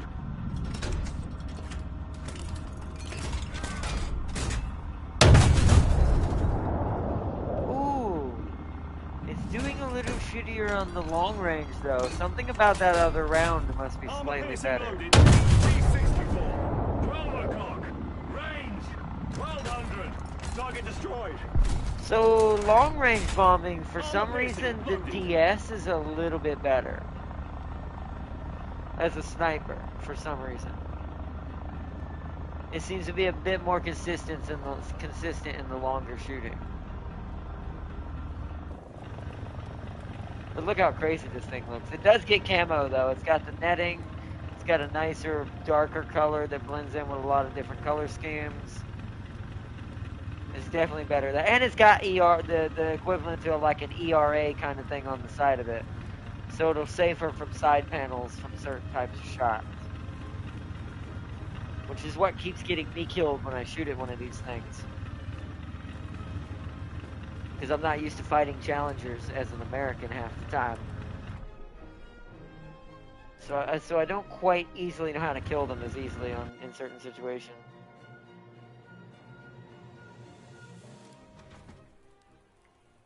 Wait, there's a T90 in there that you can aim it at?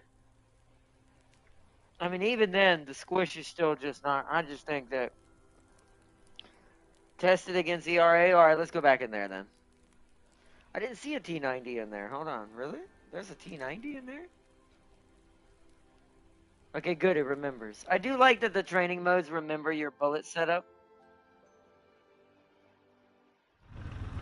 Is it T90 to my right?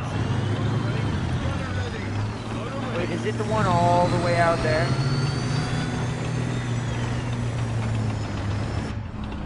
I'm gonna find it. Hold on. There she is. Do we want to shoot her from here? Also, I want to see something stupid. Wow. Yeah, see, that's why you don't do that to a Russian. Here, let me paint the front. And the ERA is like, ha ha! 1 o'clock. Range. Alright. 800.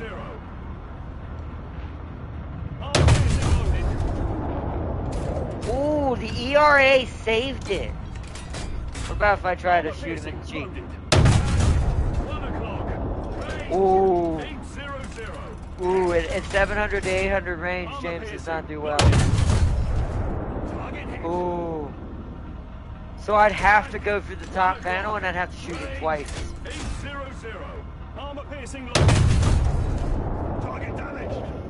See, I have to basically remove the ERA and shoot the same spot twice, so it should kill him. 800. Armor piercing loaded. What? Wow, that armor is just too good even beyond the ERA. 1 o'clock. Range 800. It's not Target pinning. damaged. Let's see if we can hit the underbelly.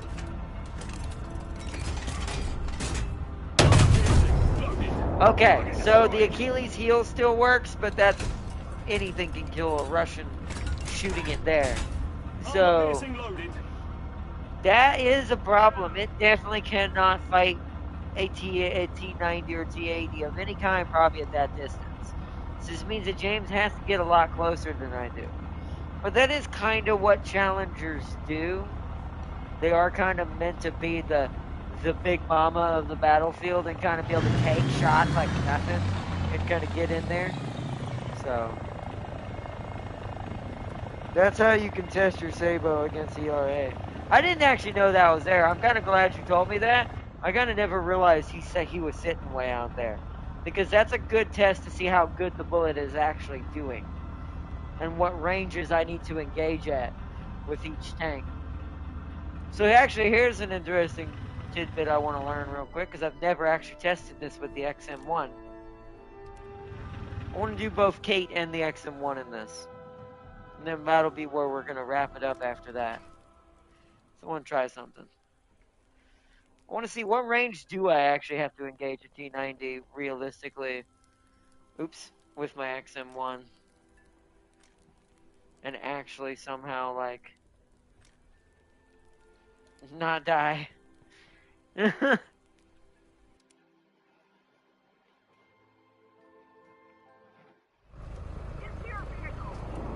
up. Driver ready. Gunner ready. Loader ready. So let's shoot the front plate first. Let's try to plate him. Tank. Range 800. Target hit. Alright, same spot, and let's see if it'll go through the armor at all. No. So, the reason for this is because of the rating. So 10.3s and 9.3s cannot. Now a T80U might, hold on, for good measure. Oh wow, that didn't kill him. It bounced. Okay, this game's trying to insult me now. But anyways, 9.3, 10.0 to 10.0 seem to have an issue with long bombing against any T90. I wish there was a T80U out here to test this against, because it's in between. It's like a 12.0 to 11.7. I would like to see what that would be like. Now, of course, obviously, once again, Russian Achilles heel. If you go low enough, that was actually too high.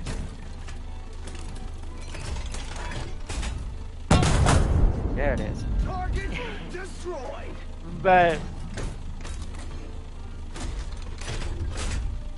so I need to hit her in the underbelly if I have her dead to rights and she doesn't know I'm there. I need to take my time and Achilles heel her at that range. Now, of course, no, I'm gonna let her respawn so we can see. We're gonna see how close I have to get before I can get through that panel, that front top panel. Also, hold on, I didn't shoot her in the before I do that, I didn't shoot her in the turret. What is that like? Tank. Range 800. Okay, can't fit that up. Okay, let's go. Let's see what range. We're gonna go to, let's go up to this lake right here. That probably decreased it by like, let's see. What's our range now? So we went down by almost 100 meters. 650. So let's try the panel again. Right there. Alright, the ERA is gone. Tank. We're gonna shoot the same spot. 650. Still didn't pin it. Let's try the turret. Tank. 11 o'clock. Range 650. 450. Okay, we slightly pinned it, but that wasn't really good enough. This is a deep lake. I don't know where, but we should probably cross on the other side. I don't know if I trust this, but you know what? Bring it, we'll find out. Yep. Alright, let's restart. I just wanted to see, see how deep that the river was. Want to know which 10.3 tank can front plate a T-90A? Which tank is it? Alright, let's go around and see how close we actually would have to be. So we know 656 isn't enough. Without the Achilles heel either. My money's 500 and under, right? It's either going to be 500 and under or it's going to be 300 and under. That I have to be in order to actually deal damage to the T-90. So let's cross the river.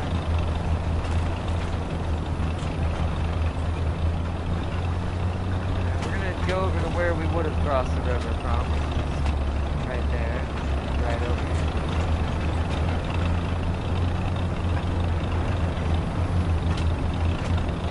Alright, what range are we at now? I gotta find him again. There he is. We're at 593. 600. Still nothing. Let's shoot him again there because there was a camera in the way. I doubt it'll go any further. Oops, I accidentally hit him. Sir, this is what you get for getting in the way. Now let's get closer.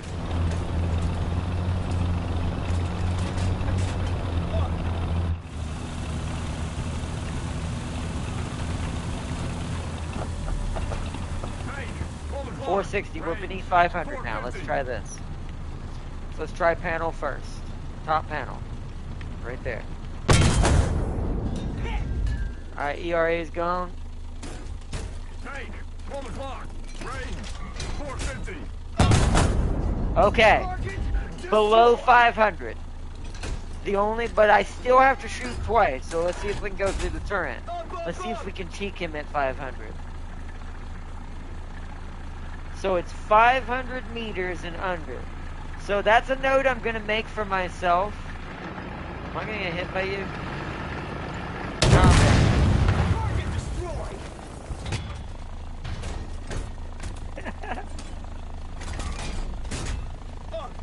Tank, 12 o'clock. Range. So I still cannot cheek him. Let's try left side. Maybe I'm shooting the wrong side of the turret. Maybe I'm being dumb and remembering the wrong side. Shoot right there. I mean, I hit his camera, but I'm not really getting through anything. Tank, 12 o'clock. Range, 450. No. It's still getting stopped. So I can only front panel him from 500 and under. And then, even only then, I have to shoot twice. Because I have to blow off the ERA first. Now we need to see what range is it that I can shoot through the turret. 350. I wonder if I can ever shoot through the turret with this. This just might not be a good enough bullet to do this at all without being on top of him. Yeah, it's just not going through. But I should, once again, now go through here. Tank, 12 o'clock. Range. Yeah, see, it blew off the ERA, but the next shot should kill it. I want to say that. See, that time it didn't pin. That's very odd. So it's very unpredictable. 12 o'clock. Range. See, now it's not pinning at all. Oh, well, now I'm hitting him with heat, too. There, but... Alright, now that that's gone, can the heat kill him? No, that didn't even do it. So, yeah. So, viability-wise, not that I BC, not that I try to fight a T-90 with an XM1 like that. I'm going to definitely try to hit her from the side if I have it. Because here's what I'm going to really try to do, and I don't have heat, or I don't have Sabo anymore, so this is probably not even going to work, but this is what you're probably better off doing. If you're in an XM1 in this situation, before you notice it. That's what you're better off doing. As far as that's concerned. But, Yeah, he definitely can't fight these at that range, but that makes sense. Now, if I had the 120S, even though it's shitty in armor, it probably could at least snipe a T9 with a T90. Wouldn't do it great, but at least could try it. Too bad we can't test that.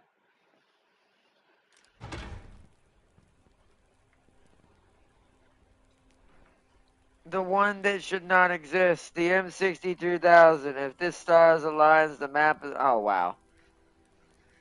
I just said that too. I kind of called that because of the feeling. This is how you know my instincts are coming back. Judging by the distance that the XM1 just behaved at, my brain kind of went, I bet you the 120S could do that, but you wouldn't be able to take no return fire. You'd have to pray you kill it in one shot or cripple it in one shot, because anything else is your ass.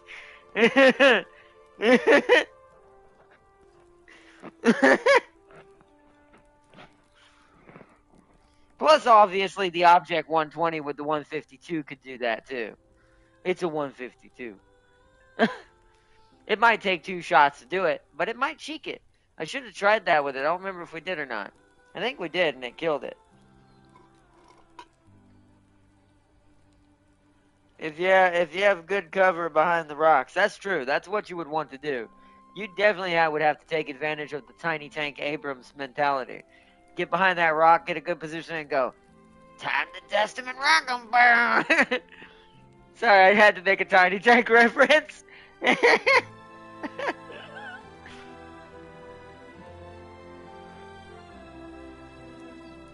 Man, that game is. If that game, that's another game. If that game ever gets remade, I showed a little bit of it to you guys when we got a chance to somewhat play it for the emulator that I played it on for us. But I would love an actual new version of that game, even though I don't think the world is ready for him to return yet. We're getting there. Because if you knew his personality and what Tiny Tank is like and what you saw that stream, let's just say the world is not, the world of today wouldn't like him as much, or at least a certain crowd, a certain group would not like him at all. So it's like, it is not time for the Tiny to return, or at least not in real life. In War Thunder, absolutely. M1 KVT is basically an M1. That's true. The KVT is an M1 as well. But I've fought those. I've seen those too, and I've fought those when I was playing Germany before. Is that the American version, or is that the one of the other ones get that? The M1 KVT. There it is. It's American. Yeah, the KVT variant of the M1. This thing does look cool, I'm not gonna lie. I like the, and for some reason I just like this. Even though this is real dumb to me. Although if you're just using this for protection, it's kind of smart. But this just looks cool to me for some reason. It's got that Wastelander battle arena tank kind of look to it. What kind of ammo do you get? Yeah, so you get the same round. 371 millimeter M74 774.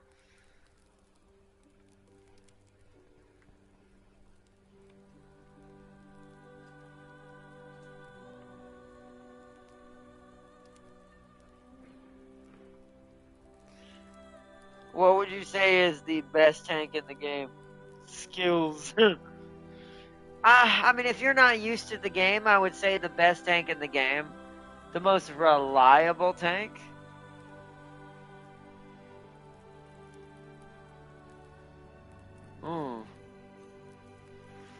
Who do I think is going to get most bang for their buck overall for someone who's not used to playing War Thunder? Like, because I don't want to base this on skills and veterancy, because then any tank can be good.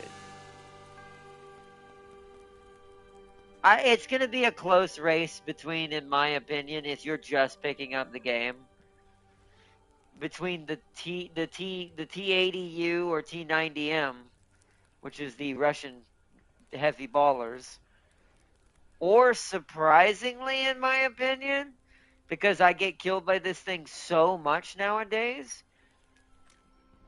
probably the Japanese one, the Type 90, the Fuji. Like, this thing is surprisingly for a older style Leopard 2 build, and it being 11.7. This thing is a nightmare. I mean, it's almost 50 miles an hour naturally. It's got, I'm pretty sure, one of the best rounds from Japan. Yeah, 480. That's still even better than the 10.7 and 11.7 version of the Abrams, the M1. That's still better rounds than the M1 gets. So, probably that one. Now, as far as tech tree is concerned, I'd still say Russia wins that. If you're not used to the game, if you get down this far, although one could argue if you've played that much, you'll probably be good with anybody. But as far as Russia's concerned, it's these two. It's this one and this one. And then, of course, if you want to pay for one, it's this one. If you want a premium one, this is the best one to start with. If you're not used to War Thunder and you're not like the T80U, this is the highest premium T80 that you can get that has all the ERA on it, has the best bullet types, has good speed, as you can see, 43, once again, almost about 7 miles an hour off 50 miles an hour, a 50 mile an hour MBT, which is pretty fast. It's got a 125 instead of a 120. So it can technically snipe a little further than some.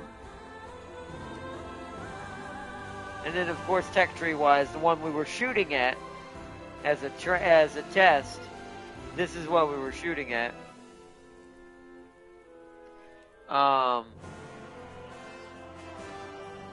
Actually, I think it was the other T90, the lesser one. The other T90A. We were actually shooting at this one. And that goes to show you that this is what we were shooting at. That's what I was trying to find out which one it was. It was this one. So this is the one we were shooting at with that test with the XM1. Unless you've got a round similar to my Kate, like an A1 round or something hitting up around 480 to 500 millimeters of pen, straight up. So the loss of pen per distance isn't as bad. The loss of pen per distance isn't quite as bad.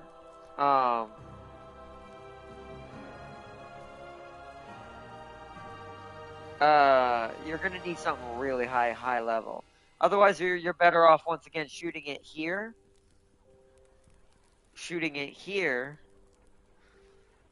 or run up on it and shoot it here.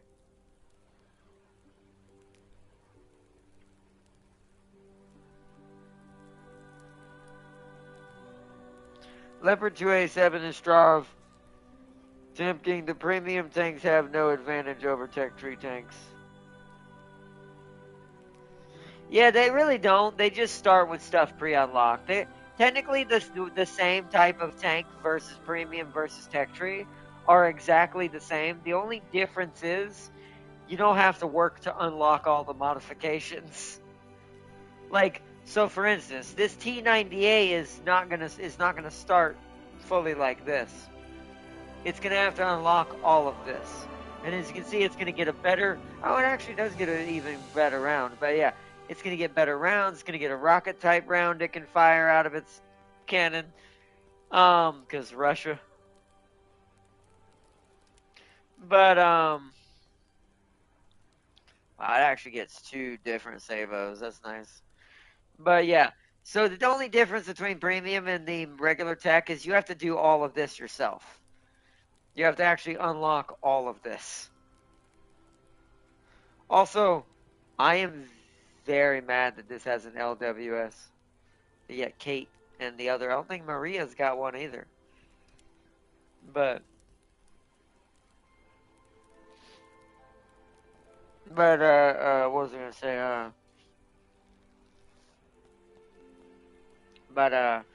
Yeah, that's really the only difference between them. Plus, obviously, if you're trying to skip in the game, the only other benefit to a premium tank is research and it gives you extra money, obviously. That part is still true. Whether it's this game or if you were like World of Warships or something. But as far as power, they're not really that overpowered. They're pretty much the same.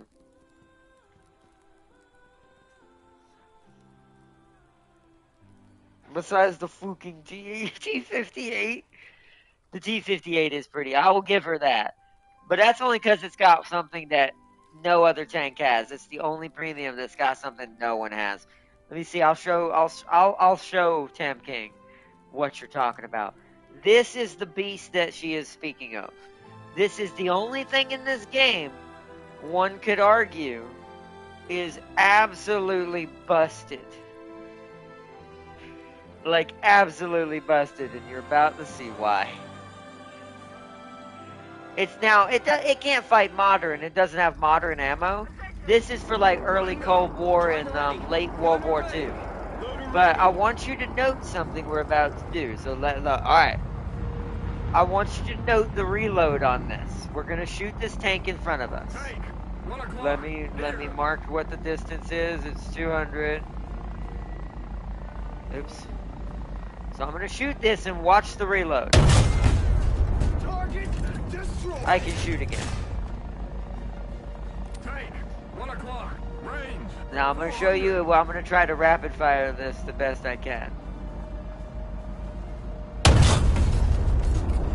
I'm not going to necessarily kill them, but look how fast this thing can fire. See how I can just jump rounds downwind?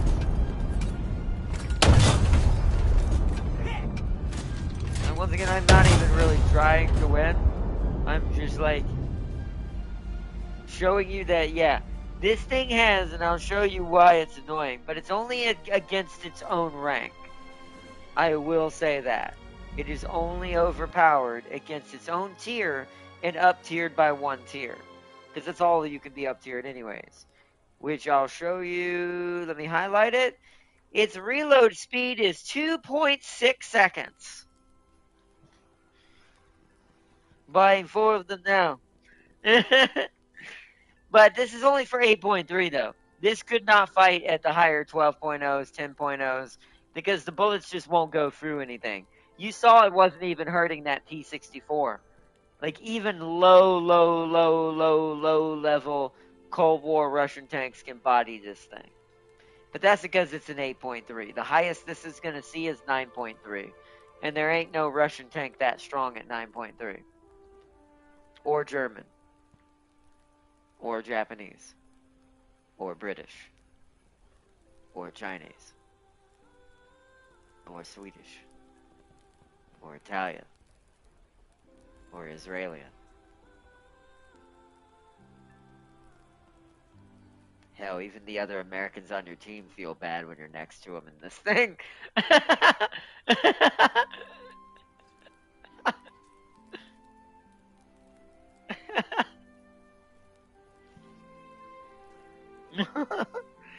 At least at its own weight class anyways. Once again, if you were to up-tier that to the tier I'm fighting at, it wouldn't do a darn thing.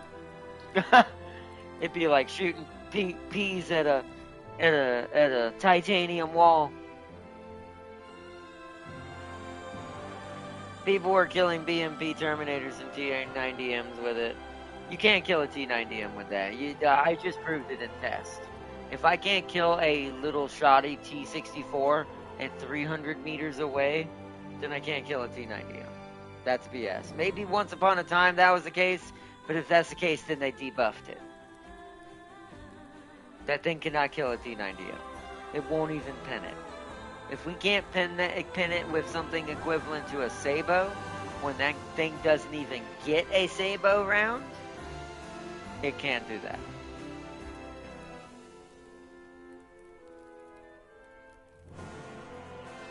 That Hesh is not good enough for that. And since Hesh doesn't work on ERA, that also proves that even more further that that's impossible. Maybe the Terminator, but that's also so thin that that doesn't matter. Any light tank could be killed by it, but anything can kill a light tank, even other light tanks. No matter how big or small their weapons are. So Terminator I can understand. But it's definitely not killing none of the Russian main MBTs. They're all just gonna look at it laughing and then kill it with one bullet. Because those weren't even shooting back at us. And I fired both heat and those lesser Russian tanks and other British tanks right there. And it did nothing. BMPT Terminator uses a T90M body.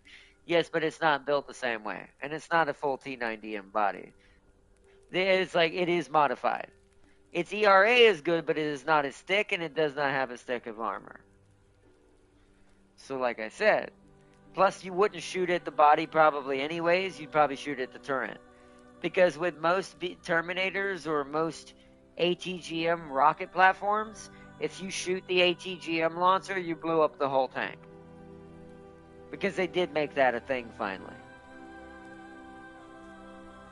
Because I had yelled about that for a long time when Modern first started, when I had saw that when I first was using my Leopards, and I shot a ATGM carrier in its rocket pod, and it destroyed it, but nothing happened to the tank. And I was like, yeah, that's BS. And it's like, so I'm glad they changed that. So really what I would just do would just shoot one of the pods on the Terminator anyways. But that being said, you can still have a better chance at bodying a Terminator than you will the normal T90M. Because the spread of the ERA is slightly different. The turret is better. The turret is also stronger, meaning you're not going to get through that thing in your life. And it's going to instantly pop you. The Terminator will kill you if it sees you first, because obviously you're an 8.3 versus a Terminator. And all it's going to have to do is shoot you with its machine guns, probably. I don't actually know how thick the T-58's armor is. I'm pretty sure it would just be eaten alive when it comes to the machine gun on the Terminator. But the only way, literally the only way I would equate, and this doesn't count because you'd have to be the dumbest fucking player alive, is the only way I'd equate a Terminator losing to the T-58 or a T-90M even further, is if this thing rolled up on your side and you never noticed it. Because I will say from the side, the heat might get through. From a flat panel position on the side, most tanks can be killed by almost anything. Depends on how good the ERA and the paneling is designed.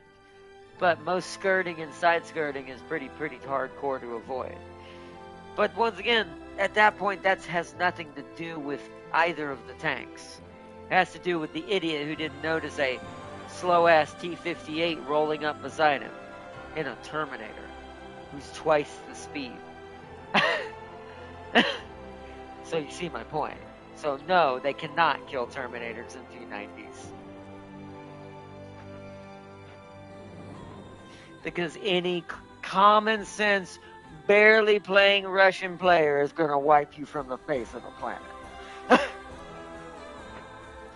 It's like, so no.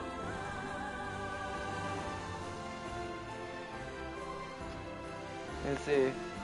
Agree to disagree. I have my own experiences. Also, M1A1HC, Black Knight, and Merkaba is the bane of Terminator existence.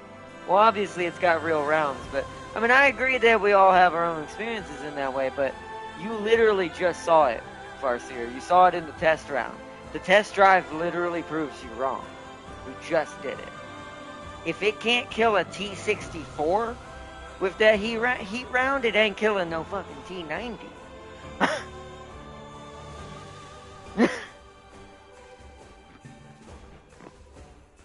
So sorry to say, that is not a fact.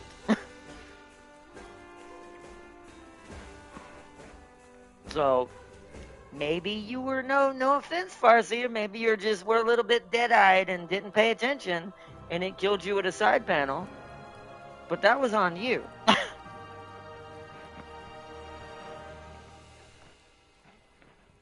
The tank itself is not good for that rank.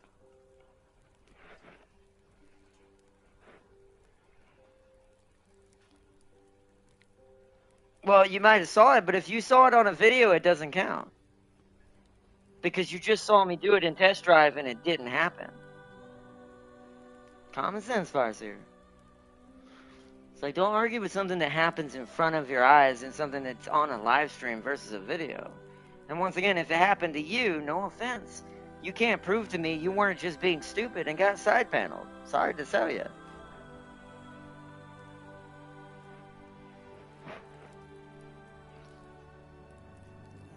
And it's like, and if it's Darius, it's the same principle. That's just you telling me that happened. So my assumption is Darius was a damn fool right there. And see, how about we test one more tank? I vote for an Israel tank. We can do that. Which one do we want to test? I don't know how many. I know they have a Merkava. I guess the Ram Segal. It is the highest of the Merkavas in this range. It's 11.3.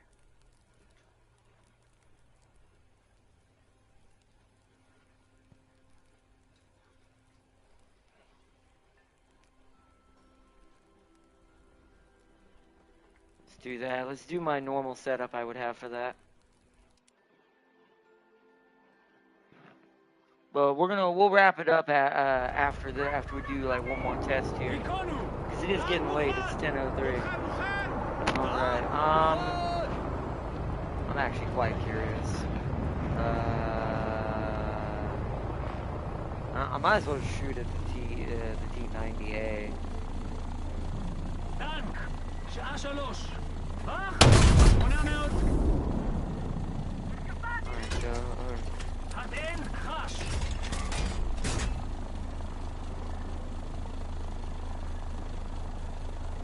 חודר שריון דאור.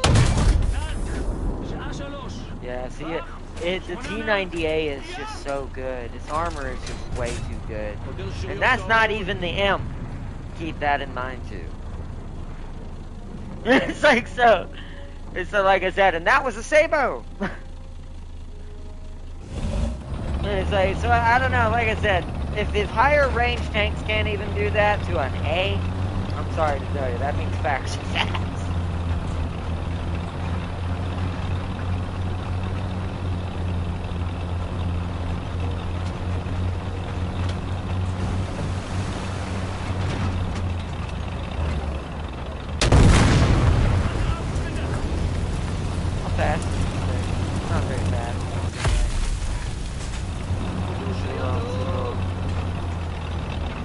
How would it be Darius? He doesn't play Russia. I mean, I'm just making assumptions, but then that tells me you saw it in a video. So no offense, that means nothing. Because this is why I live stream and don't do videos. Because you can't lie in a live stream and set up a situation to make something look like it's not. Remember, that was a big thing in Smite. Never believe a video. And even in certain live streams, some people will go into private lobbies and have certain things set up for it. So when you see me do it in a test drive, in the default game, not in a lobby, testing this out on a vehicle and it don't work, that's actual truth. Because that's the game telling you itself, not a video.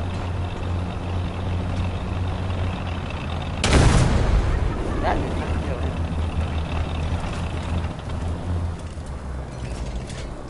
it. Back in the Carvel just looks cool. And see, what's the weirdest looking vehicle in the game? The weirdest looking? Let's see.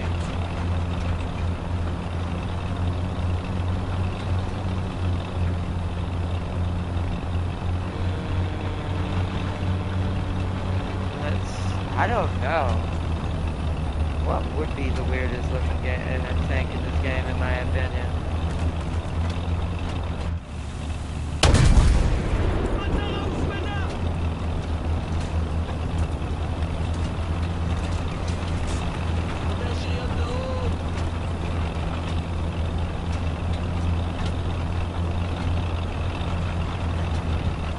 I'm actually not sure. I'm really not sure.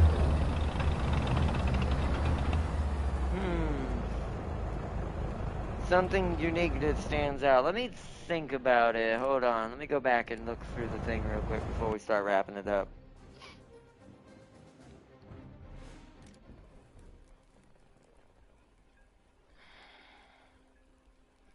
Who do I think has it? I mean, Russia has some weird ones, but I mean, even then, the object's the weirdest looking one, right? I mean, the T-35 is pretty strange looking for how big this tank is, for how old it is. I mean, look how many guns are in this thing. I mean, this one kind of falls into that if you're looking for a World War I, World War II example. This thing's just a moving gun platform. So this thing's pretty odd looking. Very overcompensated, too.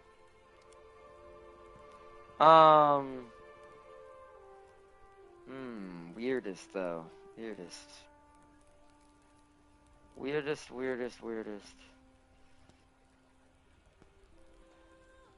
The object's pretty big, but it's not weird. It's just got a big cannon.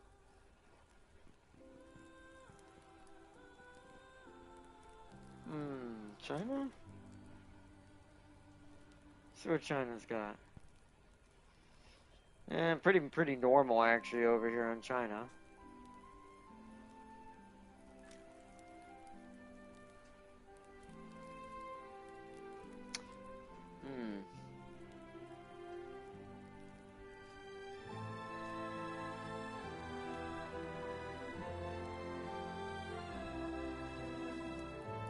I mean, it might be the Russian AA. The claw unit for the Russians, the Buke. I mean, the Buke's an AI, is a partially AI driven, but hold on, where is it? I feel like the Buke is just the weirdest looking thing in here, other than that multi-platform thing. You want me to test that little gun cannon? Wait, Sweden has the weirdest tanks. Oh, Sweden? Let's check Sweden then. I mean, yeah, they do have some weird tanks, even in the old days. Yeah, that's right. They're the ones with the lawnmower-looking tanks. What's the weirdest World War II one? I mean, this thing's pretty awkward looking. This thing right here. I'll have to test drive it to show you what I mean. And then we'll just go out of it. It's like a little destroyer. It's basically a toaster box with a cannon. This is the Swedish toaster box for World War II cannon fighting. At least it put the World War II tanks in here. Oh, you can't even. You have to naturally aim up. This thing can't even change its scope. That makes me laugh. That's how old this tank is. You couldn't even adjust the sights back then. It's terrible. I don't know which one 2 is. Maybe that's 2. Yeah. But yeah, you're basically lobbing bombs, like mortars at people with this thing. T34, klockan 12. Avstånd 400.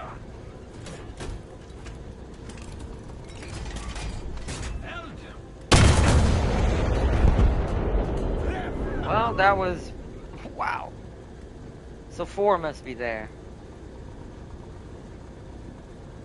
A lobby full of them would be hilarious. It really would.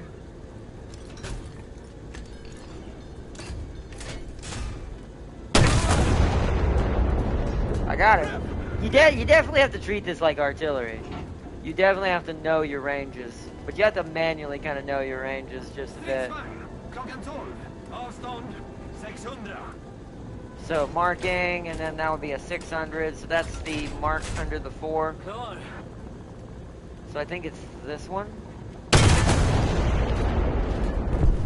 Boom! That's why range finding in this game is important.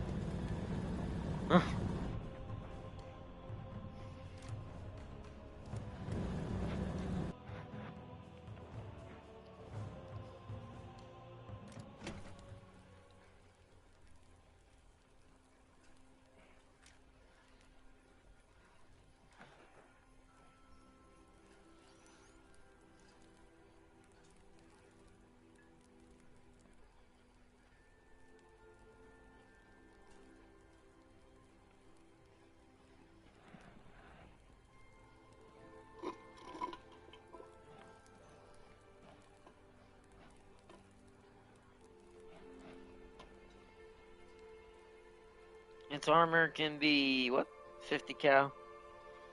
Well, that's because, once again, they're little tiny tanks. But those are meant to be fighting other lawnmowers. At World War One level, everyone's basically in a lawnmower with a gun on it. That's essentially what tanks were in the beginning. Until they became like the Mark 1 or the Mark 5 or whatever.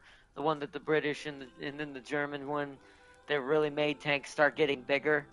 But in the beginning, they were literally just lawnmowers with guns. Might as well call them that. With cannons and guns on them. They were basically the size of small sedans, if that.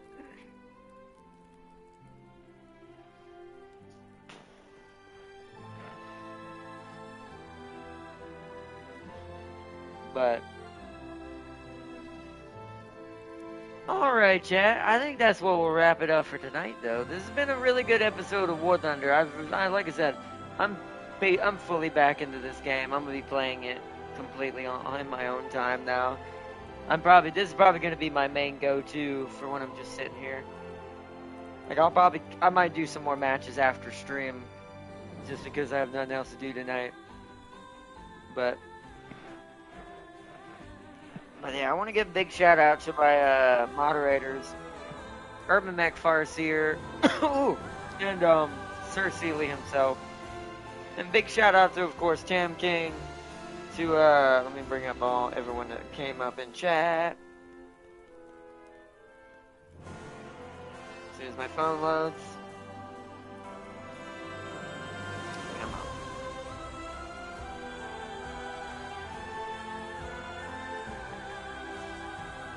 There we go. Alright. A big shout out to Crispy and Giga Rat for joining in tonight as well. For the War Thunder stream. This has been a pretty good one. Like I said, I've enjoyed getting back into War Thunder pretty hard lately, so.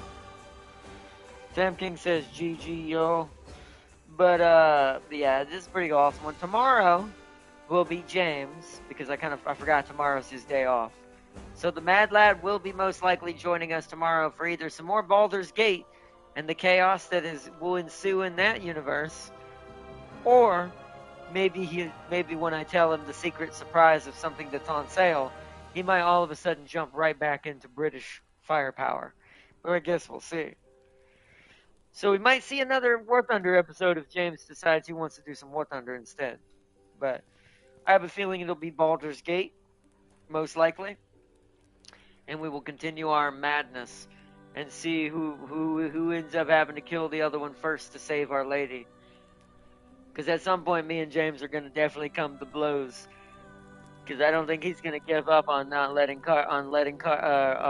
to save Karlak and costing me Lae'zel's life. So I'm going to have to kill him.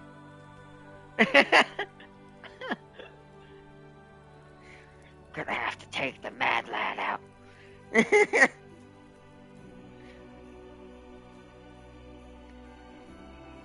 But anyways,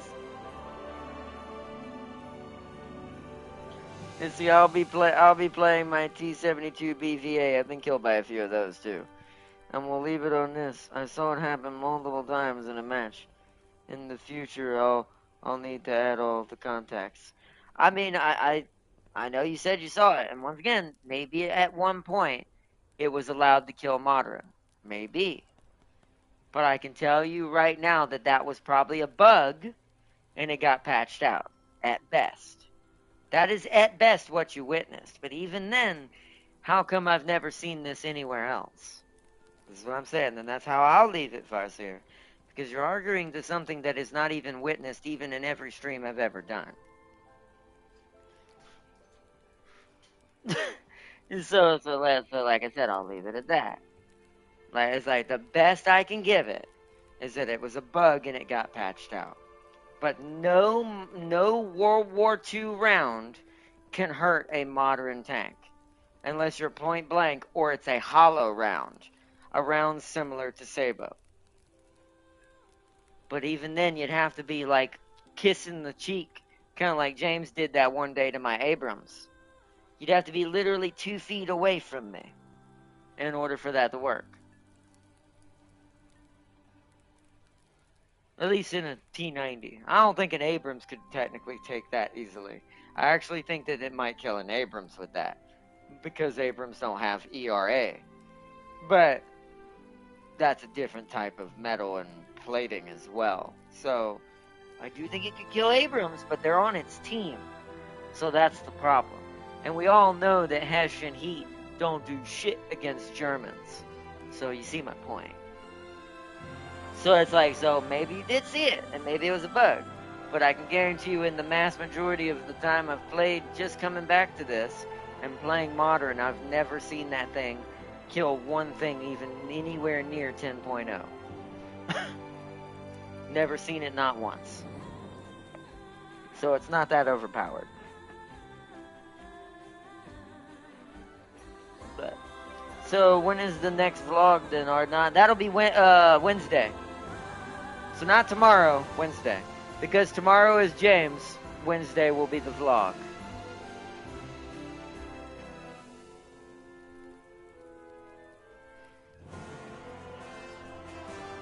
But that will be Wednesday, because tomorrow is the vlog. Also, Tam King, if you want to join up in the chat, feel free if you want to, and once the stream's over, if you want to chill and chat.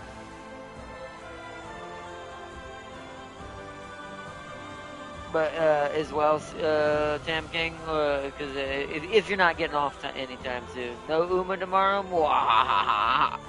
No, not tomorrow. Tomorrow, since Mad Lad is here tomorrow, no Uma. Unless he wants to do Uma, but that would be up to James. I'm gonna hit the hay. You heading out? Alright then, that's fine. Then I will talk to you tomorrow as Tam King when I get on here. Because I'll be on here doing some War Thunder and stuff. Biding my time, playing some different things.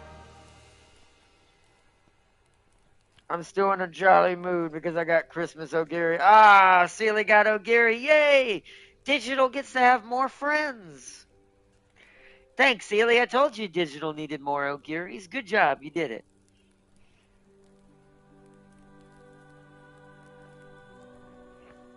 So don't worry. I'll send Digital over immediately with Christmas presents. But anyways. But peace and love, Sealy. I hope you all enjoyed watching the stream tonight, chilling and chatting and talking about some War Thunder.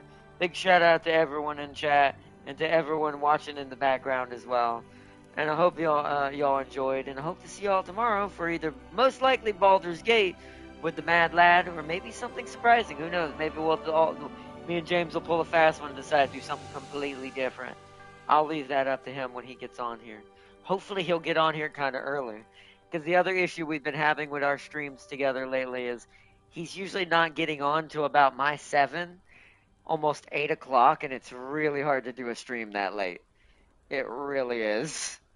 So I'm really hoping he'll be on a lot earlier tomorrow. But we'll have to see. The 2S38 has more pin than the BMP Terminator. That's definitely true, but it's got a better cannon. It just doesn't have rockets, though, right? I'm pretty sure it doesn't have rockets, though, sadly. I guess you don't need them if your cannon's better. It's give and take, so that makes sense.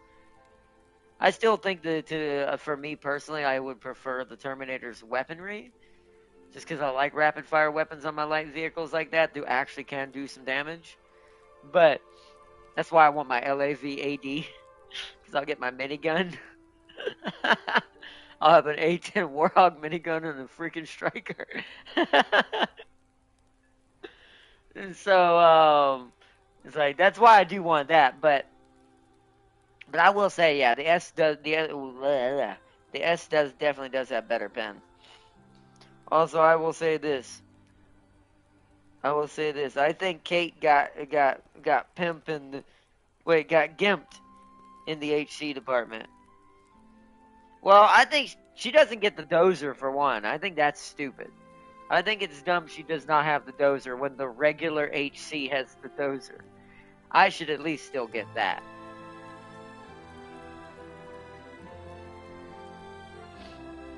HC can jam rockets from hitting it.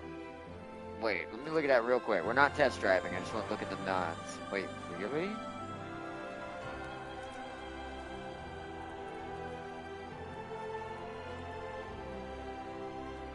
well, how do you do that? Is it just, does it automatically do that?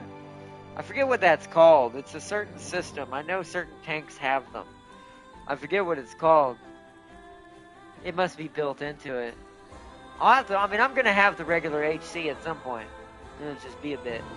I say a bit. I'm actually making, look how far the scroll is. It's not even that good far anymore. Like, I'm actually pretty close to actually starting to get down that line.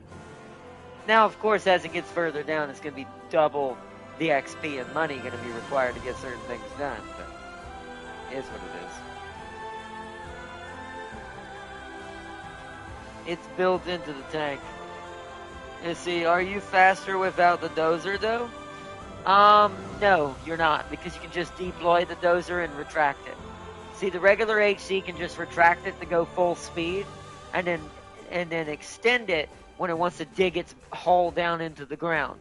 Because what you're supposed to do with it is, remember how we talked about trying to lower your body? It's the only equivalent to kind of doing that. What you're supposed to do with the dozer is dig a hole down a little bit, so you can basically dig in just enough where the bottom part of the Abrams, like this part, is underground. Like it's sitting right underneath that little mound you just created, and the mound is in front of it. Meaning they can only see up here. Like they can only see from here and up when you do that. That's what the theory of what it's supposed to do. It's basically to create your own bunker. Your own like little standoff position to be able to shoot and guard. Now, weight, no, it doesn't affect the weight at all. This game doesn't compensate for that.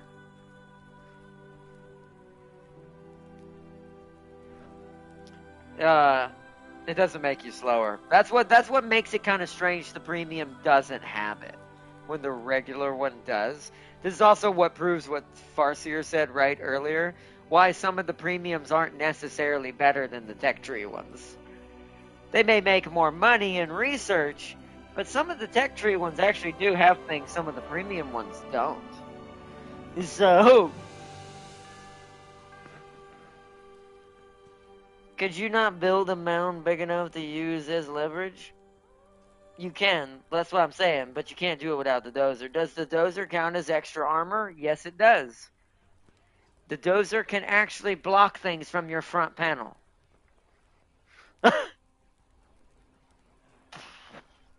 Or at least your front lower panel. So, yes, actually, yes, it does. It is so annoying when you hit one of those. This is why I don't underpanel all the time. Even though there's not really a lot of tanks at the high tier, they have actual dozers they can deploy. But Merkaba 4 and Black Knight has APS. Your missile will do jack crud. So that's what it is. APS, that's what it's called. But then again, at that point, I would just roll around them and sneak around and blow them away from the side. Just rip and tear them using the, what's it called?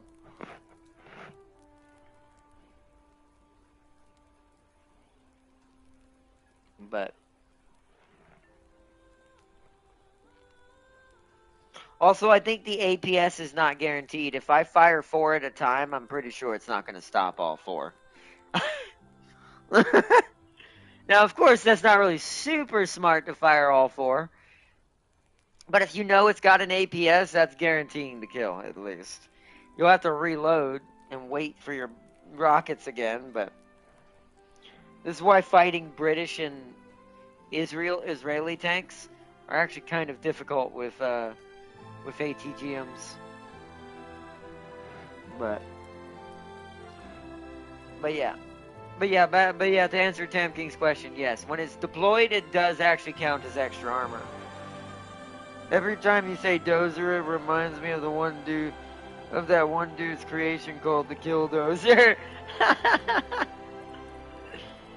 Oh man, Kill Dozer. If it has jammer, you wasted ammo. That's true, but I don't think it can jam all 4, though. I don't think. This is something I'd have to test.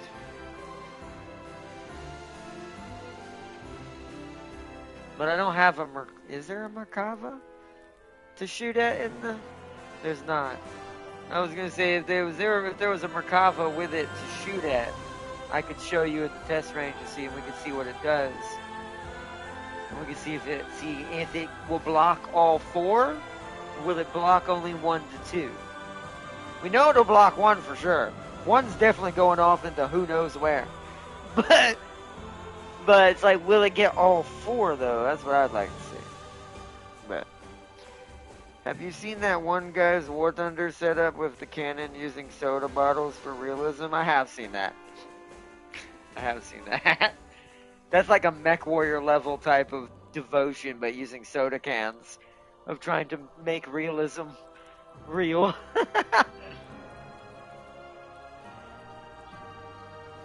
But either way, all right, chat. We're gonna end it here for tonight, and we're gonna go from there. Isn't that Farseer setup silly? I don't think Farseer has that elaborate of a setup. I would laugh if this Farseer went that hard in the paint for the War Thunder.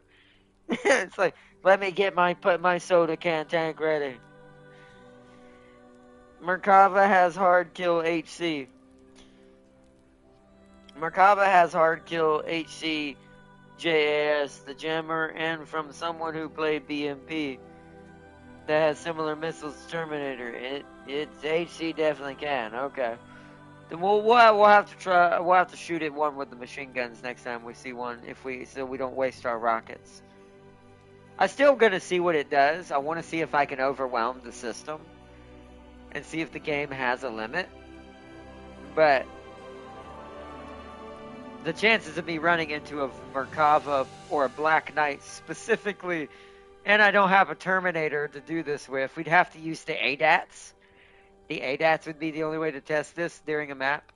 We'd have to get lucky that either Israel or both Israel and Britain are in the enemy team, and I have to get lucky to either find me a Black Knight or the Merkava. I forget which one you said. And see how, and test our limits. We may die, but it's for knowledge, and knowledge is power. T-90A has a jammer? Well, we can shoot it at it, right? Hold on. Wait a minute. One last little test then.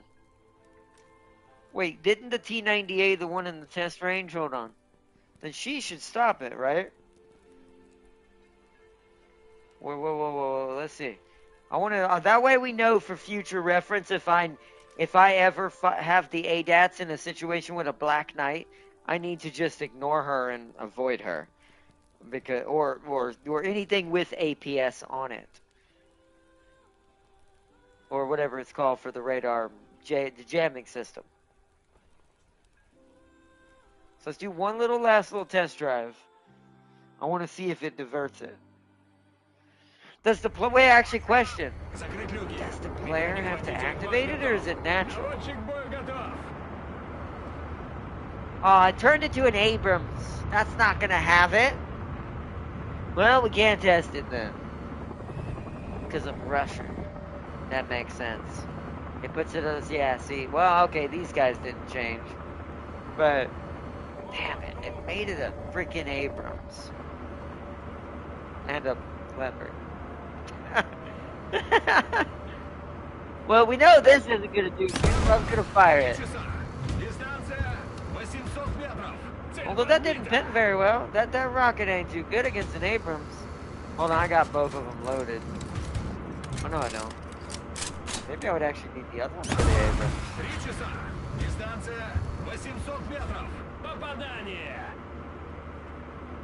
Okay, surprisingly, the Abrams can't be killed by this thing very easily at this distance. This is probably the A1, right? If it's a T-90A and the equivalent battle rating, it's probably an A1 I'm shooting at. Abrams, 3 часа.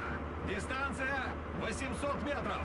I just wish I spoke Russian because I don't know what he's saying, what tank that is.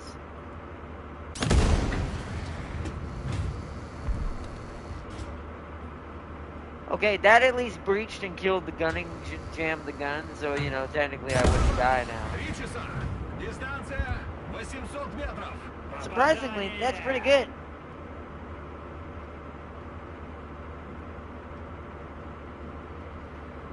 Let me go find an American one. Let me see if we can get an American ADATS of some sort, or some sort of NATO. Like British something. Something that's gonna put a Russian there.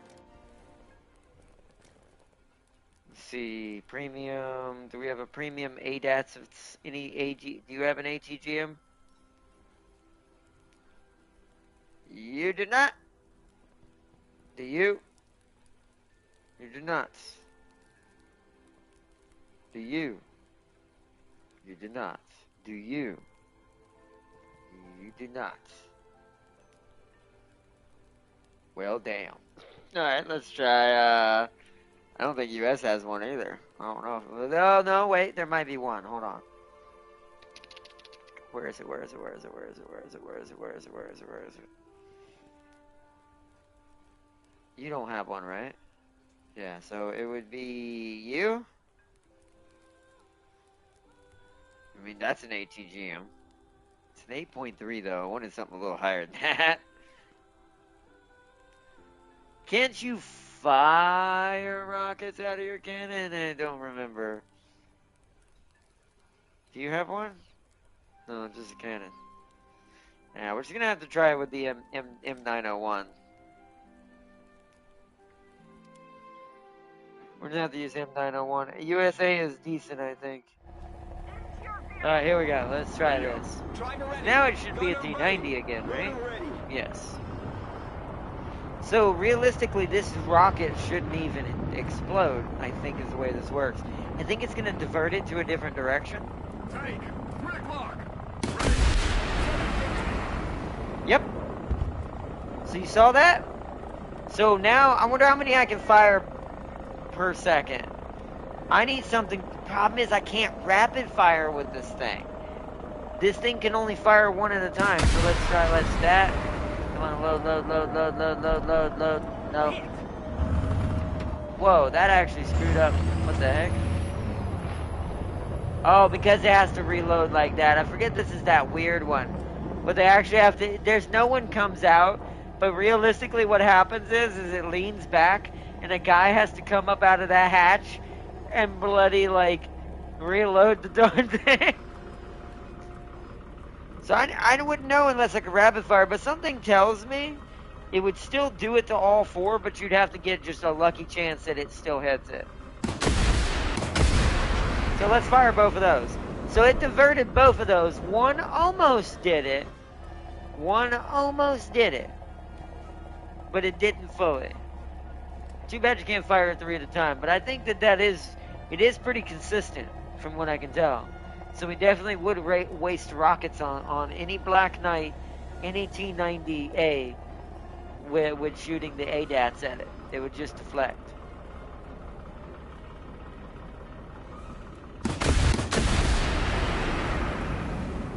Yeah. See, that one hit behind it, but it wasn't good enough to do any real damage.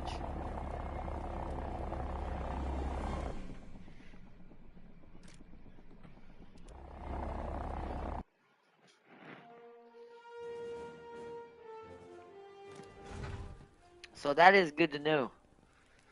So we will not waste ammo on that one. So we see any Black Knights or Merkava. Would you say which Merkava was it that has it? The B1, or is it all the Merkavas? Hopefully not all of them.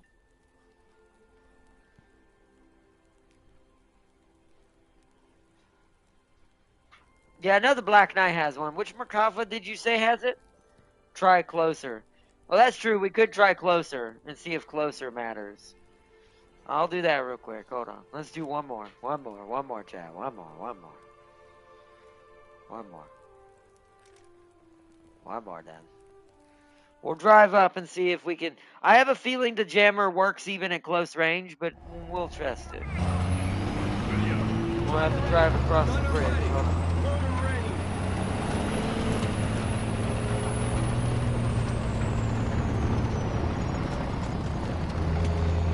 Oh wow, it can't fire when it's moving. It actually goes into a stowed position.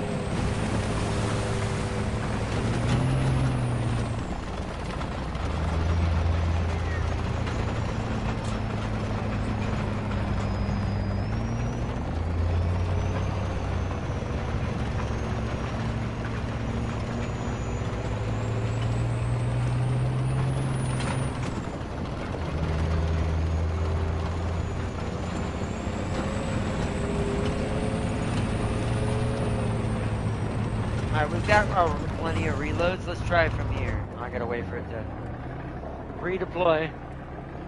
This thing is terrible.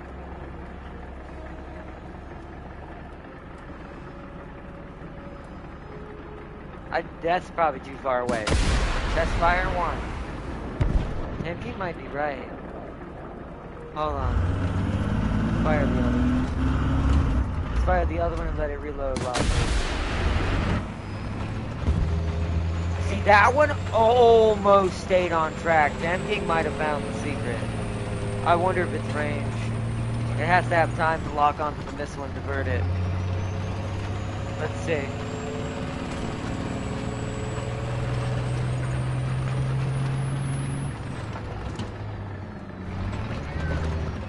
Drive from here.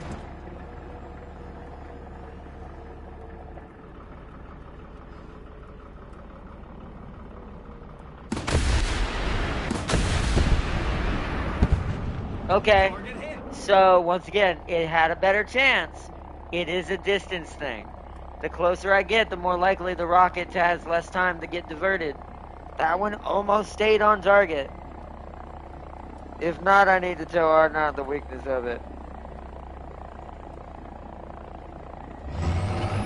It's probably from the rear or the side, maybe. I could agree, maybe as well. Maybe it's only pointing a certain direction.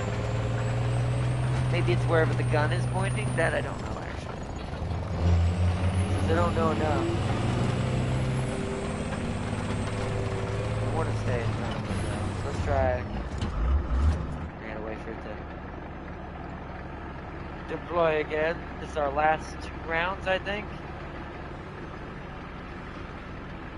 I'm gonna fire one. Okay. That had hardly any time to move. So I'm almost... So what is the weakness, Farseer? I definitely know distance is one of them. Because that had hardly... Now, it still diverted it enough it wasn't a kill shot. But I want to see... Can I see him from the side over here somewhere?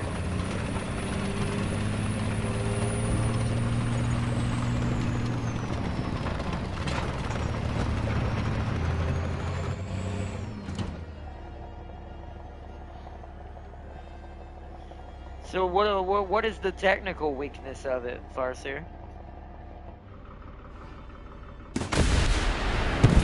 Yep, okay.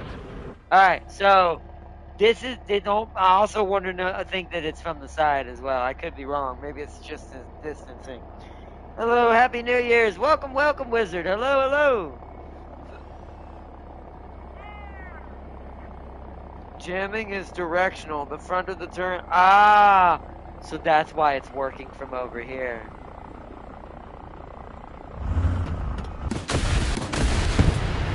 Target hit. Yeah, see, both of those hit, and then I breached and killed the gunner. Okay. Alright, we're gonna run up and kill him and start wrapping it up, but okay. So I thought so. Maybe it was directional based as well. So distance and direction matter. That is kind of like how it is in real life, to be fair, but...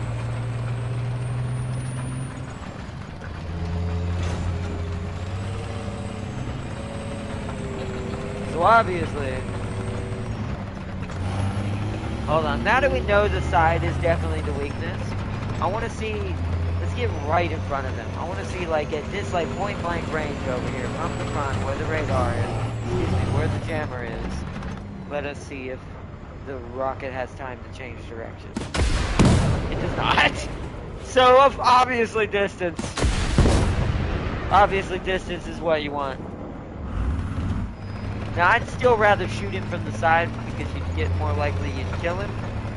But, so distance is also a thing.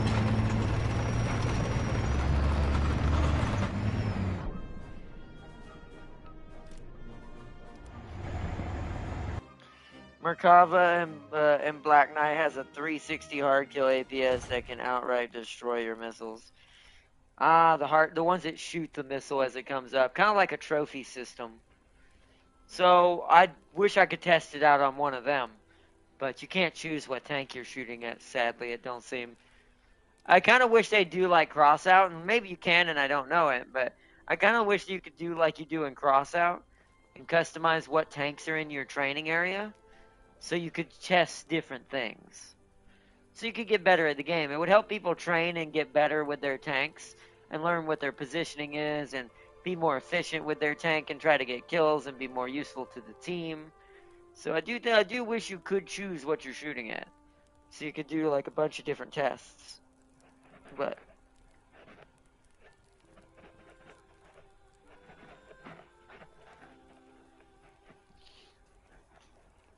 either way. Alright, well, it's getting late for everyone in chat. I want to say big shout out to Wizard who just joined. Welcome, welcome, Wizard.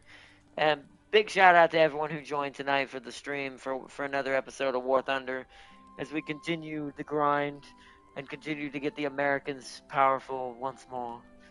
Which they're getting, like I said, they've gone up really fast. I technically could make this whole line almost 6.0 for World War II. And that's pretty good. Comparatively where I was, I have skyrocketed in rank. It's all thanks to Kate, the XM1 a little bit, and of course their mechanic of you at least get 2 little freebie tanks and modern to be able to kind of play with. So, want to know how much one side can block? How much?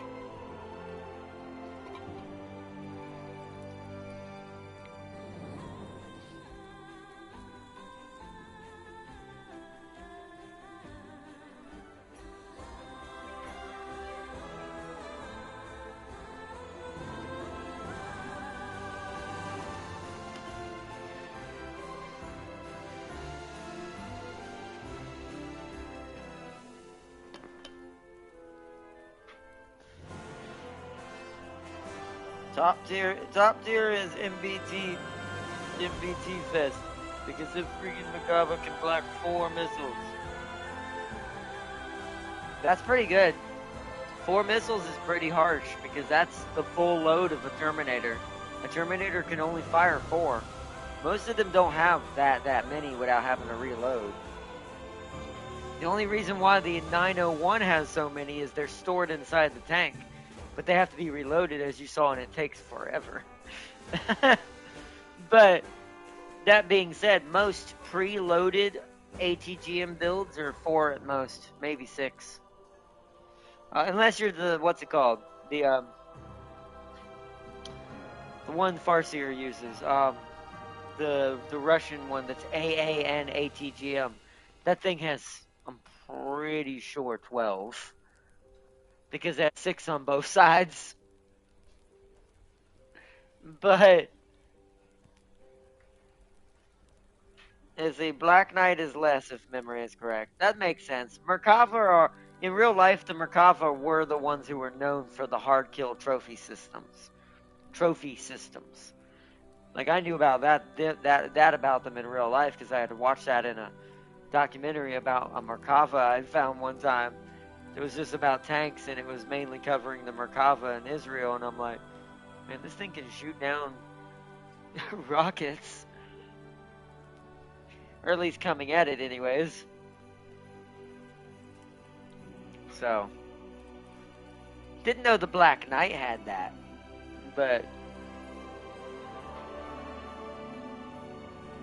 And I knew the T-90A had one too, because that one I had learned from Armored Warfare, because I had that in Armored Warfare as well, the T-90. Except it was shown actually in the modifications and the parts on it, and you had to unlock it, I think. But once you got your T-90 A, but it could do it in that game too. That's also know how I knew how the T-90 could do that, but I didn't know they had that in War Thunder.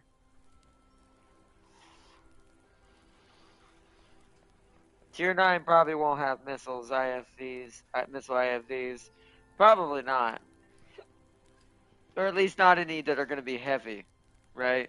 They're going to be like single-fire missile ITVs, like BMPs, things that are really small. Like, they're not going to have a heavy load.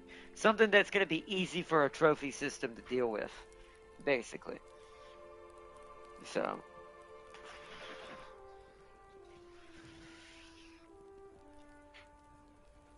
But either way, big shout out to everyone. I want to say thank you for everyone who joined in tonight with all the testing we did. We checked out a lot of the vehicles, Did some more missions today. Tomorrow is the madness with the Mad Lad. And then the day after that will be Uma/vlog. It'll be the Uma vlog on the day after that. So I hope everyone has enjoyed this War Thunder episode as much as I have. Thank y'all for chilling with me. It's been a crazy one this beginning of this year, so I'm actually kind of on purposely doing it this way also to kind of keep myself chill and get some rest and kind of, I guess, what, cool off my brain and all the chaos and everything that's going through right now in IRL. So, definitely glad to be back on War Thunder. This game has been helping me out last few days quite hard. So, big shout out. Thank you for Farseer for accidentally suggesting this and me going, I realized that maybe that is a good idea. And also, big shout out to Tam King as well for joining in tonight and everyone in the background. Big shout out to Wizard, show his channel some love. The M1A2C has 8 APS. Leopard 288, which is not in here yet, has APS. New T90M has APS. Pretty much every tank has APS. Well, and today, yeah, you have to in today's time. But none of those are in here, except maybe the T9. Is that the T90M that's in here? Does that one have the jammer? I know the 288 is not in here. The Leopard 288 is sadly not a thing yet. But at least not a thing in this game. But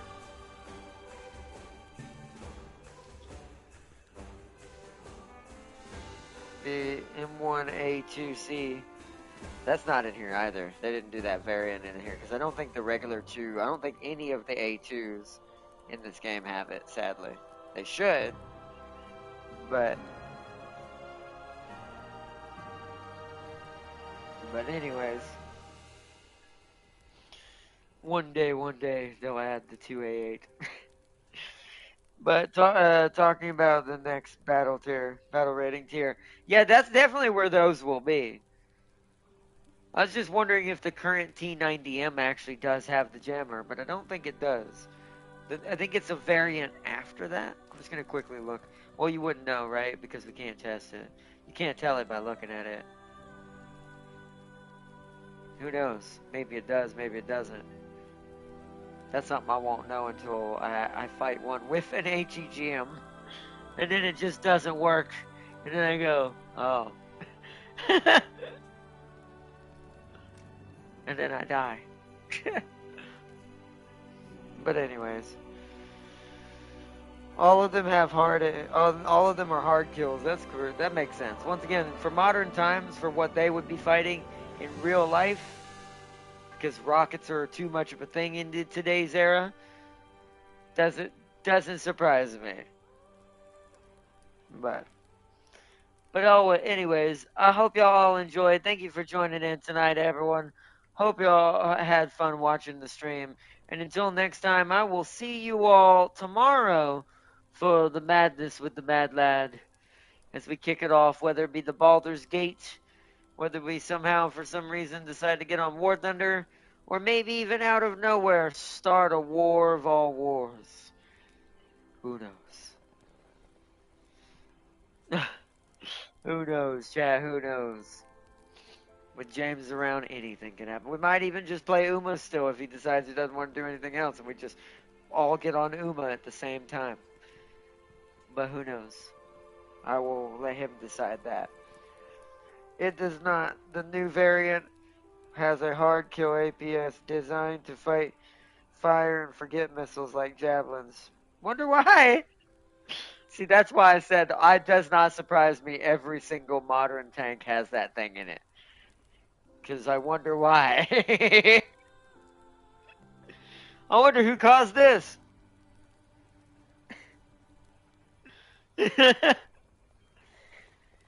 Anyways. Peace and love, everyone. I hope you all enjoyed watching the stream and enjoyed watching some War Thunder. By the time, I think like in the next 3 episodes when we do more of this, I guarantee you I'm going to start to get back to what I used to be like. I'm going to start like almost instinctually feeling the tanks again because I'm starting to get there again. I'm starting to hear it, I'm starting to feel it. I'm starting to be like, that don't seem right. I feel like there's something right there. And then it turns out it's right 2 seconds later. I've learned the hard way several times because I had my instinct warn me, and I'd be like, I feel like there's something right there, and if I start pulling up, it's going to come around the corner and kill me. And sure enough. So trust your instincts in games like this if you play them enough. Your body will learn in its own right, almost like a sixth sense, how to kind of feel out what's going on around you. And then on top of that, learn to listen to the sounds around you, the explosions, the gunfire, and the engine sounds.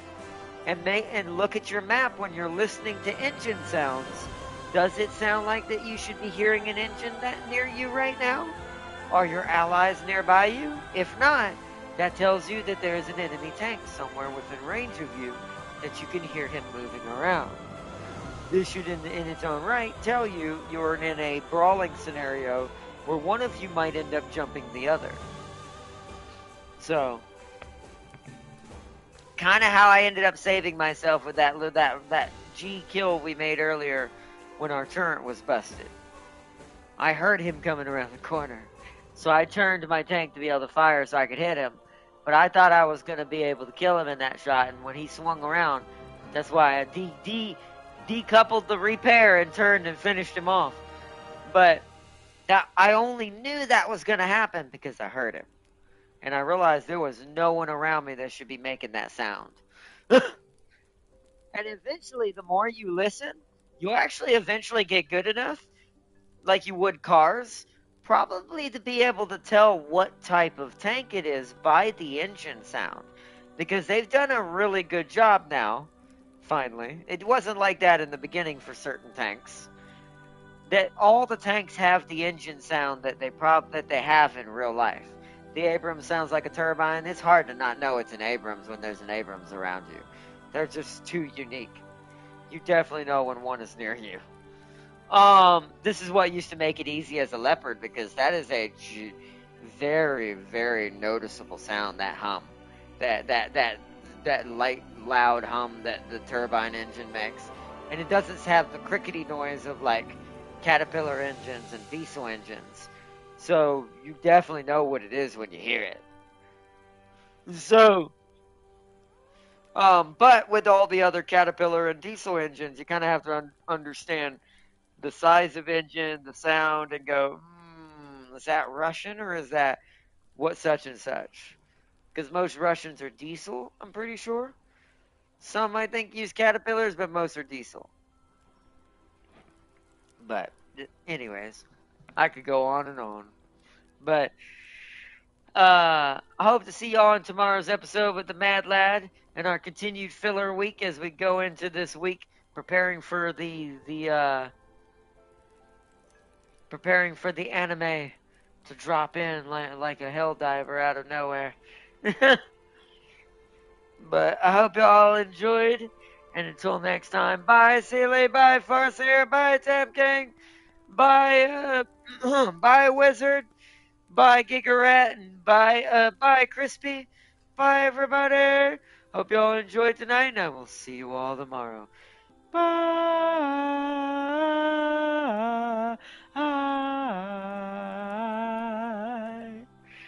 Until next time. Bye.